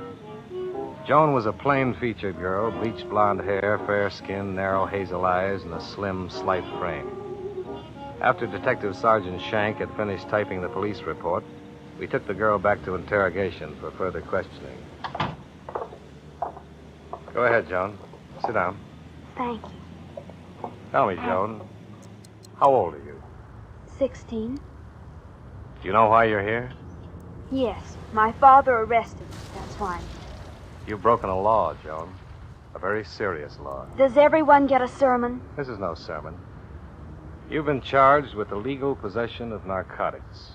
That's a very serious charge. I know. I also know I'm a minor. Yes, you are. In which case, you'll be turned over to the juvenile authorities. What'll they do to me? They can do a lot. They have the authority to take you out of school, away from your friends, give you the treatment you need. They can also send you to a detention home if necessary. What kind of meals do they serve? They don't serve cigarettes like these in detention homes. Where'd you get them? Nowhere. They didn't just happen out of thin air. Where'd you get them? I don't know where I got them. Look, Joan, you've broken a law. You've done something very wrong. But it's not entirely your fault. You're not the real enemy. The real enemy is the person who sold you these cigarettes. And that's the enemy we want. Who was it? Please, I don't remember where I got them. Are you trying to shield somebody, Joan? Is that it? No, it's nobody. I don't know. All right, Joan. All right. You don't have to tell us. I'm not going to force you to do something you don't want to do. That'd be wrong. But there's something I want to explain to you. And I want you to try to understand it. It's about your father and what he did. My father. When he arrested you, he did the only thing he thought was right. I'm his daughter. His own flesh and blood. Yes, his own flesh and blood. That's right. Right. And don't you realize what it must have done to him inside? I don't want to talk about him. Please. I've got 2 children of my own, Joan. 2 small boys. Please. If they were older and either one of them had done something like this, I swear to you I'd do the same thing that your father did. Okay, Lou. That's all for now. Let's go. Lieutenant. Yes? Lieutenant, I'll tell you. I'll tell you where I got the cigarettes. All right, tell me. From Nicky. Nicky Malone. My boyfriend from high school. Do you know where Nicky gets them? There's a coffee shop somewhere near our school. That's how Nicky gets the cigarettes, I think. Haven't you ever been to this coffee shop with Nicky? No. I don't even know where it is. I see. Will I put out a call on the Malone kid? No, I don't think that's necessary. We'll go out to the house and talk to him. Lieutenant. Yes, Joan? I understand. Understand what? My father. His hurt inside. I have that same hurt.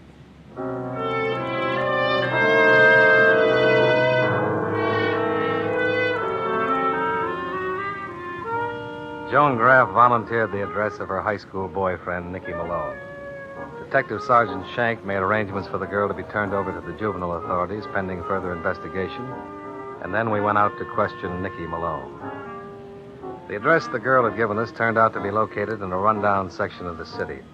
763 was a white single-frame house badly in need of repairs.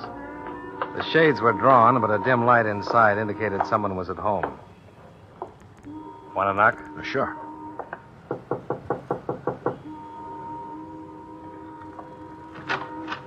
Yes? Does Nicky Malone live here? Who wants to know? Police officers. I'm Lieutenant Royals, Sergeant Shank. Oh? What's the boy done? We'd like to ask him some questions. He at home? Yes. He's getting ready to go out. Come in, officers.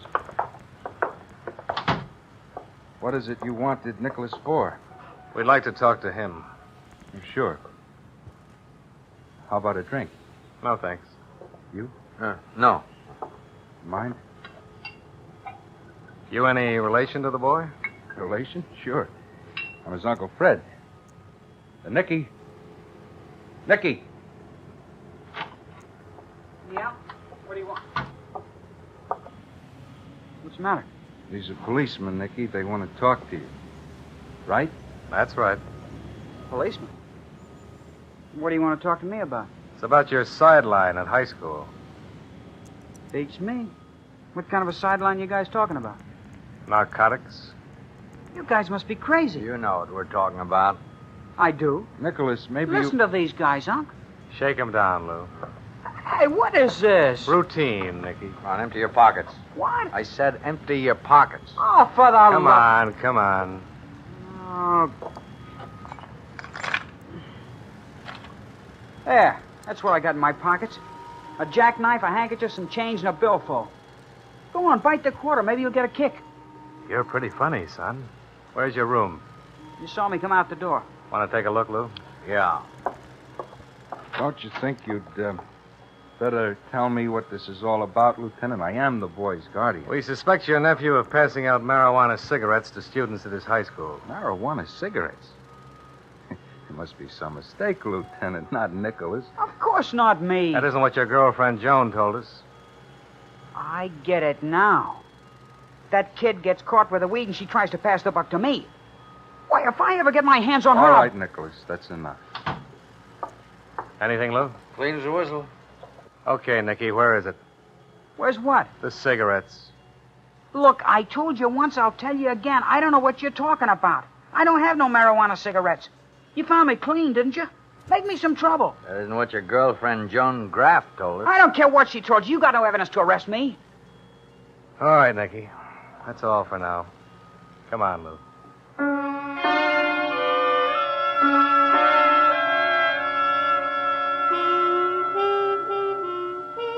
And we were right back where we started. Up against another frightened high school student who refused to divulge the source of his supply of narcotics. We didn't have any physical evidence on Nicky Malone, but we did believe that the young girl had been telling the truth, and therefore decided to place him under surveillance. He was our closest link to the source of the narcotic supply. For 4 days, we followed his every move. At 8:30 every morning, he left the house, walked 6 blocks to his high school, left school at 3:20 and walked 2 blocks to a coffee shop where he had a chocolate milkshake, and then returned home. He didn't leave the house at any time during the evenings. On the 5th day, the boy went to the coffee shop, had his regular milkshake, and then played the jukebox. Once again, when he left the coffee shop, we followed him. He's heading in the opposite direction, Chris. Yeah, this may be it, Lou. He may be going to pick up some stuff. He's turning the corner onto Madison. Here we go, Lou. Hold your breath. Yeah.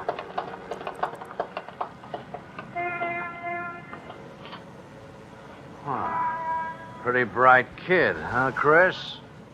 Yeah. If we're right about him, we've got nothing but trouble. He's disappeared.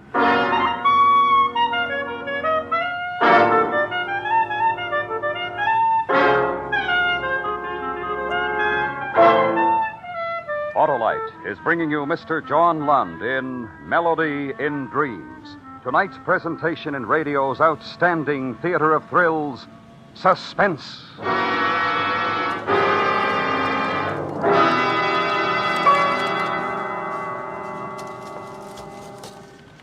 Any New Year's resolutions, Harlow? 2 mighty important ones to help car owners everywhere, Hap. Oh, how, Harlow? Why, by reminding them that their car's electrical system works like a beaver every second their engine runs, and it provides energy for starting, sounding the horn, lights, heater, radio, electric windshield wiper, and cigarette lighter. Autolite makes complete electrical systems used as original equipment on many leading makes of our finest cars, trucks, and tractors. Right you are, Hap, and that's why my second resolution is to tell car owners to treat the important electrical system of their car to a periodic checkup for top performance at all times. Good advice, Harlow. Right. So, friends, have your car's electrical system checked by experts. Your nearest authorized Autolite service station has specialized equipment to service all makes of cars. You can quickly locate him in the classified section of your phone book under Automobile Electrical Service. Or call Western Union by number and ask for Operator 25. And remember, from bumper to tail light, you're always right with Autolite. And now, Autolite brings back to our Hollywood soundstage Mr. John Lund in Elliot Lewis's production of Melody in Dreams, a dramatic report well calculated to keep you in suspense.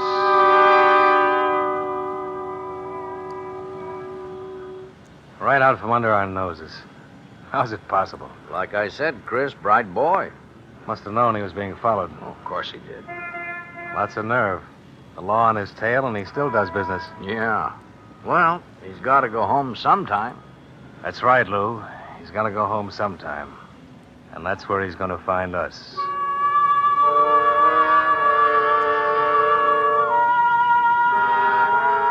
We got back in the police car and drove over to the Malone house, parked across the street and waited. It was beginning to get dark. The shades were still drawn. I wondered if anybody ever bothered to raise them. Time passes slowly when you're waiting. Cigarette, Chris? No, my mouth feels like an oven now. Somebody's home. Probably his polite uncle. Funny guy. Wonder what he does for a living. Oh, I saw a lot of music sheets laying around. Probably in the business. Hey, What? thought I saw something moving in the driveway. Shadow. Might be the kid. Let's go.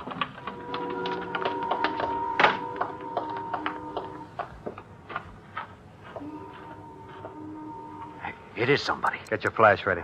Okay, hold it. Hey, All right, kid, stand still. Don't move. what is this, cops again? Yeah, Nicky, cops again. I thought I shook you guys once. Why did you shake us, Nicky? Because I don't like being followed. That's your story, son. Where have you been? I haven't been anywhere. Where'd you go after you lost us?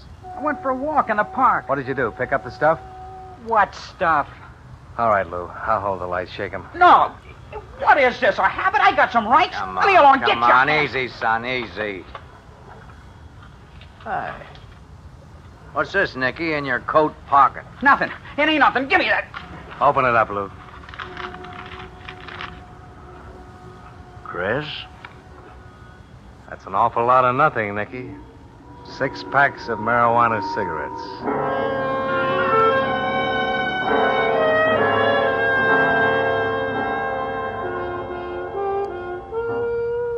We booked the boy down at police headquarters on a charge of illegal possession of narcotics. And then we interrogated him. Although he realized the seriousness of the charges, he still refused to tell us where he'd obtained the cigarettes. His guardian uncle was notified and came down to see the boy. He seemed quite concerned. We listened in on their conversation. The uncle pleaded with the boy to tell us all he knew about the narcotics. But Uncle's pleas went unheard.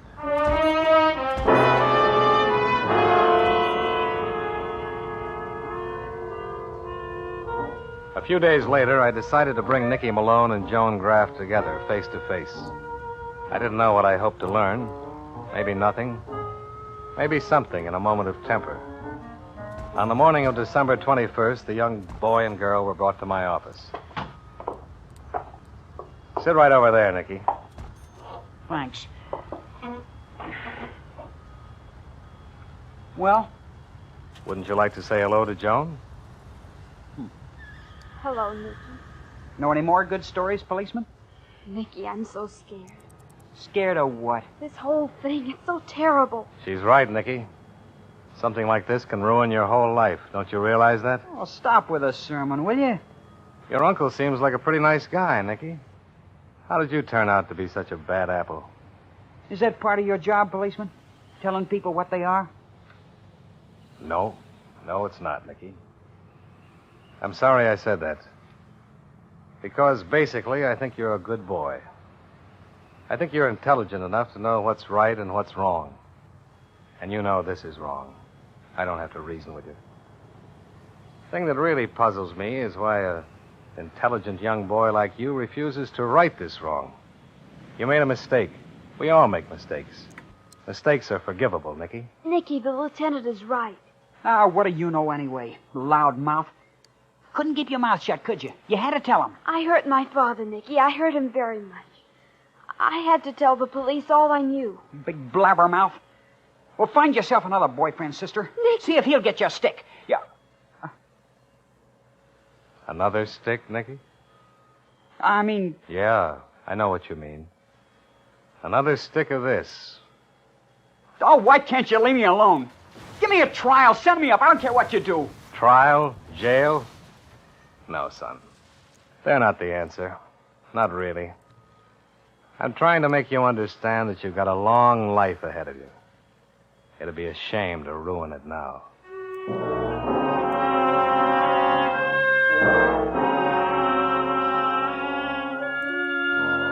Our last chance, then.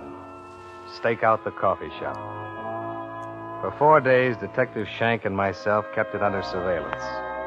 The evening of December 29th, I walked into the coffee shop to relieve Detective Shank. It was 10 minutes to 7. Lou? Hi, Chris. Don't look so sour. Go home and get some sleep. You gonna sit it out? Yeah, a couple hours, maybe. I'll sit around with you for a while. How about a cup of coffee? Yeah, I'm up to here, no thanks. Anything? No, nothing. Just stares from the guy who owns this place. He keeps leering. If you want me to stick around, go play a record on the jukebox. Here's a dime. The jukebox? Yeah, play something. Let's make it festive around here. The afternoon Nicky got away from us, He broke his pattern. He did something different.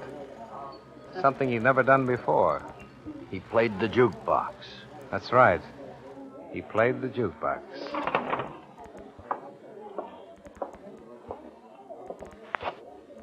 Billy May, wish you were here. Broken. Oh.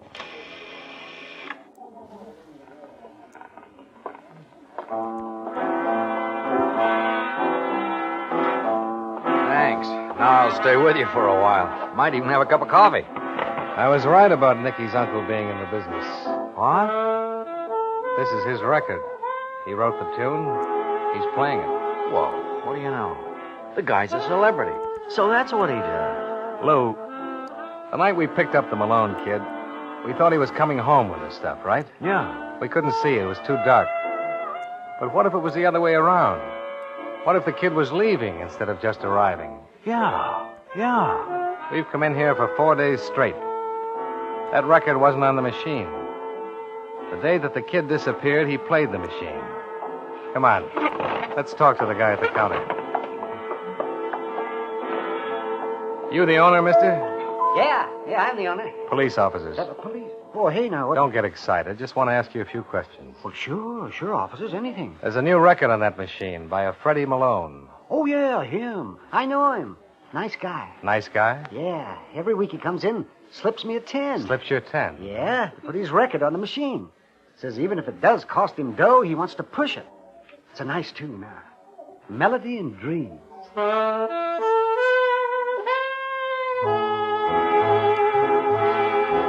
Back at headquarters, we learned the whereabouts of Uncle Freddie Malone. He was playing piano in a small nightclub on Halstead. The place was crowded with people when we got there. In a corner off to the right was a platform. And on the platform at the piano sat Freddie Malone. Think there'll be any trouble, Chris? I doubt it, Lou. He's not the type. Hello, Mr. Malone. Hello, police officers. You have a request? Yeah. Melody and Dreams. One of my favorites. That's no surprise. It was wrong, huh? Real wrong. A lot of poor, innocent kids, Mr. Malone. Real wrong. Poor, innocent kids. We still don't know how the record figured in. That was how Nicky notified the other kids he was ready to pass the stuff. And the night we caught him? He was leaving the house. He was on his way out to make delivery. Poor kid. Try to protect me. Yeah. Someday I'll do something for him. Maybe. Shall we go? The manager won't like it if I don't stick around. It's going to be a big night. Can't stick around, huh? Not tonight, Mr. Malone. Let's go.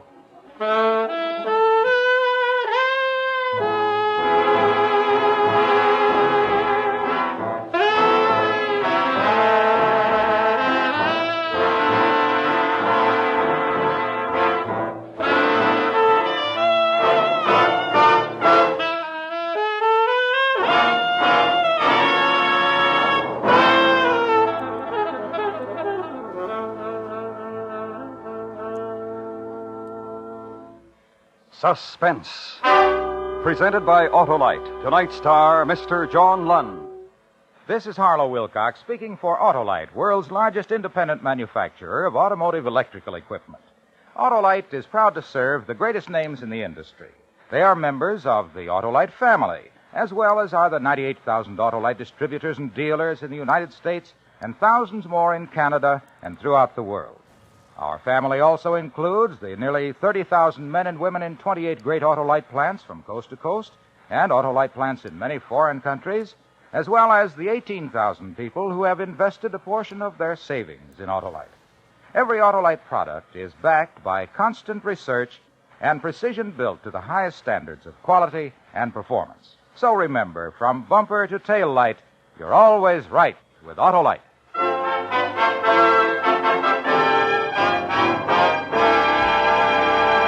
In the next 2 weeks, we will attempt to solve one of the most famous of all literary puzzles as we present Charles Dickens' unfinished novel, The Mystery of Edwin Drood, Our star, Mr. Herbert Marshall. And it begins next week on Suspense. Suspense is produced and directed by Elliot Lewis, with music composed by Lucian Morowick and conducted by Lud Gluskin. Portions of the program were transcribed. Melody and Dreams was written for Suspense by Richard George Petticini. In tonight's story, Ann Whitfield was heard as Joan and Sam Edwards as Nicky. Featured in the cast were Shep Menken, Howard McNear, Joseph Kearns, and Junius Matthews. This is Harlow Wilcox again. When we meet next week, it will also be next year. And so, Autolite and all of us here on Suspense sincerely wish each of you a very happy 1953. Good night. This is the CBS Radio Network.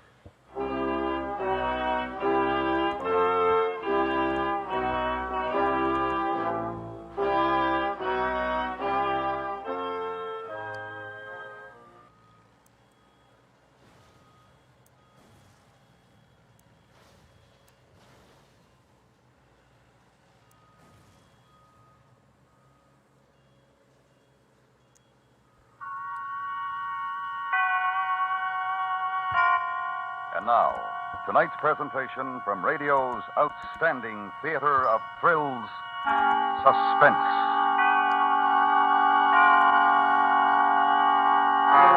Tonight, the story of a man with no imagination who found it necessary to cause the violent end of a life. It was written by the winner of the Edgar Allan Poe Award, E. Jack Newman. The story is called Sequel to Murder.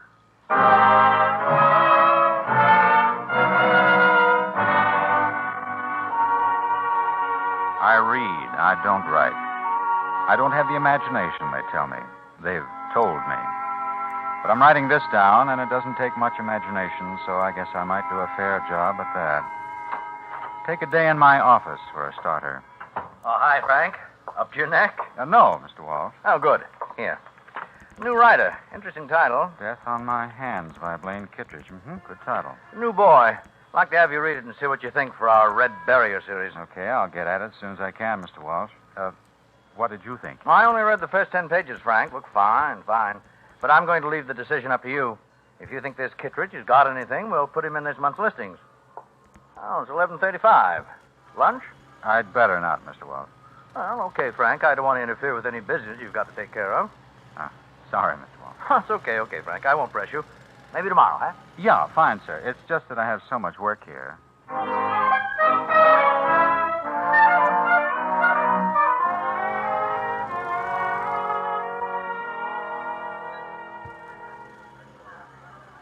We certainly can't go on like this. I can't go on. You'd better work something out. I will. There's no need for all this. You said the same thing a year ago, Frank. A whole year ago, you said exactly the same thing. And it's still the same as it was then. I still have all those empty nights when I can't see you. I just told you I'll do something, Bess. Why all this? I want you to understand how I feel, Frank. Exactly how I feel. Make no mistake about it. Either you do something now, today when you see her, something definite, or that's the end.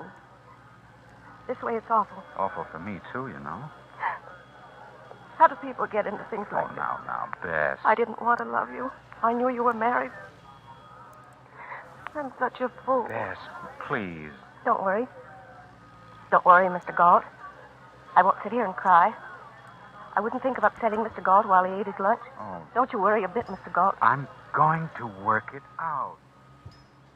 Bess, do you hear me? Yes. But you're thinking of some other things, too. Oh, I know what you're thinking of. How it'll hit you in the pocketbook. Things like this cost a lot of money, and you hate the thought of that. Well, if you want me, and you say you do, you'll have to make some sacrifices. You know that as well as I do. Oh, sure, look away from me. Look at the way to look anywhere. Well, I've made sacrifices already. I can't see my mother on weekends. Tell her who I'm seeing. She always wants to know. I can't take her to meet my friends. I have to be satisfied with this. This meeting you at your restaurant and seeing you at your office. I don't have a life this way, Frank. You don't even have the imagination enough to arrange a romantic setting. Now, stop it, Bess. Get your book out of your purse, Bess. What? Lillian just walked in. Oh. And if these terms are satisfactory, please advise by wire or cable. Yours truly, Frank Galt. Frank. Hmm? Oh, Lillian. Well, I took a chance you'd be here. I thought maybe you'd buy me lunch. sure, dear, sure. I didn't know you were coming in this early. Oh, you remember Miss Lucas from our editorial department? Yes. How are you, Miss Lucas? Fine, Mrs. Galt. Nice to see you again. I'd better get this off in the mail right away, Mr. Galt. All right, Bessie. Fine. Better do that. Well, don't let me rush you off, Miss Lucas. Oh, we're finished, Mrs. Galt. Sometimes lunch is the only place I can pin him down. Really? Are you that busy, dear? Seem to be. Sit down, Lillian. Oh, thanks. Oh, don't forget your notebook, Miss Lucas. Oh, yes, of course. Mr. Galt, Hmm? I hope you won't let that other matter slip your mind. It's imperative that you do something about it immediately, this afternoon. Oh, yes, of course, Miss Lucas. Fine. Excuse me, Mrs. Galt. Yes. See you in the office. Yes. Goodbye for now. Would you like a drink, Lillian? She's an interesting girl, Frank. Bess? Oh, sure, yes, very bright. Going to be one of our best editors someday. She looks like she'll go far. But I said you don't like the way she wears her hair. I'll take the drink. Philippe? On the phone, you said it was something important. Yes. Are you going to tell me? Yes, Lillian. I tell you what I'll do, Frank. I'll make it easier for you. You're always very bad at this sort of thing, and I'm always very good at it. That what sort of thing? You don't even know what I wanted to talk to you about. I can guess what you want to talk to me about. And you can stop me if I'm wrong. I know all the symptoms, especially on you. I know you like a book. You hate to get down to cases. In your office, you're a real demon. Doesn't take any imagination to read what other people have thought out. But this is hard for you, isn't it? I'll say it right out, Lillian. I want a divorce. Well, you did get it out, didn't you? I want a divorce because we don't get along. We haven't gotten along for 5 years. I want a divorce because I think we've tried about everything to make it work, and it won't.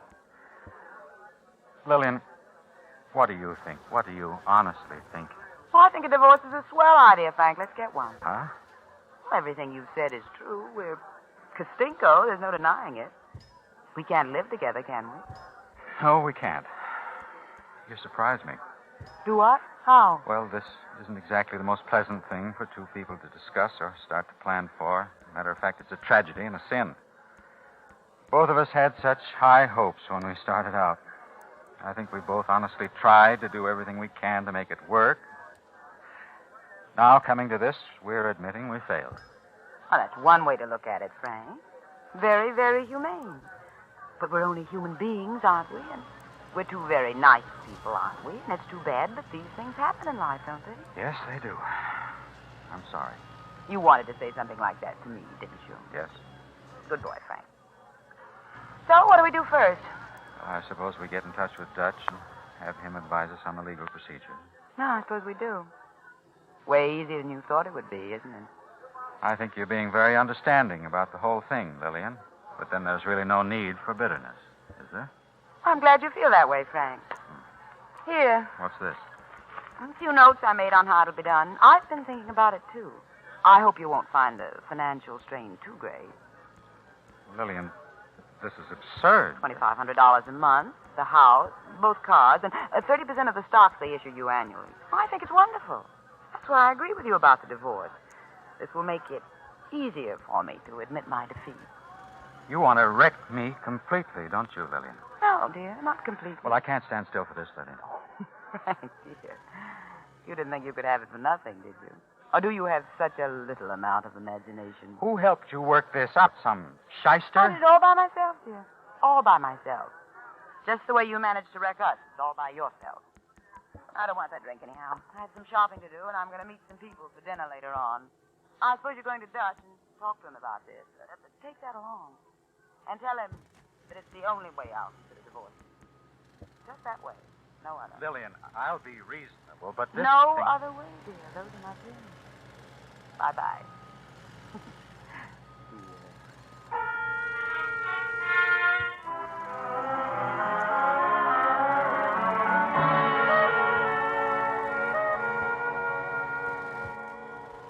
Frank, you didn't talk to her, did you? Yes, I did. Well, what came of it? Why did you avoid me when you came back to the office? I've been trying to get hold of you all day and half the Up night. to my ears in work, Bess. Work? Yes, work. Lots of it. I still have to work, you know. Well, don't get angry at me. Just tell me what happened. That's all you have to do. I'm lying in bed right now. I'm reading a manuscript. I have to make a decision on it tomorrow morning. Let's talk then. Now. Bess, I can't talk now. Lillian just walked in the next room. Yes or no, Frank? Yes or no? Say it. Say it now. Yes, we're going to be together. No, we aren't going to be together. Yes, yes. She'll give you the divorce? Yes. Goodbye. Well, Hi. all tucked in, huh? Are you a little tight, dear? A little tight. Yes, why? Nothing. It's just that I have to read this manuscript tonight. I'd rather not discuss anything about anything right now. Oh, I see. Death on My Hands by Blaine Kittredge. Interesting title, dear. Yes. Who's Blaine Kittredge? I don't know. Some new writer. We've never published anything of his before. Are you going to publish this? I don't know. I haven't read it yet, Lillian. Oh, well, don't let me stop you. Good night, dear. Good night. Frank, Yes. I hate to disturb you, but did you talk to Dutch? No. Are you going to? No. Then you don't want a divorce? What do you want, Frank? I want you to leave me alone right now. Okay. Bessie Lucas, isn't it? What? Oh, you're so bad, Frank. So bad an actor, and so she. So little imagination. I could tell her today when I walked in on your little lunch. Nothing to say? No denials, no confirmation? Frank, you haven't made a decision yet. I have. What's that, Lillian? I'm going to divorce you. I'm going to get everything I told you about in the way of terms, and on top of it, I'm going to name her. No, please. It'll look pretty tawdry, dear. But you're a pretty tawdry person anyway, aren't you, Frank? Real company man who has to do his little job regardless of what. No.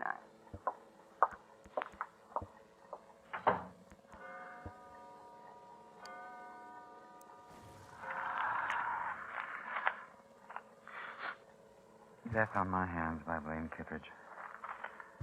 Murder is the swiftest, surest, most untraceable crime, and the one that holds the promise of absolute success above all others. It requires two participants, the killer and the victim.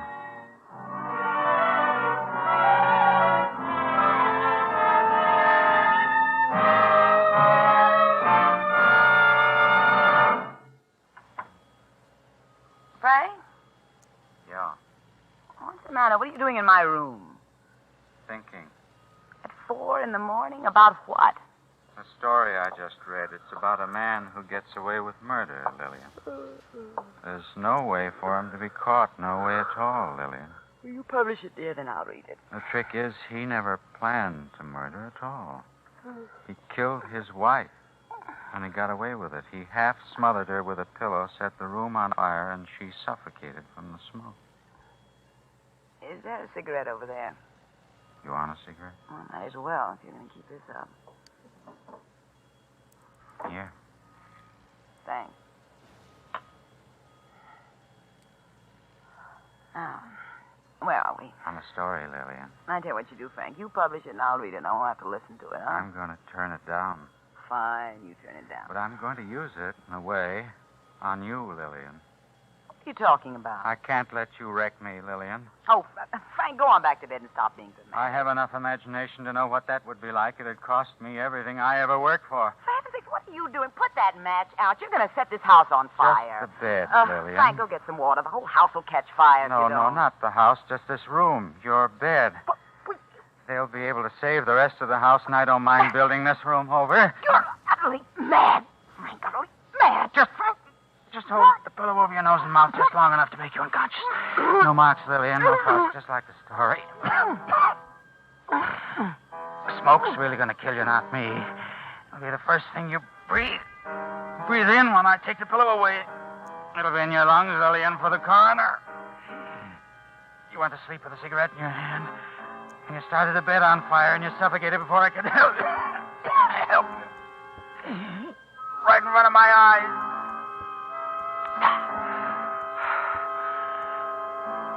All right, Lillian, you can breathe now. That's it. Breathe, Lillian. Breathe!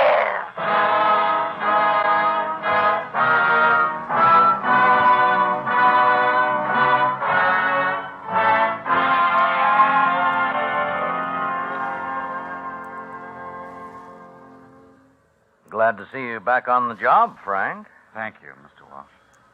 Did you get any rest? Well, I guess you didn't after all that happened. We all feel pretty badly about Mrs. Galt's death. Yes, I know. Tragic thing. Those accidents just happen, and there's nothing to be done about them. Well, I won't take up any more of your time saying awkward things, Frank. I know what you've been through. All of us do. But I have a suggestion. Yes? Pile in and work. Work will help a lot, Frank. I intended to, Mr. Wall. Good boy. Lunch? Fine. I'll see you about 2, huh? Right. Excuse me, Mr. Wall. Oh, hello, Miss Lucas. Did I interrupt anything? No, just leave it. Oh.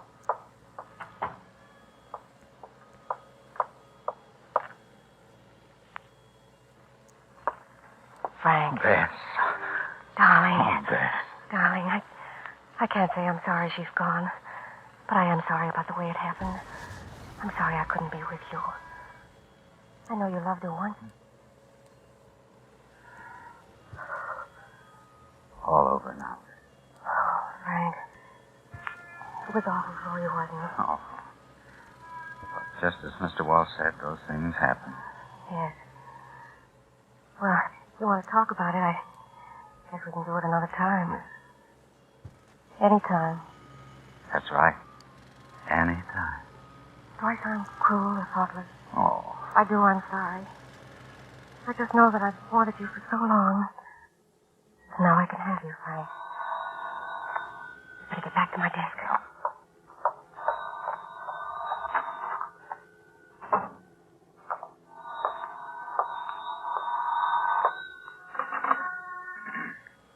Hello? Mr. Galt? That's right. Lane Kittredge, Mr. Galt. I've been trying to get you for a week. Oh, I've been out of town. My wife. Yes, I read about it in the papers. My sympathy, Mr. Galt. Thank you. Mr. Kittredge, I'm sorry, but I don't seem to place you at the moment. Oh, we've never met. But just before you went away, I sent you a story called Death on My Hands. Huh? Mr. Galt? Yes. You remember now? You rejected that one, Mr. Galt, but I've written another one. Well, fine. Fine, Mr. Kittredge. Send it in. I'll be glad to read it. It's sort of a sequel to the other story, Mr. Galt. In the first one, I told you how a man got away with a murder. In this one, I tell you how he gets caught. Mr. Galt? Yes? I'll bring it in myself. Huh?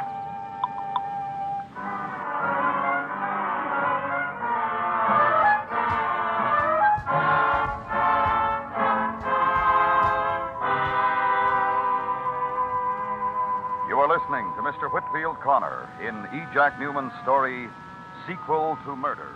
Tonight's presentation in radio's outstanding theater of thrills, Suspense.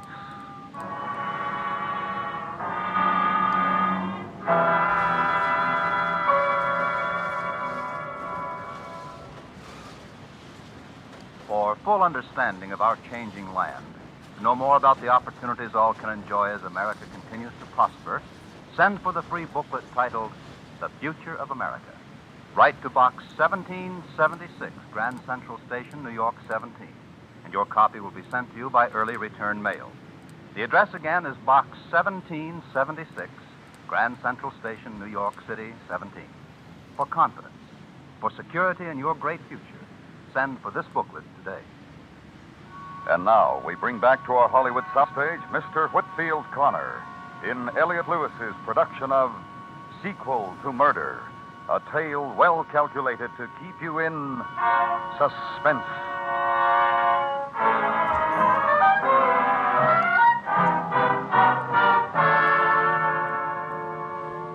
It isn't hard to write all this now.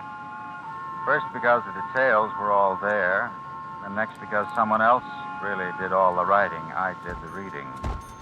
But the reader and the writer had to meet. I'm Blaine Kittredge. Oh? I got here right after I phoned you, Mr. Galt, but they said you were out to lunch. I've been waiting ever since. Sorry, Miss Kittredge. I suppose you needed that long lunch hour. Mm-hmm. It fits in, Mr. Galt. You had to think of something to say to me, didn't you? I don't know why particularly. Because I have a story for you. The sequel to my first story. Oh, well, where is it? I have it here, in my head. All I have to do is put it down on paper, as the saying goes. Well, I'm afraid I can't read your mind. I'll help you. First, I suppose I should tell you I usually write my stories based on fact, more or less. I take all 7 newspapers here every day, for instance. Read them from top to bottom. There are a great many things in newspapers that make valuable material for a writer, Mr. Galt. Yes? That's what I do most of the time, Mr. Galt.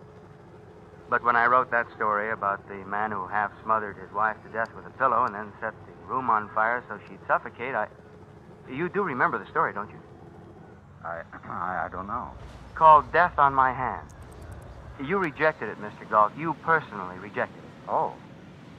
Yes, well, go on. Well, that story was a little different, Mr. Galt. You might say I gave it a little more work than the others. You see, I didn't base that story on anything I'd read in the newspaper. You said you had a new I made story. that one up. I worked it out pretty well, didn't I? I suppose you did. Imagine how surprised I was after I'd written the story to read in the papers about your wife, Mr. Galt, dying of suffocation. Let's not dwell on that, please. Oh, I don't want to make it painful at all, Mr. Galt. I'd just like to make sure you buy my new story. What do you have in mind? A talk with the coroner's office, Mr. Galt. I'm sure that if I explained to them the details of my story and how you had the story, and of course they know the details of Mrs. Galt's death, they'd reverse their decision. We both know they'd reverse their decision about how she died. And they'd look into your life pretty well. They'd probably find a good reason for you wanting to get rid of her. An absurd story like that, they wouldn't listen to you. They'd listen to me, Mr. Galt, because I'm a pretty good talker. In fact, I talk a lot better than I write, really. Look, you're listening to me. Everyone listens to me when I talk. See? Now, it really comes down to what do you want out of life. Now, I don't care about your personal troubles or how you solve them, but I do care about mine, Mr. Galt. I need $100,000 to make life interesting for me again. You have to get me $100,000 if you want to live. I haven't got that kind of money. No one has these days. I've seen your house, your car, and I have some idea of the salary you make here and the dividends you get on stock. And that's my figure. You might have to liquidate a few things, but then you'll be alive. And after all, you'll be better off than Mrs. Galt. She's not alive because you killed her. You'll have to go to somebody with your story, Kittredge. I can't pay you that kind of money. Okay. I'll turn you in. Wait. I'll see what I can do.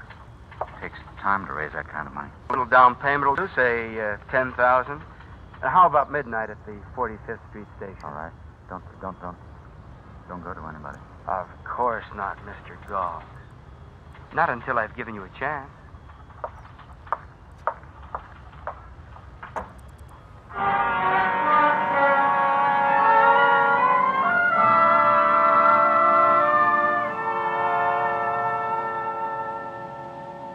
Frank? Frank? Huh? What is it, Frank? Been sitting there looking out the window almost ever since you got here. You haven't touched your drink. Oh, I'm sorry. Is there something wrong with it? No, it's fine. Frank? What? For heaven's sake, Frank, this is supposed to be some sort of happy occasion. Are you tired or sick or something? What is it? Bess, I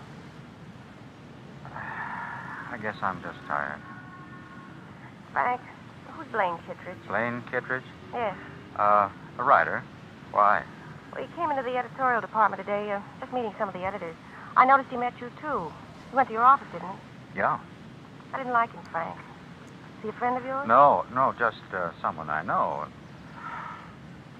What is it? What, Frank? Tell me. Kittredge can ruin me, Bessie. He can ruin us. What? Bessie, the whole... Well, he wrote a story that I rejected, a story about a murder. The circumstances in the story, the murder and all, well, they're pretty close to the circumstances of Lillian's death. What? Don't you see, Bess, he has a good weapon, and he told me he means to use it today. Frank, Lillian's death was accidental. Of course it was accidental, Bess, but his story could make it look deliberate. What do you mean?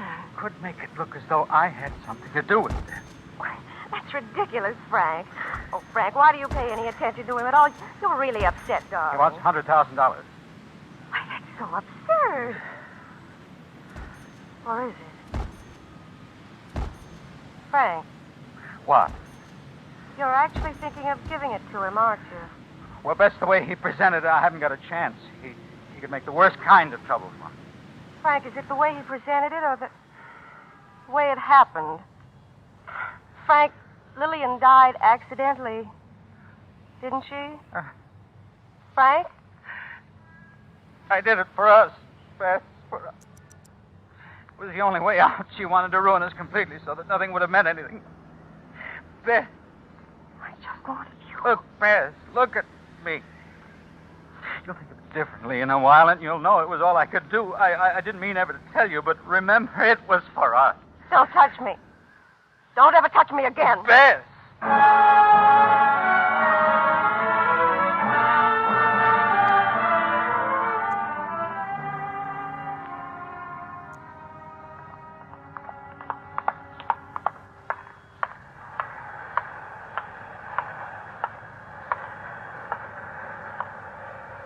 Hi. Hello. Right on time, Mr. Galt. Yeah? Good time of the day to meet for this kind of thing. Nobody around. Yeah? Well? I didn't bring you the money, Kittredge. I'm not going to give you any money. What is this? I don't need a book to tell me how to handle this. You're crazy if you try to use that thing here. You wouldn't get 10 feet without running into a policeman. Let's go over there. I haven't got much more to lose, Kittredge. All right. I learned a lot about homicide from you. But you can never really get away with it, Kittredge. Somewhere along the line you get caught, not by policemen, by yourself. Someone else made me realize that. A man has to go on living. Look, Mr. Galt, you aren't going to solve anything here. I'll kill you. I know how to do it because it has to be done. You will fall in front of the subway, Kittredge. Oh. These men coming don't move or try to shout at them. Just let them walk past. I mean that.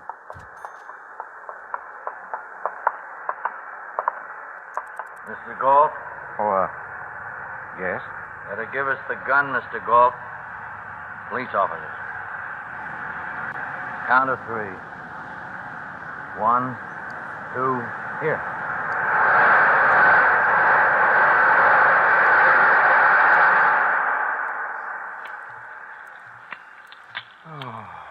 Boy, am I glad you two showed up. He was just telling me how he was going to kill me. What's your name? Kittredge, Blaine Kittredge. I called earlier. Sorry, Mr. Galt, but I figured you'd try something like this. Lillian was right. What? I should have known. I don't have much imagination. All right. Let's go.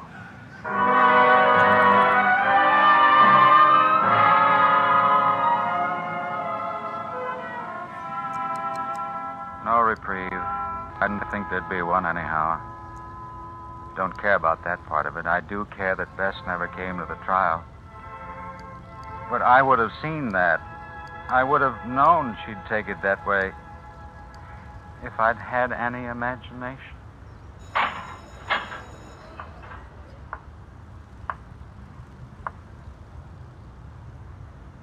All right, Father. I'm ready.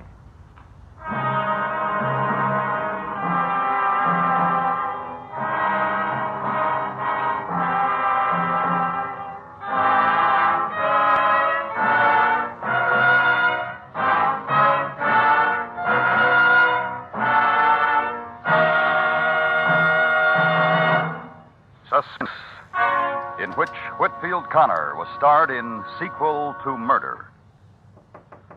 Next week, the story of a man who lost his shoes. And when you're suspected of murder and you've got to run for your life and the temperature is in the 90s, why then you're correct in saying it's too hot to live. That's next week on Suspense.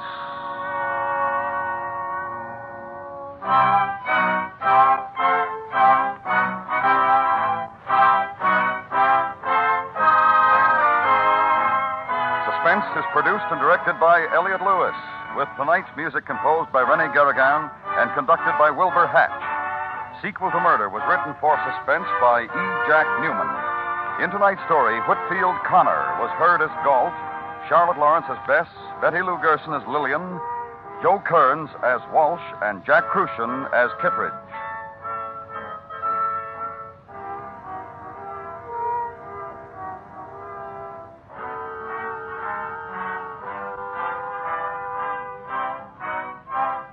This is the at work in Tomorrow's the Night when CBS Radio's crime photographer takes on his latest murder case. Yes, it's Casey on the case, and things usually click from start to finish when crime photographers in action on most of these stations every Wednesday night. Be sure you're in your favorite radio side seat tomorrow night when Casey, crime photographer, cuts loose with his camera, his brains, and his instinct for adding up clues to a killing. Daytime is a gay time with Arthur Godfrey time on the CBS Radio Network.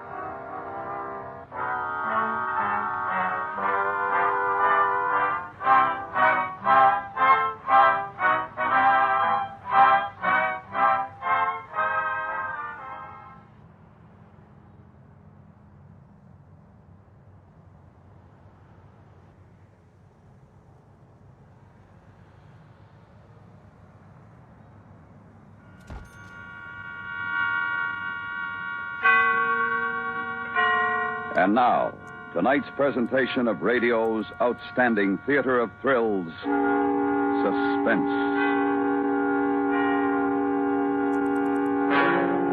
Tonight, we bring you a story of one of the most notorious murderers in the annals of crime. It is based upon police and court records. We call it A Story of Poison. So now, starring Mr. Joseph Kearns, here is tonight's suspense play, A Story of Poison.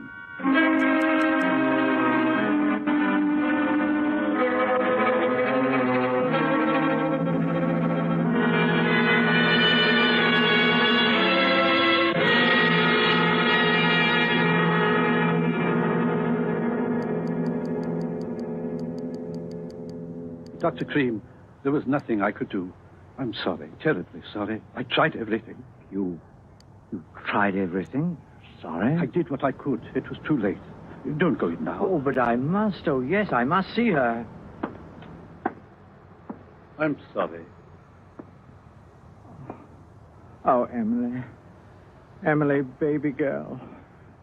Emily. Emily. My doctor. She's dead. Come away. I'll attend to things. You don't understand. She's dead. I wasn't with her. I didn't know.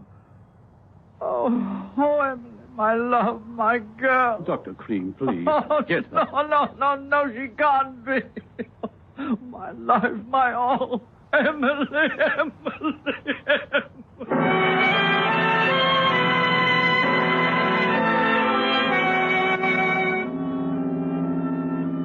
That was Emily.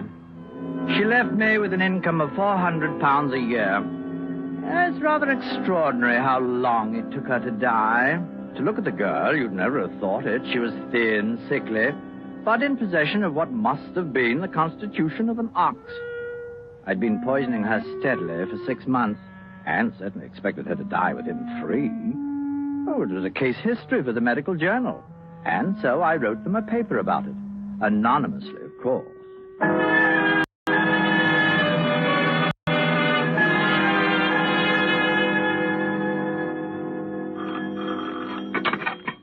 Inspector Waring. Sergeant Dean, sir. We got a letter here from the editor of the medical journal. Why did they forward it to the yard? There's a manuscript that came with the letter. Just a moment, sir. Resistance to physiological action of alkaloid poisoning. Case history ED by Anonymous. Oh, what's the matter with that? The medical journal people seem to feel that the man who wrote it did the job too. Oh. Well, put it on my desk. I'll be there in half an hour. Right, sir.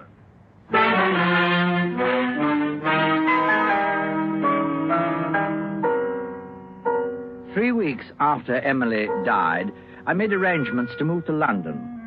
There was no trouble, but then I hadn't thought there would be. The good doctor had made out a certificate based upon the history which I supplied. I had decided upon a refined intestinal disorder which bore a magnificent Latin name and closely paralleled the symptoms brought about by the poison administered. So much for the late and unlamented Emily.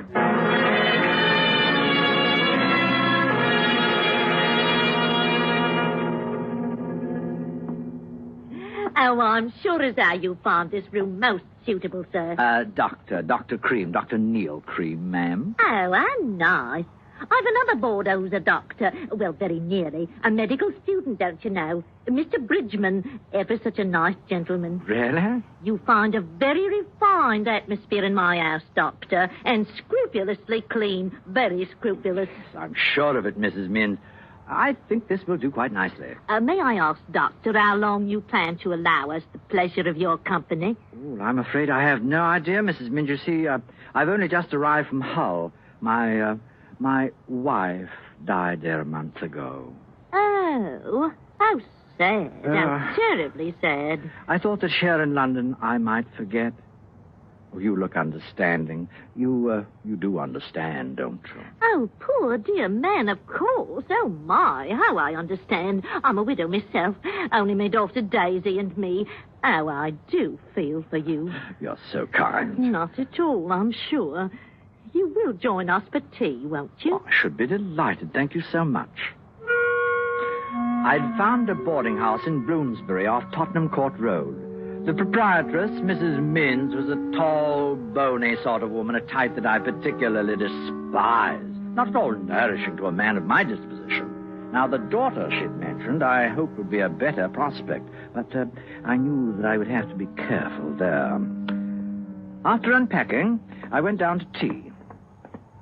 Oh, I say, I'm awfully sorry. I mean, I didn't mean to... That's quite all right, I'm sure. You must be the new boarder, Dr. Cream. Yes, I was just coming in for tea. Oh, they're waiting for you. Oh, really? Oh, excuse me, I've got to put the kettle on. I'd stay off you now. Oh, may I help? Oh, that's very nice of you, I'm sure. All right, come on. Daisy Minns was not a beauty by any means, but there was a spark, an honesty, good humor that I found most enjoyable. Oh, we got on famously, but it was too soon to think about Daisy. Perhaps later.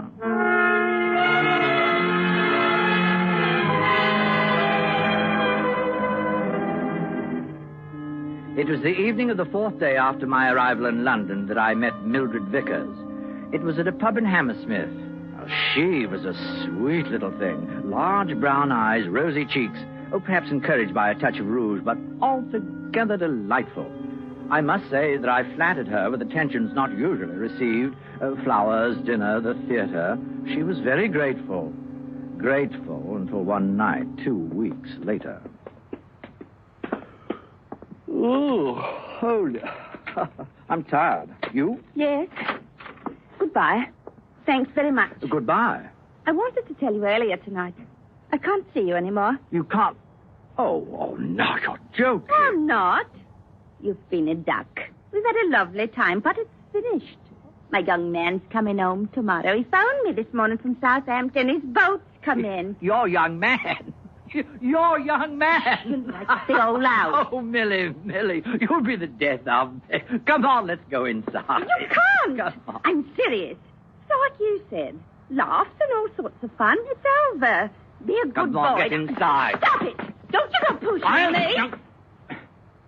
Oh, Millie, I'm sorry. I didn't mean to lose my temper, but... Well, the way you told me, you know, it's such a shocker. I thought you were joking. Sorry. Really, I am. Oh, no, I'm very, very fond of you, Millie. I'm very fond. A chap gets fond, and then... Oh, well. One last kiss, Millie. One last kiss. Of course. I knew you'd be a sport about it. Oh, Millie, I can't let you go. I can't. You crikey. Millie, let's talk it over. There's nothing to talk. We'll sit quietly and talk. I promise I'll make no trouble with you. I just want you to understand. I'm tired. Oh, please, is it too much to ask? One drink, and you listen to me, and then if you want me to go, I'll go. I'll go quietly, no bother, all serene. I'm sorry. It all sounds ever so sad. But my young man's coming in. Oh, will you stop talking about your young man? Oh, Millie, no, I didn't mean that. I'm not angry. Oh, now, please, look here. Now, there's so much I can give you. Oh, I'm not young anymore, but you find me attractive, don't you? Don't you? Now, what are you smiling about? Why are you laughing? Millie! Millie! Oh, stop your shouting and think about the police on me. No. You want me to go? That's right. I'll be as good as my word then, Millie. No hard feelings? Of course not, silly. Farewell drink. That's for me, thanks. Oh, just a splash. Yeah, we'll drink to your young man. Wouldn't he just laugh if he knew? Yes, wouldn't he just? You ought to find yourself a nice widow. Someone like you. And settle down. I mean... Yes, I know what you mean, Millie. Here we are. Oh, thanks. Ah. Do.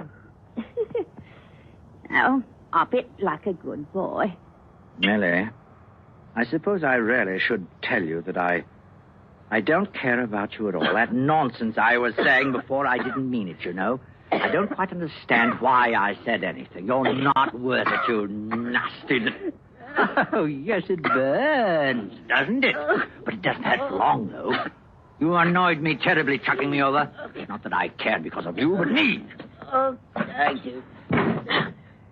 It won't be long. I just want you to know... Can you hear me? I just want you to know that every time we've gone to a public place together, I was ashamed. Ashamed to be seen with something like you. Good night!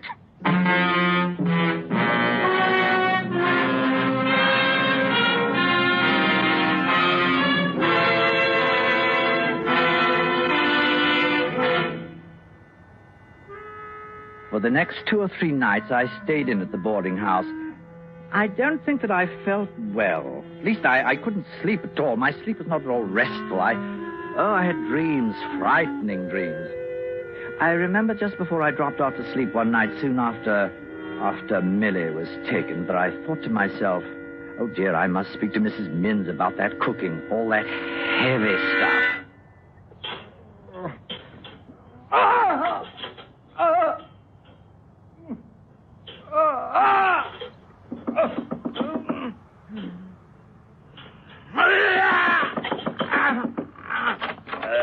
Dr. Cream. Doctor. Dr. Cream, will you wake up, sir? Wake up, Doctor. It's all right. It's all right. Is anything the matter? Oh, I hope you forgive the liberty, sir. I'm afraid you were having a nightmare. Sounds as though you were being murdered.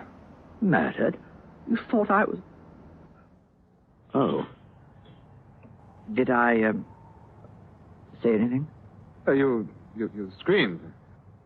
Oh, is that all? Well, it sounded...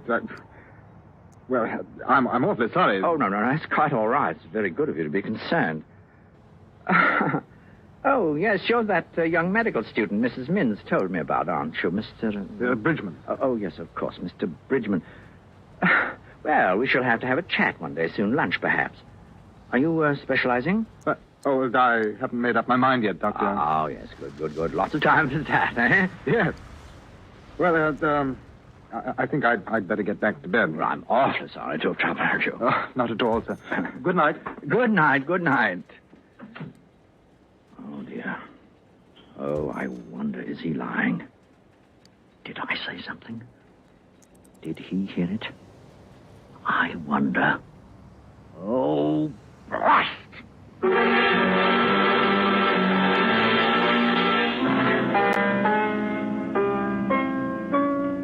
2 weeks had passed. I was safe. Nobody knew, nobody. Unless Mr. Edward Bridgman, the medical student.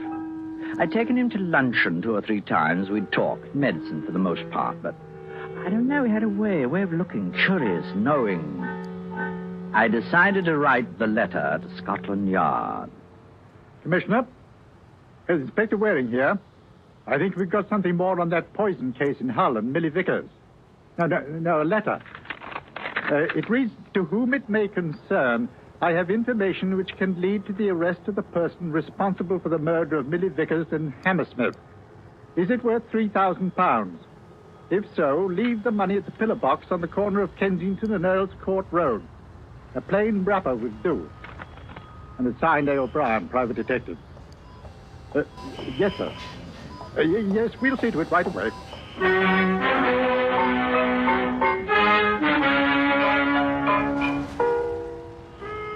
It was aggravating not to be able to learn whether the police had accepted my offer. I could have used the money. But other more important things were occupying my time. Mr. Bridgman. Oh, how I loathe bright young men. And I had a feeling that he was watching me, cleverly and carefully. I had to put a stop to that. He knew. That was certain. So I took to following him.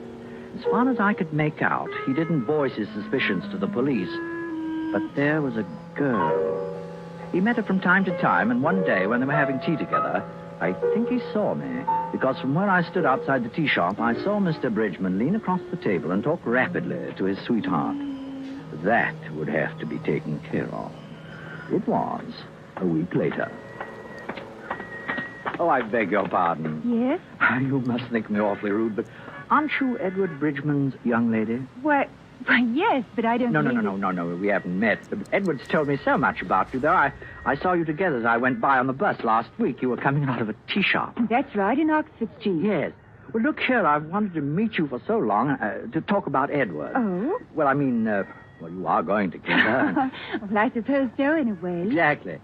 I'm frightfully fond of him, you know. As a matter of fact, I've spoken to some colleagues of mine in the profession, you understand. Your Edward has a future, I think. Oh, that's sweet of you, Mr. Dr. Cream. Oh, of course he's spoken of you. You're staying at the same boarding house. Yes. Well, I hope he said nice things. Oh, yes, but, well, you know, Edward, he doesn't talk much about anybody, does he?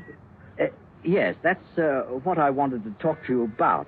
Look, do you think we could go somewhere? I mean, a spot of tea, care for a drink? Well, I don't know. You see, I was... please, it's really important. To Edward. Clever little devil, but a rotten actress. You know Edward, he doesn't talk much about anybody, does he? Of course, I could see through her plan perfectly well. Trap me into an admission of guilt and then call the police. But I was ready for that. It was a little sad. I didn't even know her name. She had a pretty face, pretty figure, but no name. Just Mr. Bridgman's young lady. It was dark when we walked along the quiet road leading to our house. I'd been the perfect gentleman and had escorted her home. She died behind a hedge, convulsively, within 3 minutes. I made sure that there was no outcry. Nobody heard, nobody saw, and nobody cared, except perhaps for a medical student. To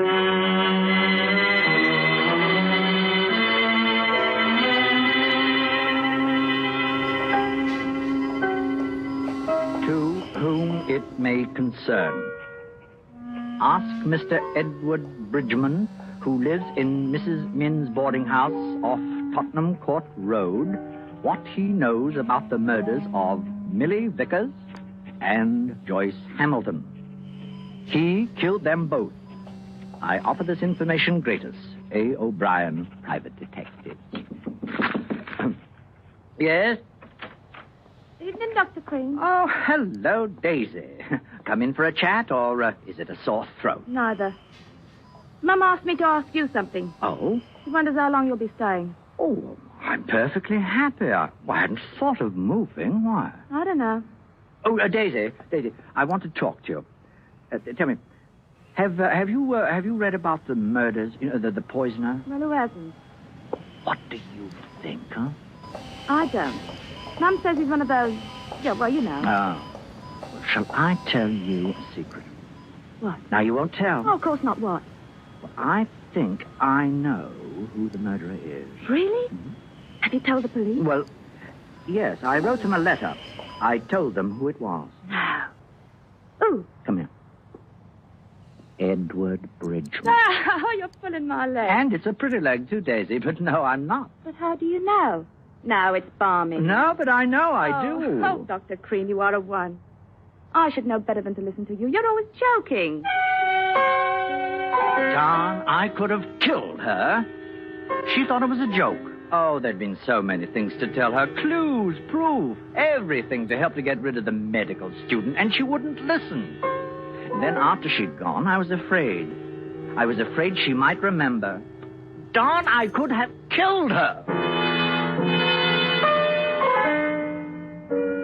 It was Saturday, 2 days after I'd posted the letter to Scotland Yard. I thought I'd take a walk to Hyde Park and was leaving my room to go downstairs when the front doorbell rang.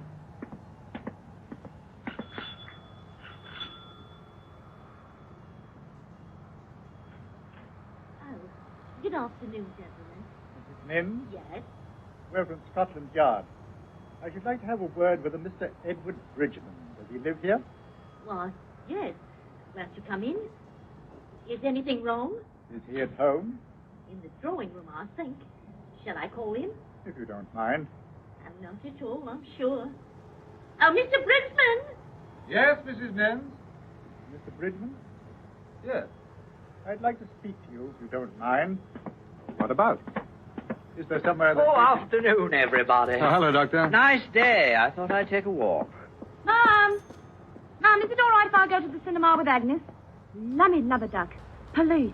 Now, run along, Daisy. Don't be home late. Mr. Bridgman. Come along, Daisy. I'll walk along with you. You were right all the time, Doctor, and to think I didn't believe you. What did you say, miss? It's a little joke of ours. Nothing at all. Come along, Daisy. I can't wait, you know. Just Daisy. a minute, sir. Miss, you know something about this? Of course I do. Dr. Cream told me. He wrote a letter to you about Mr. Bridgman here. He told me, didn't you, Doctor? Dr. Cream, you wrote a letter to us, signed A. O'Brien. Bridgman's your man, sir. I wanted to spare him the humiliation. That is your man. I told Daisy. I thought he might try to harm me, and What do you say? It's all right, Mr. Bridgman. I don't think we shall need to trouble you. Come along, Doctor, if you don't mind. There are a few questions we'd like to ask you at the yard. Oh, of course. Of course.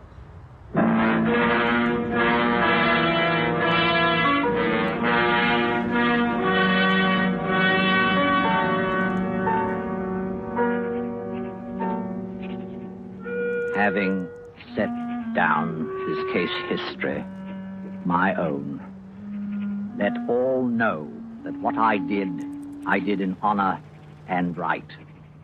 No human power has the right to condemn me.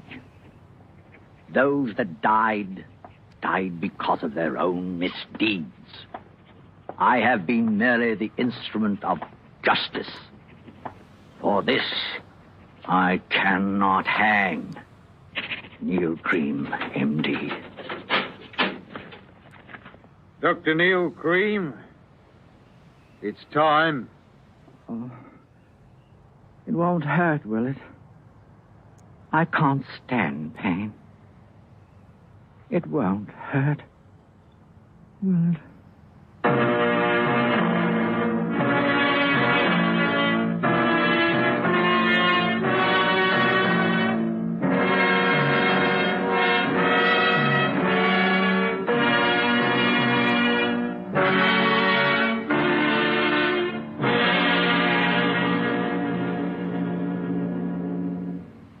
Suspense, in which Mr. Joseph Kern starred in tonight's presentation of A Story of Poison.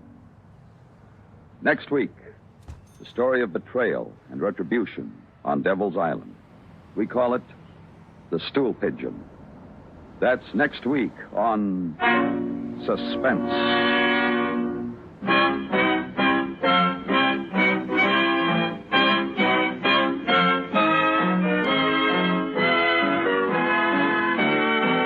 Suspense is produced and directed by Anthony Ellis, who wrote tonight's script. The music was composed by Rennie Garrigan and conducted by Wilbur Hatch.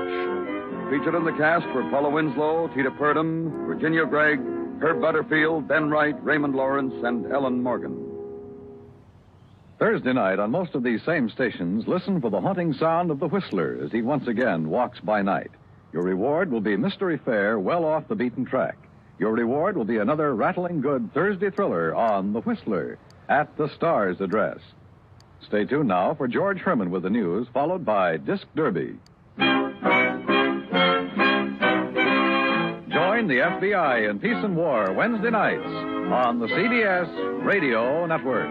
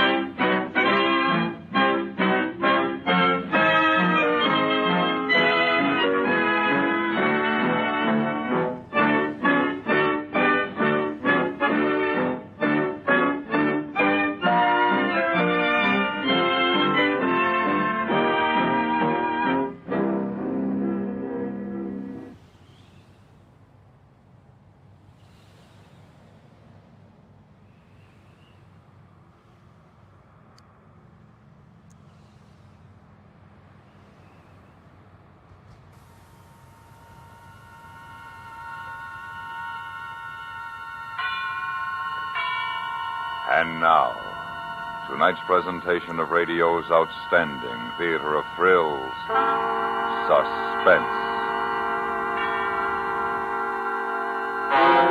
Tonight, we bring you a transcribed story of a boy who ran from a prophecy but couldn't escape its deadly promise.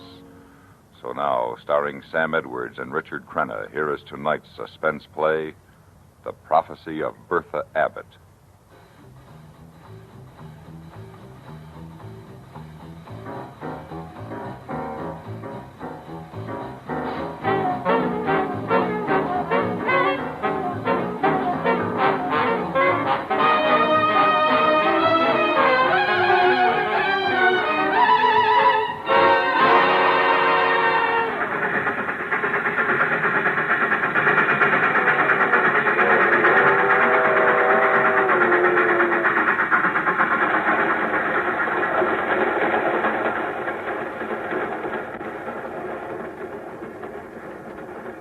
The train moved on into the night. It was dark in the boxcar, and Ernie was scared. He didn't want to think about where he was going or why he was there. He tried to fill his mind with plans for the jazzy sports car he intended to have one day, but somehow he didn't find the comfort in this that he usually did. The image of the car blurred and became distorted. So he just sat, huddled behind a crate in the corner.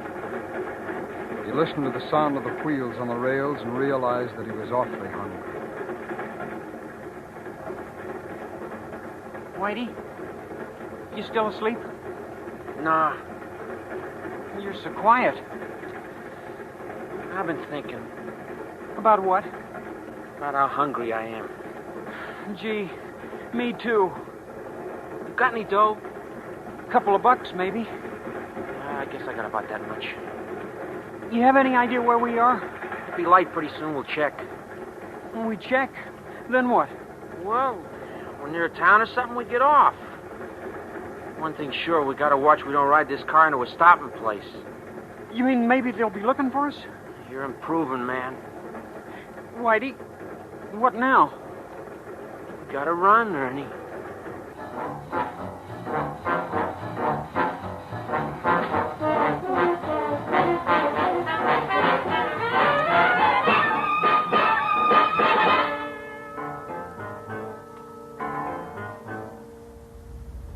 He remembered she had lived alone in a little house at the end of the block.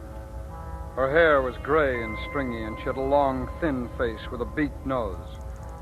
Her name was Bertha Abbott, and she was generally regarded as a somewhat peculiar but harmless old woman. However, it was whispered among the children of the neighborhood that she was a witch, a real witch, and no child ever passed her fenced yard without a quickening step and a strange tingle of fear. Except in early summer, when the luscious golden peaches hung heavy on the tree just inside the fence. Then, fear momentarily forgotten, the children were apt to slow down and pause and contemplate the fruit, tempting, tantalizing, and beckoning. Oh, Ernie, it'd be easy. You're scared. Oh, who wouldn't be? Old Lady Abbott might catch us. No, she wouldn't. She might? What then? She's a witch, a real witch. Gee, we could climb that old fence easy as anything. Oh, Whitey, let's go home. Oh, Ernie, look at them peaches.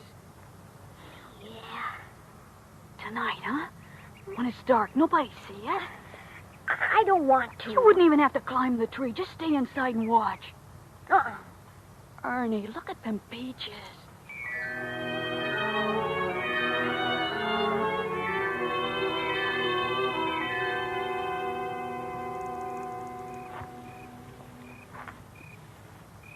Ernie? Yeah. Catch. That's enough, Whitey. Let's go. Put them inside your shirt.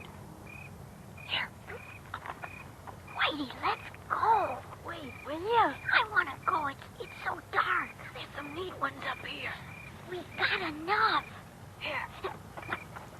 Whitey, come on. Oh. Shh. Who's that? Who's that out there? Run, Ernie. Run! Run, Ernie, run! Ernie ran, but he didn't run far enough. Before he reached the fence, he stumbled and fell. Then, Fear as big as the night closed in on him. He was in the clutches of the witch. She had him by the collar, and she was shaking him and screaming at him. Come steal it, eh? Come on my property and come steal it. Let go of me, please. I'll teach you, you little thief. Let me go. I didn't do it. Let me go. You're a liar and a thief. Oh, you're a bad one. Yes, sirree, Bob, you're a bad one. You know what's going to happen to you? Do you? Let go. You're hurting me. Come stealing. You're bad. You know where the likes of you end up, do you? The gas chamber. No. A little room all locked up tight. And there's all poison gas there. And you die. Like a rat, you die there. And that's what's going to happen to you. No. Yes, sirree, you bad ones. You all go to the gas chamber. Now, you give me them peaches. Come stealing. Yes, sirree. You'll die like a rat. And you just go on home and tell your mother I said so. Ernie didn't tell his mother. He couldn't tell, but he never forgot about it, and it made his sleep restless and troubled.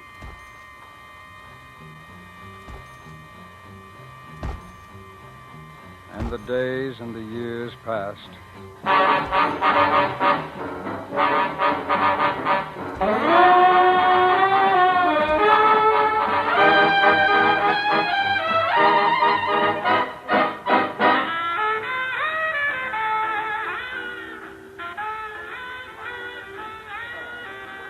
Ernie, it'll be easy. Don't be a square all your life. Cut it out, Whitey. Suppose we got caught. We won't get caught. I got it all figured out. The brain. That's right. You've reached the second plateau. Look, Ernie, have you ever figured how much Goofy takes in on a weekend on this joint? Maybe $500-600. That much? Sure. You know where he keeps it until he can get to the bank on Monday? In a shoebox, right there in that back room. How do you know so much? Never mind. You just stick with old Dad. I also know there's a window in that room that opens to the alley. Well, there you have it. I don't want it. Ernie, think of all that dough. Yeah. Ernie, that neat car we saw down the Schweiger's lot. That one just needs a little fixing up. Yeah. Did you mention it to your old man? Yeah. What'd he say? Nothing. Just like he didn't hear me. Just like always. Like I never said anything. Like I wasn't even there. You should have heard my old man take off when I mentioned it. Like how? Same old jive, like I'm a no-good bum, and if I'm such a big shot, I gotta have a car. Why don't I pay some rent? You know. Gee, that car, just a little fixing up. Sure. Well, tonight? I don't want to. You won't even have to climb inside. Just stay outside and watch. Ernie, think of all that dough.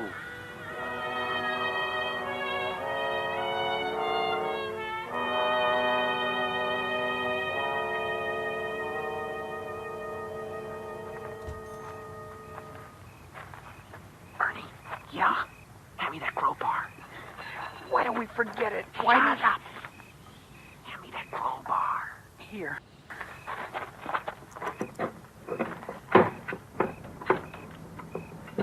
Whitey? What? It's so loud. Oh, shut up. On your loud mouth. Whitey, let's go. Let's forget it. Oh, you're a cube for sure, man. Not when I'm this close. Okay. Here, the crowbar. Catch. No. I'm sorry, Whitey. Dummy up. It's okay. I'm going in. Now, stupid, watch.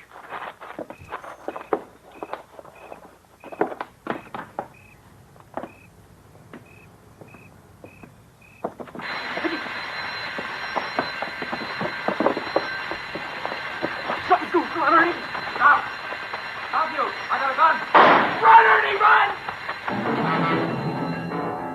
They ran down the alley, through the side streets, and into the dark of the night.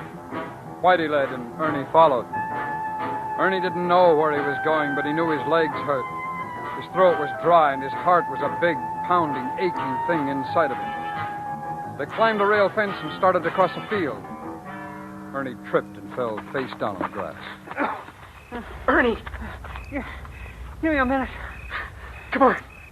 Just give me a minute.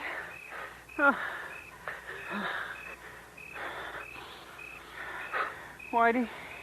What? Don't Clover smell good? We gotta run, man. You shot him. You shot old Goofy. All right. I had to. No, you didn't. I didn't mean to shoot him. You didn't tell me he had a gun. Where'd you get the gun? Well, let's go. Oh, where are we going? Just follow me. No, really, Whitey. Where are we going? We'll cut across this field and swing around the back way to the freight yard. And then what? And we hop a freight, stupid. We gotta get out of town. I wish we didn't. I wish you hadn't shot Goofy.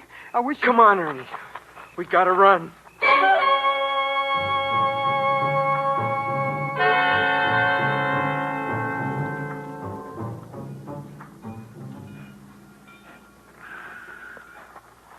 Now we watch.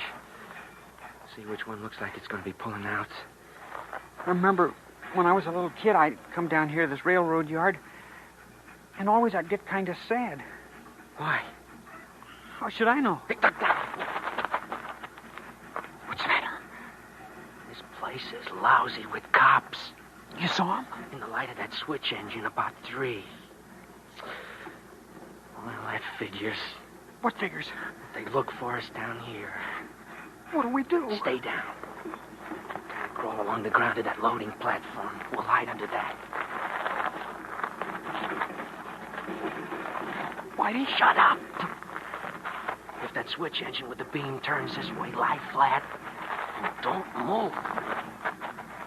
Whitey, do you suppose they know it's us they're looking for? Well, maybe. What do you mean, maybe? I think Goofy recognized us. Maybe told him. You mean maybe he didn't die? Yeah. Maybe he didn't. Lie still. Now, when that engine turns back, move fast. Head for that platform. I hope he didn't die.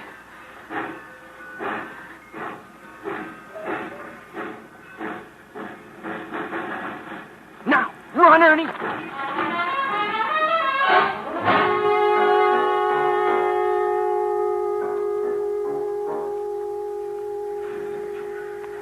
It's dark. How long do we have to stay under here?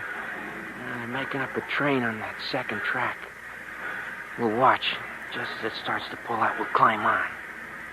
I've never been on a train. We'll have to let it get up some speed. I used to think a lot about how I'd like to take a ride on a train. Now, when I tell you, you just follow me. It's the craziest thing. I think about going for a ride on a train.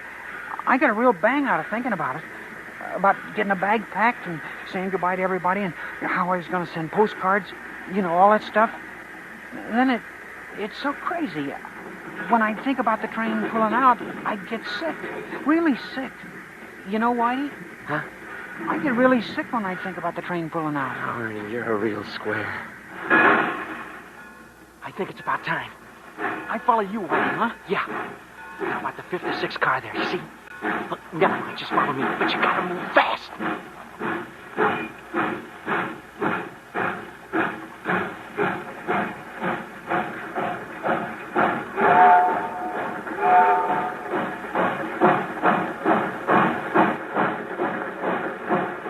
Okay, now, run, Ernie, run!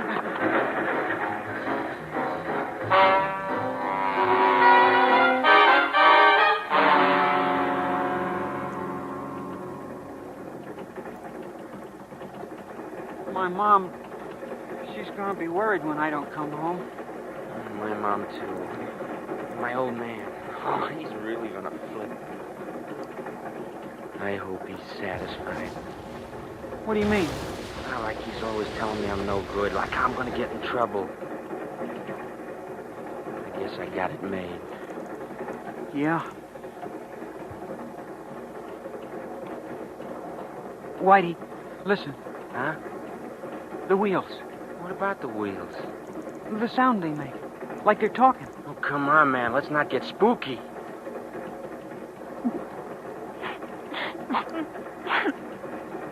Are you crying? No.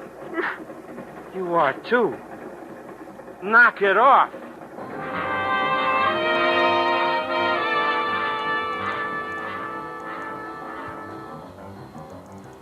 You are listening to The Prophecy of Bertha Abbott, tonight's presentation on radio's outstanding theater of thrills, Suspense.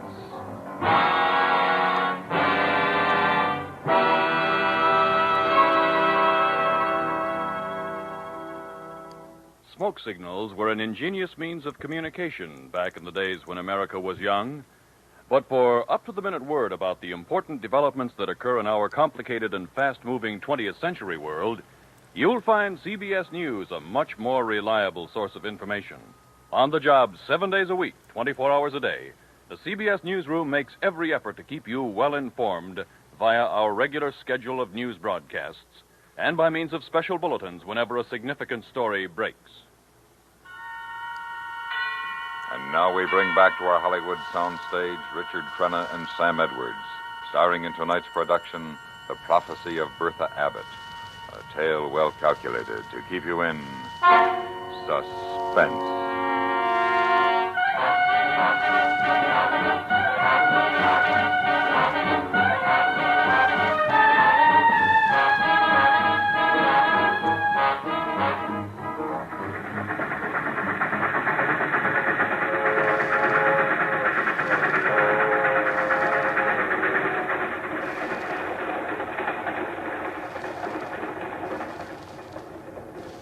You gotta help me slide this door. Yeah. Watch it now, the window gets you. Hang on. Gee! Now pick a spot and jump. While it's going fast like this, It slowed down some. you gotta do it, Ernie. You go first. I go first, you might chicken out. No, I won't. I promise. Okay, it's your funeral if you do. Now pick a spot with grass like that. Like this. Jump!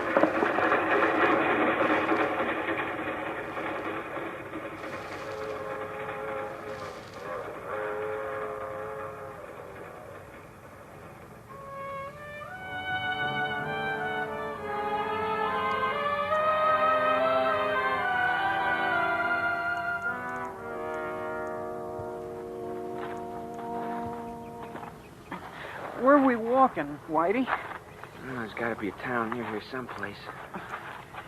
Seems like we've been going forever. I'll be a town pretty soon. Need something to eat. Can't you make any better time than that? It's my ankle. I heard it when I jumped off of that train. Do you suppose... Well, figure it this way. Maybe it won't be so bad. Do you suppose we ought to forget it and we'll just go back? Are you crazy, man? No, really, Whitey. Maybe it won't be so bad. Ernie, I don't dare go back. My old man. You know how he is. Yeah, that's right. My old man. You know what he's probably doing? What? Crying. Crying? Yeah, he cries lots of times. Why? How should I know? Well, your old man cries. You ought to know why. He's sad, I guess. I never did dig your old man reading all them books all the time. Yeah, that's it. He's sad, I guess. Gee, it's hot. It's hot. It's cold. All the time beefing. Well, it is hot, and I'm thirsty. There's going to be a town pretty soon. Seems like we've been going forever.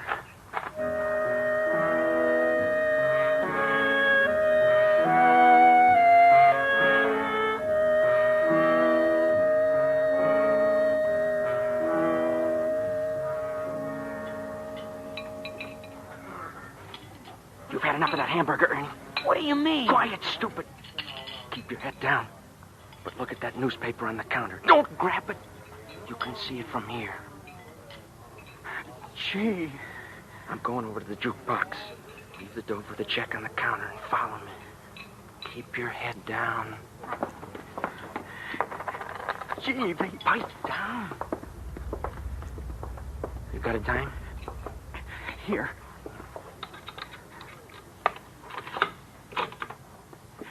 Gee, they got our pictures and everything. Yeah. Your back turned like you're looking for a record. That's my picture they took for the school book. I wonder, has this joint got a back door? Yeah, down at the end of the hall where the washroom is. Let's go, man.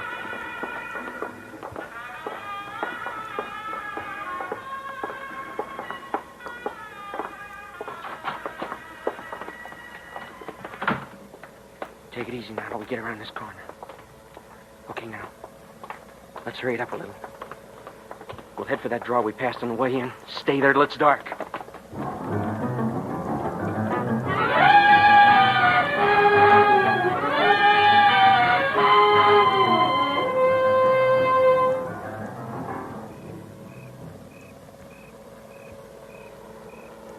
It's almost dark. What now, Whitey? You know something, Ernie? You get out of this country, you go someplace maybe like South America. You got a little dough, you can live like a king. You know that, Whitey? Oh, that's no jive, man. You got a few bucks, that's all you need. Yeah, I've been thinking about it. Yeah? Yeah, I've been sitting here thinking about it, about how we go to South America. See, and we fall into something real good, like we discover uranium or something. We make a pile. And we come back and I got a big car. And I go home. And I drive up there in front of my old man and, well, like he's all the time saying how I'm no good and how I'm never going to make it. Only now I got this big car and all this loot. And I'm a big man, see? Ernie, wouldn't it be the most? Yeah. Only, we can't go home. Yeah. Yeah, that's right. Yeah, well. Whitey, it's almost dark. What now? South America. What? We're going to South America. You're talking crazy. No, I'm not. Did you notice that sign on the highway back there? We're almost to San Diego. San Diego, man, they got a harbor there and boats. You know anything about boats, Whitey? Well, not exactly. See? You're talking crazy. I tell you I'm not. First, we gotta pick up a car. You know how to pick up a car, Whitey? It'll be easy. You sure you know what you're talking about? Ernie, you just follow old Dad.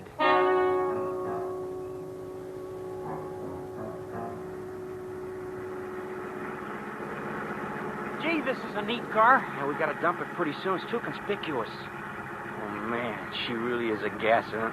Look at her cut out. Wow! You know, that neat car we saw in Schweiger's lot? Yeah? Well, that car, I know just what we could have done to it to fix it up. It wouldn't have taken a lot, just a little work. Yeah, that was a good car.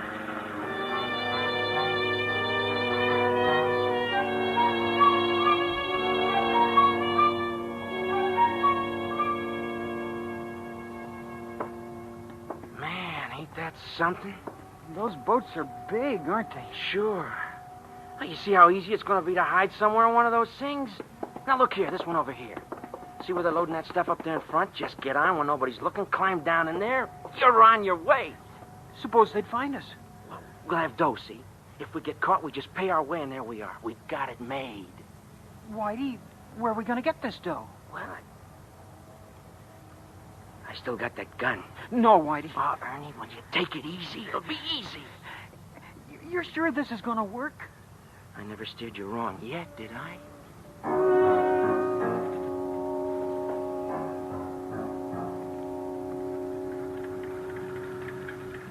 Now, this job will be a breeze. I got it all worked out. You just stay here and keep the motor running. Be ready to take off. Now, you know the way. Like we planned it, yeah. Where are we going to ditch the car? Behind the warehouse on the dock, yeah. And the boat? The Niño Perdido, yeah. Niño means boy. What does Perdido mean? How should I know? Okay, now, wait.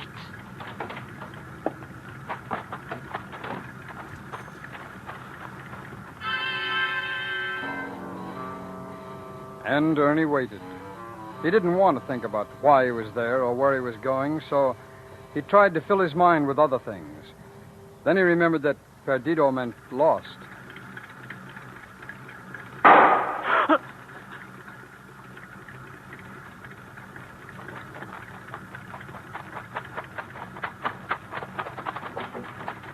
Let's go, man. What happened? Something fouled up. Come on, take out. Like we planned? I don't know. What else?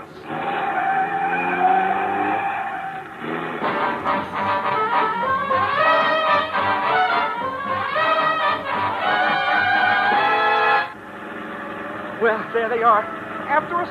You know it. Faster, Ernie.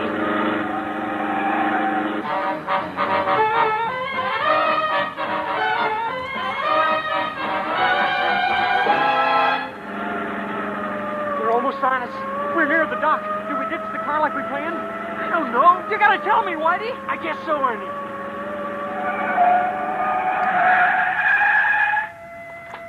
Okay, we're on the warehouse. Run, Ernie. Ah! Whitey! Whitey! Run, Ernie. Run. So Ernie ran. Around the warehouse and onto the dock. And fear as big as the night was on him. For now, he was running alone.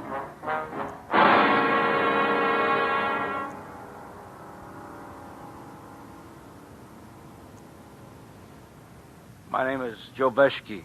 I'm a seaman on a Nino Perdido. Able-bodied, that is. I'm standing gangway watch, see, and I hear they're shooting down by the warehouse. Well, I'm like this. I always figure when they're shooting, that's when I'm going to make myself scarce. So I ducks down behind this winch, and I see this kid come running down the dock. He's running real crazy, zigzagging all over the place like he lost his rudder.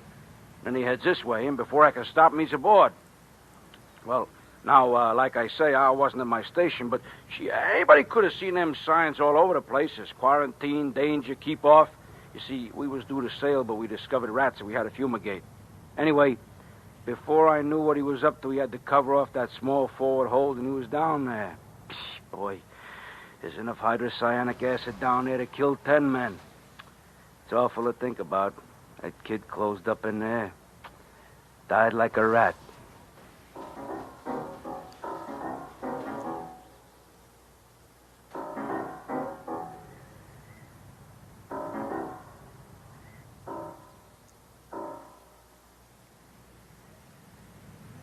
Suspense, in which Sam Edwards and Richard Crenna starred in tonight's presentation of The Prophecy of Bertha Abbott. Be sure to listen again next week when we bring you another presentation of radio's outstanding theater of thrills, Suspense.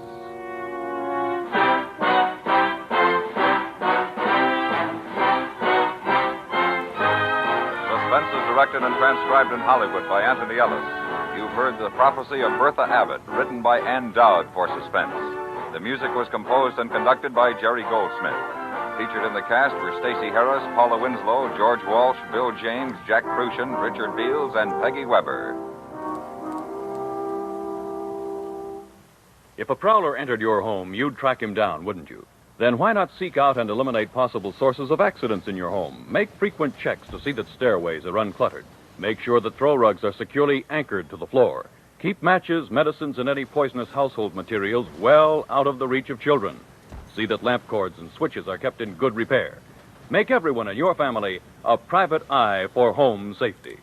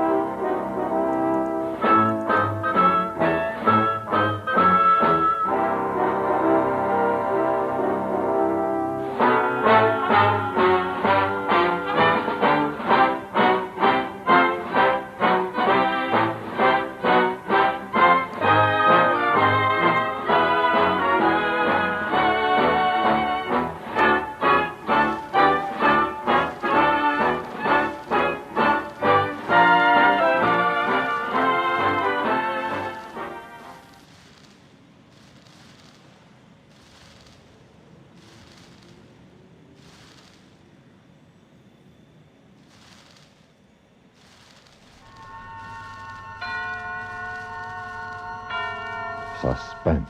And the producer of radio's outstanding theater of thrills, the master of mystery and adventure, William N. Robeson.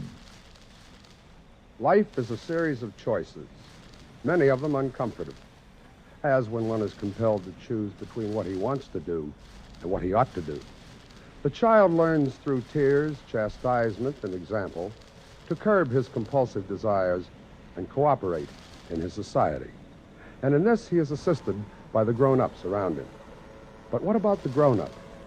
Who is there to assist him when he is caught between the horns of the ancient dilemma, love or duty? Caught also 8,000 feet above the earth with the lives of 47 people depending on his decision. Listen then as Bartlett Robinson stars in The Crowded Void, which begins in exactly 1 minute. Another visit with Joe and Daphne Forsythe. Joe. Joe.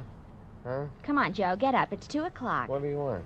Joe, you gotta get off that couch and fix up the yard.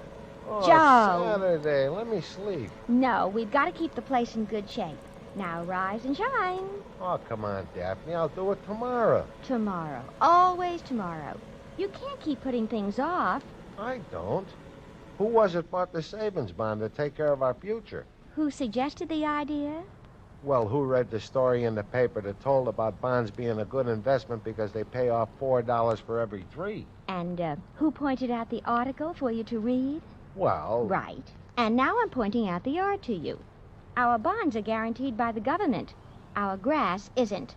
Mow. That proves it. What? A little knowledge in the hands of the wrong person can be dangerous. What does that mean? You know one plain, simple fact. Bonds are a good investment. Now, you not only use it to get me to buy a bond a month on a payroll savings plan, but you'll probably use it against me the rest of my life. If it gets you to mow the yard, I will. Move out, boy. I'm going. But understand this. My next wife is going to show more respect for my hard work. So would I if I ever saw any. Bye. Murder. And now, The Crowded Void, starring Bartlett Robinson. A tale well calculated to keep you in suspense.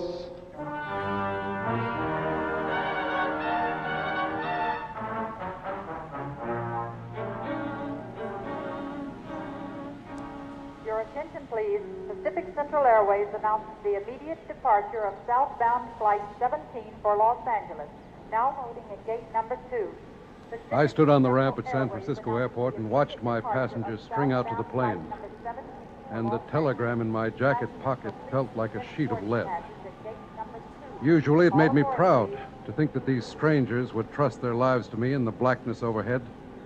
Tonight, I was scared. Hey, Sam. Yeah, Mel. I've got our Los Angeles weather. Oh, how is it? Not much better than it is here. Fog and drizzle, 500-foot ceiling, lowering, half-a-mile visibility, extreme turbulence. Whew. Anything else? Yeah, they got planes stacked up to 5,000 feet over L.A. International, waiting to land. Oh, brother. Dispatcher wants to know if you're going to cancel. Well, I'd sure hate to. I know. You heard anything more? No, not since the telegram. I should never have taken this flight. Oh, look, Sam, you didn't know when you left L.A. that she was... I shouldn't have left her. Well, there's no use beating yourself for it now. Yes, and there's no use bouncing around over L.A. with a plane full of passengers. Well, we'll cancel for a while and wait it out here until the traffic thins out Captain down Bradley south. of Pacific Central You have Sally Airlines. tell the passengers. Captain Bradley of Pacific Central Hey, that's me. Airlines. You have a long-distance call at the dispatcher's desk. A long-distance call Yes, at the yes, dispatcher's I'm desk coming. for Captain Bradley.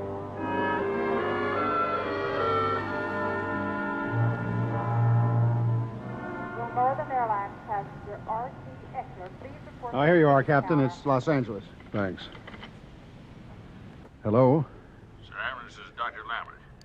Yes, Doctor. You get my wire? Yes. When are you getting in, son? Well, I don't know.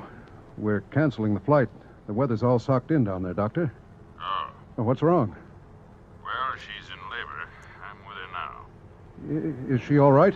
Well, I don't like it. Not after the last one. Well, Doctor, she'll pull through, won't she? She's afraid she won't. She's afraid she'll die, Sam, without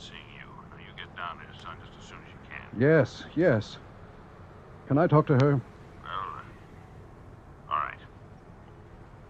Sam, Oh, Jeannie, I'm sorry. I shouldn't have left. it's all right, darling. I guess the stork caught a tailwind. Sam, I'm scared. I'm so scared. Jeannie. What if I never see you again? Oh, darling, get here quick. Please, get here. I'll be there. You hang on. I'll be there. Dispatcher? Yes, sir? Flight 17 will go out on schedule.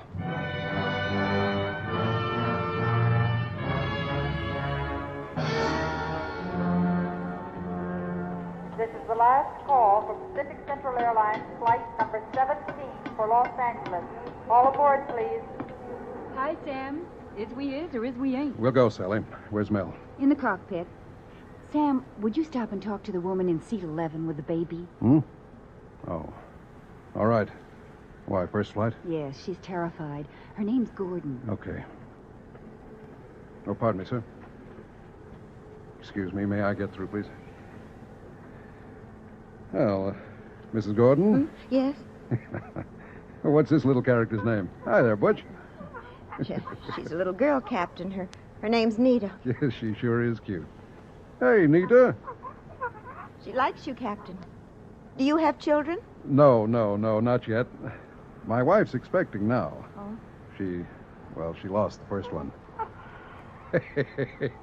Look at that yawn. Yes. She's not about to let an airplane ride interfere with her sleep. Captain, are we going in this fog? Why, sure, it's perfectly okay. Well, good night, Nita. You sleep tight. Oh, Mrs. Gordon. Yes? Don't worry. All right, Captain. Thank you. You bet. Now, Sally, Yes, sir. come on forward, please. You're right. That woman's scared to death. Keep an eye on her. It's going to be rough over L.A. All right, Sam. And you'd better get dinner cleared away by the time we make Paso Robles. I'll start serving as soon as we're aloft. Sam, the dispatcher's on with the 9 o'clock weather. Oh, hand me my headset, huh? All right. Bakersfield report ceiling 500, 1 mile visibility. Los Angeles weather.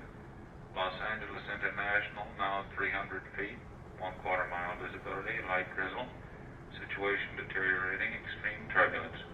This is Pacific Central. Not so good, Sam. You going to cancel? Nope. Let's crank them up.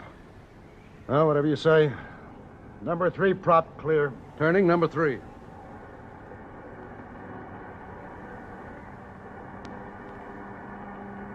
H blades, switch and boost on. Bring in mixture on number 3. All right. Number 4 clear. Clear. Turning number 4. Pacific Central 462. This is your dispatcher. This is Pacific Central 462. Go ahead. 462, San Francisco Center advises possible delay over Los Angeles due to weather and extremely heavy airway traffic. Do you wish to cancel? Sam, you catch that? Tell him negative. We're going. Negative. 462 departing on schedule. Out.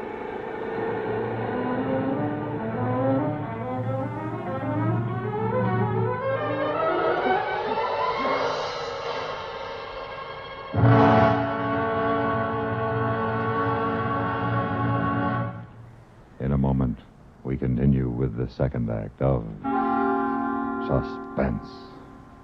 Memo on Medals. Interesting information about our military awards and decorations. For almost the first half century of its existence, from 1862 till 1904, the original design of the Medal of Honor was identical for both the Army and Navy. A 5-pointed star with a large medallion in the center showing the goddess of wisdom, Minerva, warding off the figure of discord. The Navy Medal of Honor hung suspended from its ribbon by a small anchor. The Army Medal of Honor by an eagle resting on crossed cannons. Originally, the ribbon was the same for both branches of service. 13 vertical stripes of red and white topped with a blue border. In 1904, the Army changed its medal to the present design, with just the head profile of Minerva in the center of a smaller star backed with a green enamel laurel wreath. In 1913, the Navy changed its Medal of Honor service ribbon, and in 1919 made an additional change, resulting in the present-day design, 5 white stars on a field of blue. The Medal of Honor today, as in the past, remains the highest military decoration that can be earned by an American serviceman for devotion and valor above and beyond the call of duty. It is an inspiring call to great sacrifice and dedication, undimmed throughout the long years of our history as a free people. And now, starring Bartlett Robinson, Act 2 of The Crowded Boy.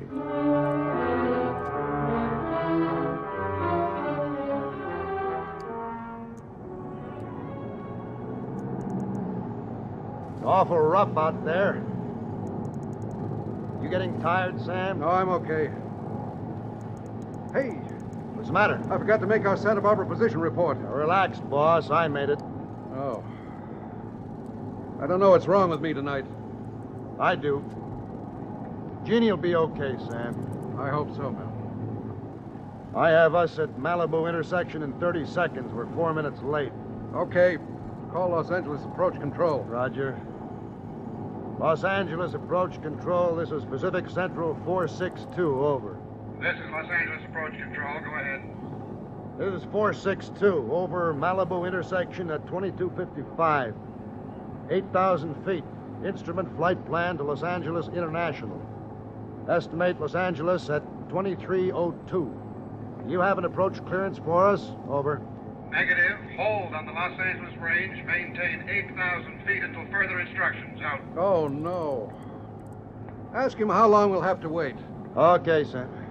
Approach Control, this is Pacific Central 462. Can you give me an estimate on how long we'll have to hold? Over. 462, at least 20 minutes delay.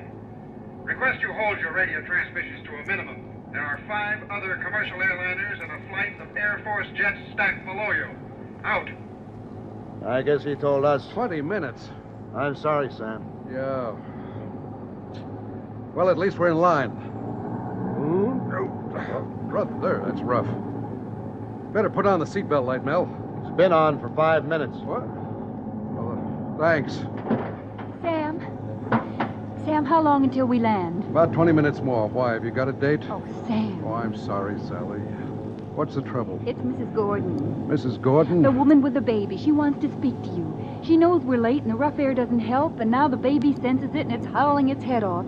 The others are getting nervous, too, and I just can't handle it. Well, take it easy, Sally. Mel, go on back. Yes, sir. No, Sam. You. She wants to talk to the captain. She wants me to leave the cockpit now? Don't be silly. Please, Sam, please. Go on back, Sam. I can handle it. I know you can, but... Okay, Mel. But hold our assigned altitude. You wait here, Sally, until you get hold of yourself.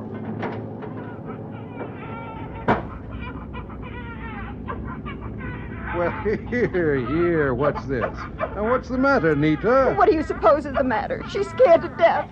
Now, Mrs. Gordon. Why don't you let the stewardess take her and give her some warm milk? No. If we're going to crash, I want her with me. Mrs. Gordon, nobody's going to crash. How do you know? You don't even know where we are. We're lost, that's what. Mrs. Gordon, if we were lost, do you think I'd be back here with you? Well, no. Oh, Captain, I'm sorry. But when you've talked to me before, you seemed worried yourself, and I got thinking about it. Well, you thought I was bothered about the weather? Yes. Well, it wasn't that. I'll tell you why I looked worried. My wife is in the hospital having a baby right this minute. The doctor called me just before we took off. How awful. And you're flying anyway? Well, she's in Los Angeles. In Los Angeles? Yes. And that's why we came? What do you mean? That's why we came, isn't it, Captain? You wouldn't have tried it otherwise, would you? Mrs. Gordon, this is a scheduled flight. My wife's condition has nothing to do with it. It does, too. You're afraid for her and you brought us with you. Now we're all going to be killed. You have no right to do this. Now I can take care of her. I'll try to get her to take a sedative. Well, you'd better, Sally. I don't know how much more I can take tonight. Oh, Sam. Mel wants you in the cockpit. Something's gone wrong down below. Yeah, Mel, what's wrong? Put on your headset. We got trouble. What? Air Force Jet 439. Any Air Force jet in the flight at 7,000 holding on Los Angeles radio. Do you read me? Over. He's been trying to contact a flight of F-100s for 5 minutes. At 7,000? We're still holding 8? Yes, sir. Listen. Attention all aircraft holding on Los Angeles range. We've lost contact with a flight of 3 F-100 jets holding at 7,000 on Los Angeles radio. All aircraft above 7,000 maintain present altitude until further advised. Oh, Mel, we've had it. They can't get them out of there until they contact them. They'll never clear us through a flight of jets. Clear us through them? I hope to tell you they won't. If they do, I get out and walk. Ask approach control for the estimated delay. Sam, how is he going to know until he contacts the jets? Ask him. You're the boss. Los Angeles approach control. This is Pacific Central 462. Do you have an estimated approach time for us? Over. This is approach control. Negative. The delay is indefinite. Repeat. The delay is indefinite. Indefinite. It couldn't be indefinite. Give me a time. Something to wait for. Don't just say indefinite. Suppose I let down anyway. It's a big sky. They're fast and I'm slow, but it's a big sky. What are the odds? What are Jeannie's odds? Oh, darling, get here. Please get here quick. Please get here. I'll be there, Jeannie. You just hang on. I'll be there. Sam! Hey, Sam, what's I wrong? got the controls. No, Sam, let me fly, I got... will you? Tell him I'm letting down. You what? Get your hands off. Tell him. Approach control, this is 462. We're... Sam, we can't. Tell him. This is 462. We're commencing descent from 8,000. Out. Say again. 462. Maintain your altitude. Not descend. There's jet traffic at 7,000. Do you read me? Start the landing checkoff list. We can't do it, Sam. Those jets will clobber us. Checkoff list. Mixtures full rich. Mixtures full rich. Carburetor air direct. Carburetor air direct. Throttle's coming back. Do you read me? Throttle's coming back. 462. Sam, don't do it. 462. In just a moment, we continue with the third act of Suspense. We have together ample capacity and freedom to defend freedom. This is NATO, the North Atlantic Treaty Organization. The military organization of NATO has 4 major components. The Military Committee, consisting of the Chief of Staff of each member country. The Standing Group, which represents the Chiefs of Staff from France, the United Kingdom, and the United States. The Commands, by geographic location. And the Canadian United States Regional Planning Group. Of these, the Military Committee is the senior authority. The United States of America is a part of NATO. You should be aware of and alert to the programs and objectives of the North Atlantic Treaty Organization. And now, starring Bartlett Robinson, Act 3 of The Crowded Void.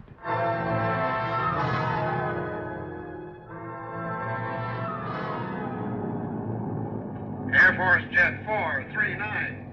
Any Air Force jet at 7,000. What's our altitude? There may be traffic 7,500 feet. Clear the pattern. Sam, you just can't do this. Intersection. Dropping into a flight of F-100s and this monster, they'll run us down in seconds. Just read me my altitude. 462. What is your altitude? Are you descending? Don't answer him. And keep your eyes open, Mel. Keep my eyes open? I can't even see our wingtips. Sam, for the last time, you're at 7,300 feet. 300 feet more and we'll be in them. Close my cowl flaps. Sam, are we landing? Yes. Oh, wonderful. Altitude, Mel. 7,200, oh, brother. Sam, I tried the sedative on that woman. It worked. Mrs. Gordon, the baby, the other passengers, they're all as calm as clams now. What? What did you say? Mrs. Gordon and the baby and the other passengers are just as calm. 7,100. Mrs. Gordon, the baby, the passengers. Mrs. Gordon, the baby, the passengers. 47 human beings. 49, counting Mel and Sally. They're depending on me. And I'm gambling their lives. Down there somewhere beneath those lost, screaming jets, one human being depending on me. The odds? They're too great. Mel! Yeah, Sam? Give me climbing power, quick! Bringing in climbing power. Let's get up out of here. Oh, let's get up out of here. Altitude 7150. Climbing. Whoa! You hear that, Sam? Yes, I heard. Jeannie, darling, hang on for a little while longer. Hang on, Jeannie. I'll get there as soon as I can.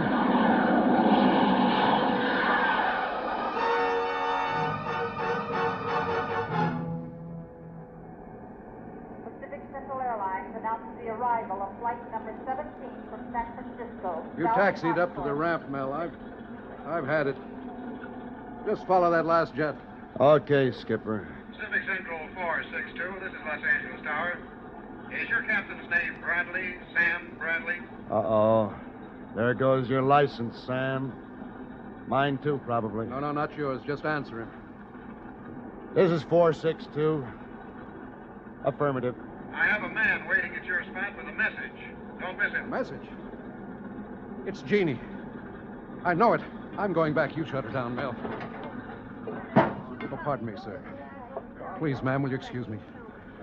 Move, will you, please? It was a nice landing, Captain. I'm sorry. Let me through, please.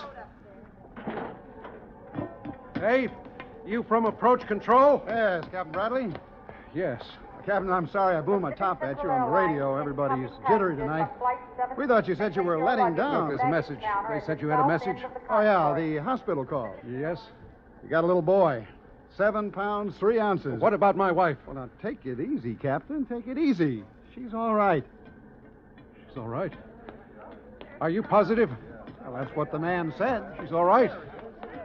Sally, she's all right. Oh, Mrs. Gordon. She had a little boy, and she's all right. Oh, I'm so glad. You were frantic about her, weren't you? Oh, God, I guess so. Yes, and I had to be so silly. I'm sorry, really, I am. No, Mrs. Gordon, you were all right. No, I wasn't. But I'm glad we came. Yes, Mrs. Gordon. I'm glad you came, too.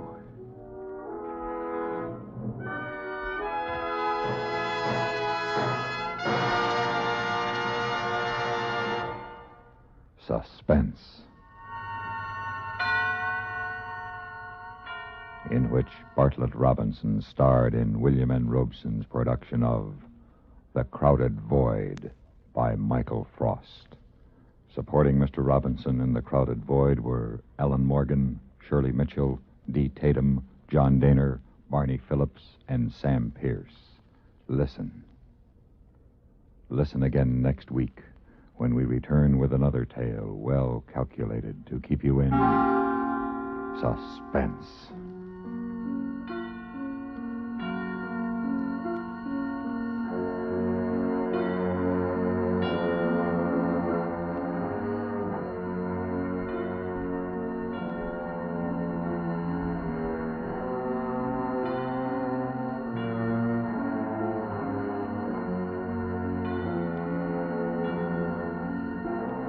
Suspense has been brought to you through the worldwide facilities of the United States Armed Forces Radio and Television Service.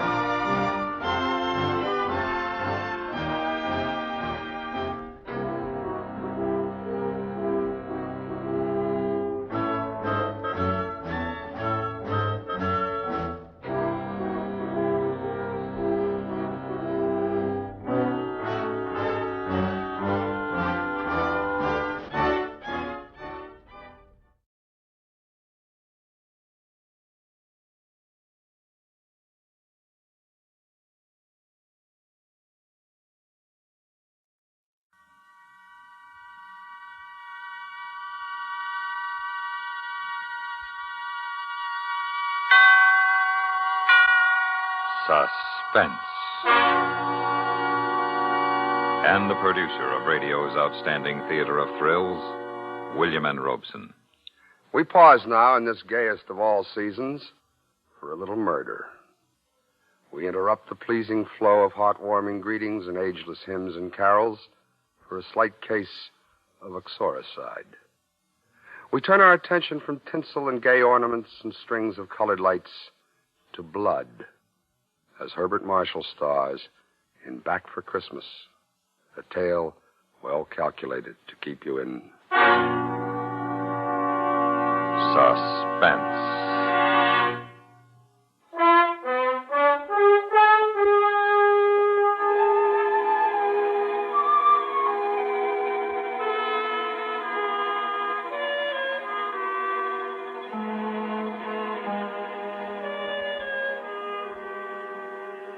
Happy, Mrs. Carpenter? Deliriously, Professor Carpenter. Well, then how about another glass of champagne? Nothing goes better with a happy bride than a glass of bubbly. Nothing? How about a happy husband? That you have. To us. To us. Forever. Darling. Oh, Herbert. I'm afraid it's all a dream, and I'll wake up any minute to find myself back in that drab little bookshop in Leicester Street, searching for obscure volumes for absent-minded professors. Oh, so that's what you thought of me. Oh, not you, Herbert. You were different. I felt it the first time you came into the place. Premonition, second sight. You knew at that minute, I suppose, that I would whisk you off to America and make you my wife. Well, not exactly. But I'm awfully glad you did. Do you think you like America? I love it. I thought perhaps after this lecture tour is over, I might try to find a connection at some college or other and just stay on. What would you say to that? I say, wherever you are is where I want to be. Now, who in the world? Who is it? Bellboy, sir. Just a minute. Yes, what is it? A letter, sir, for Mrs. Carpenter. For Mrs.? Here, let me have it. Here. Thank you, sir. A letter for Mrs. Carpenter? Herbert, you were a widower, weren't you? I mean, Hermione isn't still alive. What? Heavens, no. But that letter. No one back in England knows that I'm married. Let's forget it, shall we? And have another glass of wine. I've often wondered what she was like. Who? Hermione. You never told me anything about her. I'd just as soon forget her, but she's not an easy woman to forget. Dominating. Always managing things, the house, my wardrobe, my friends. You might say she managed herself to death.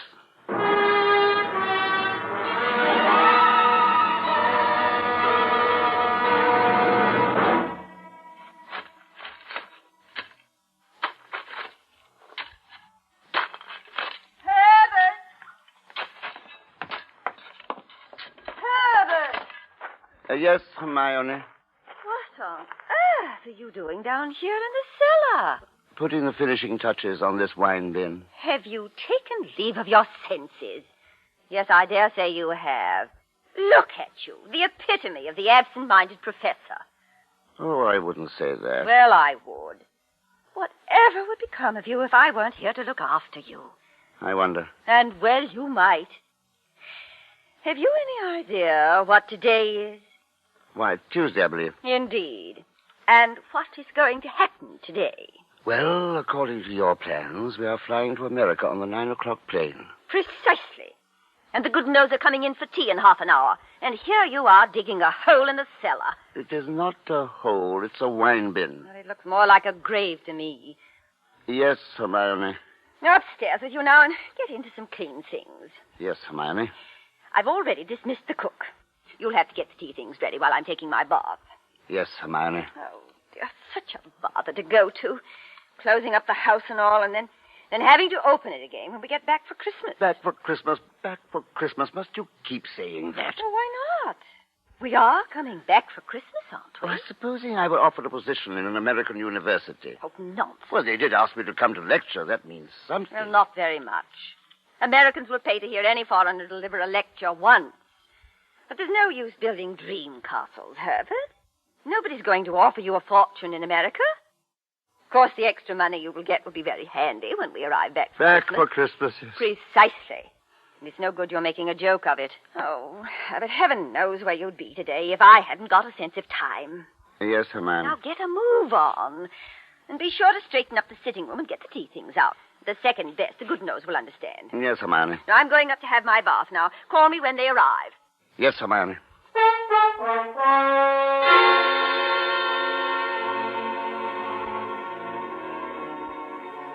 Yes, Hermione. Yes, Hermione. 20 years of it. 20 years of Hermione being right. 20 years of personal management. Down to the smallest detail of which necktie to wear and how many minutes one's eggs should be cooked. 20 years of slow strangulation, which would only have ended in dull death if it had not been for Marion.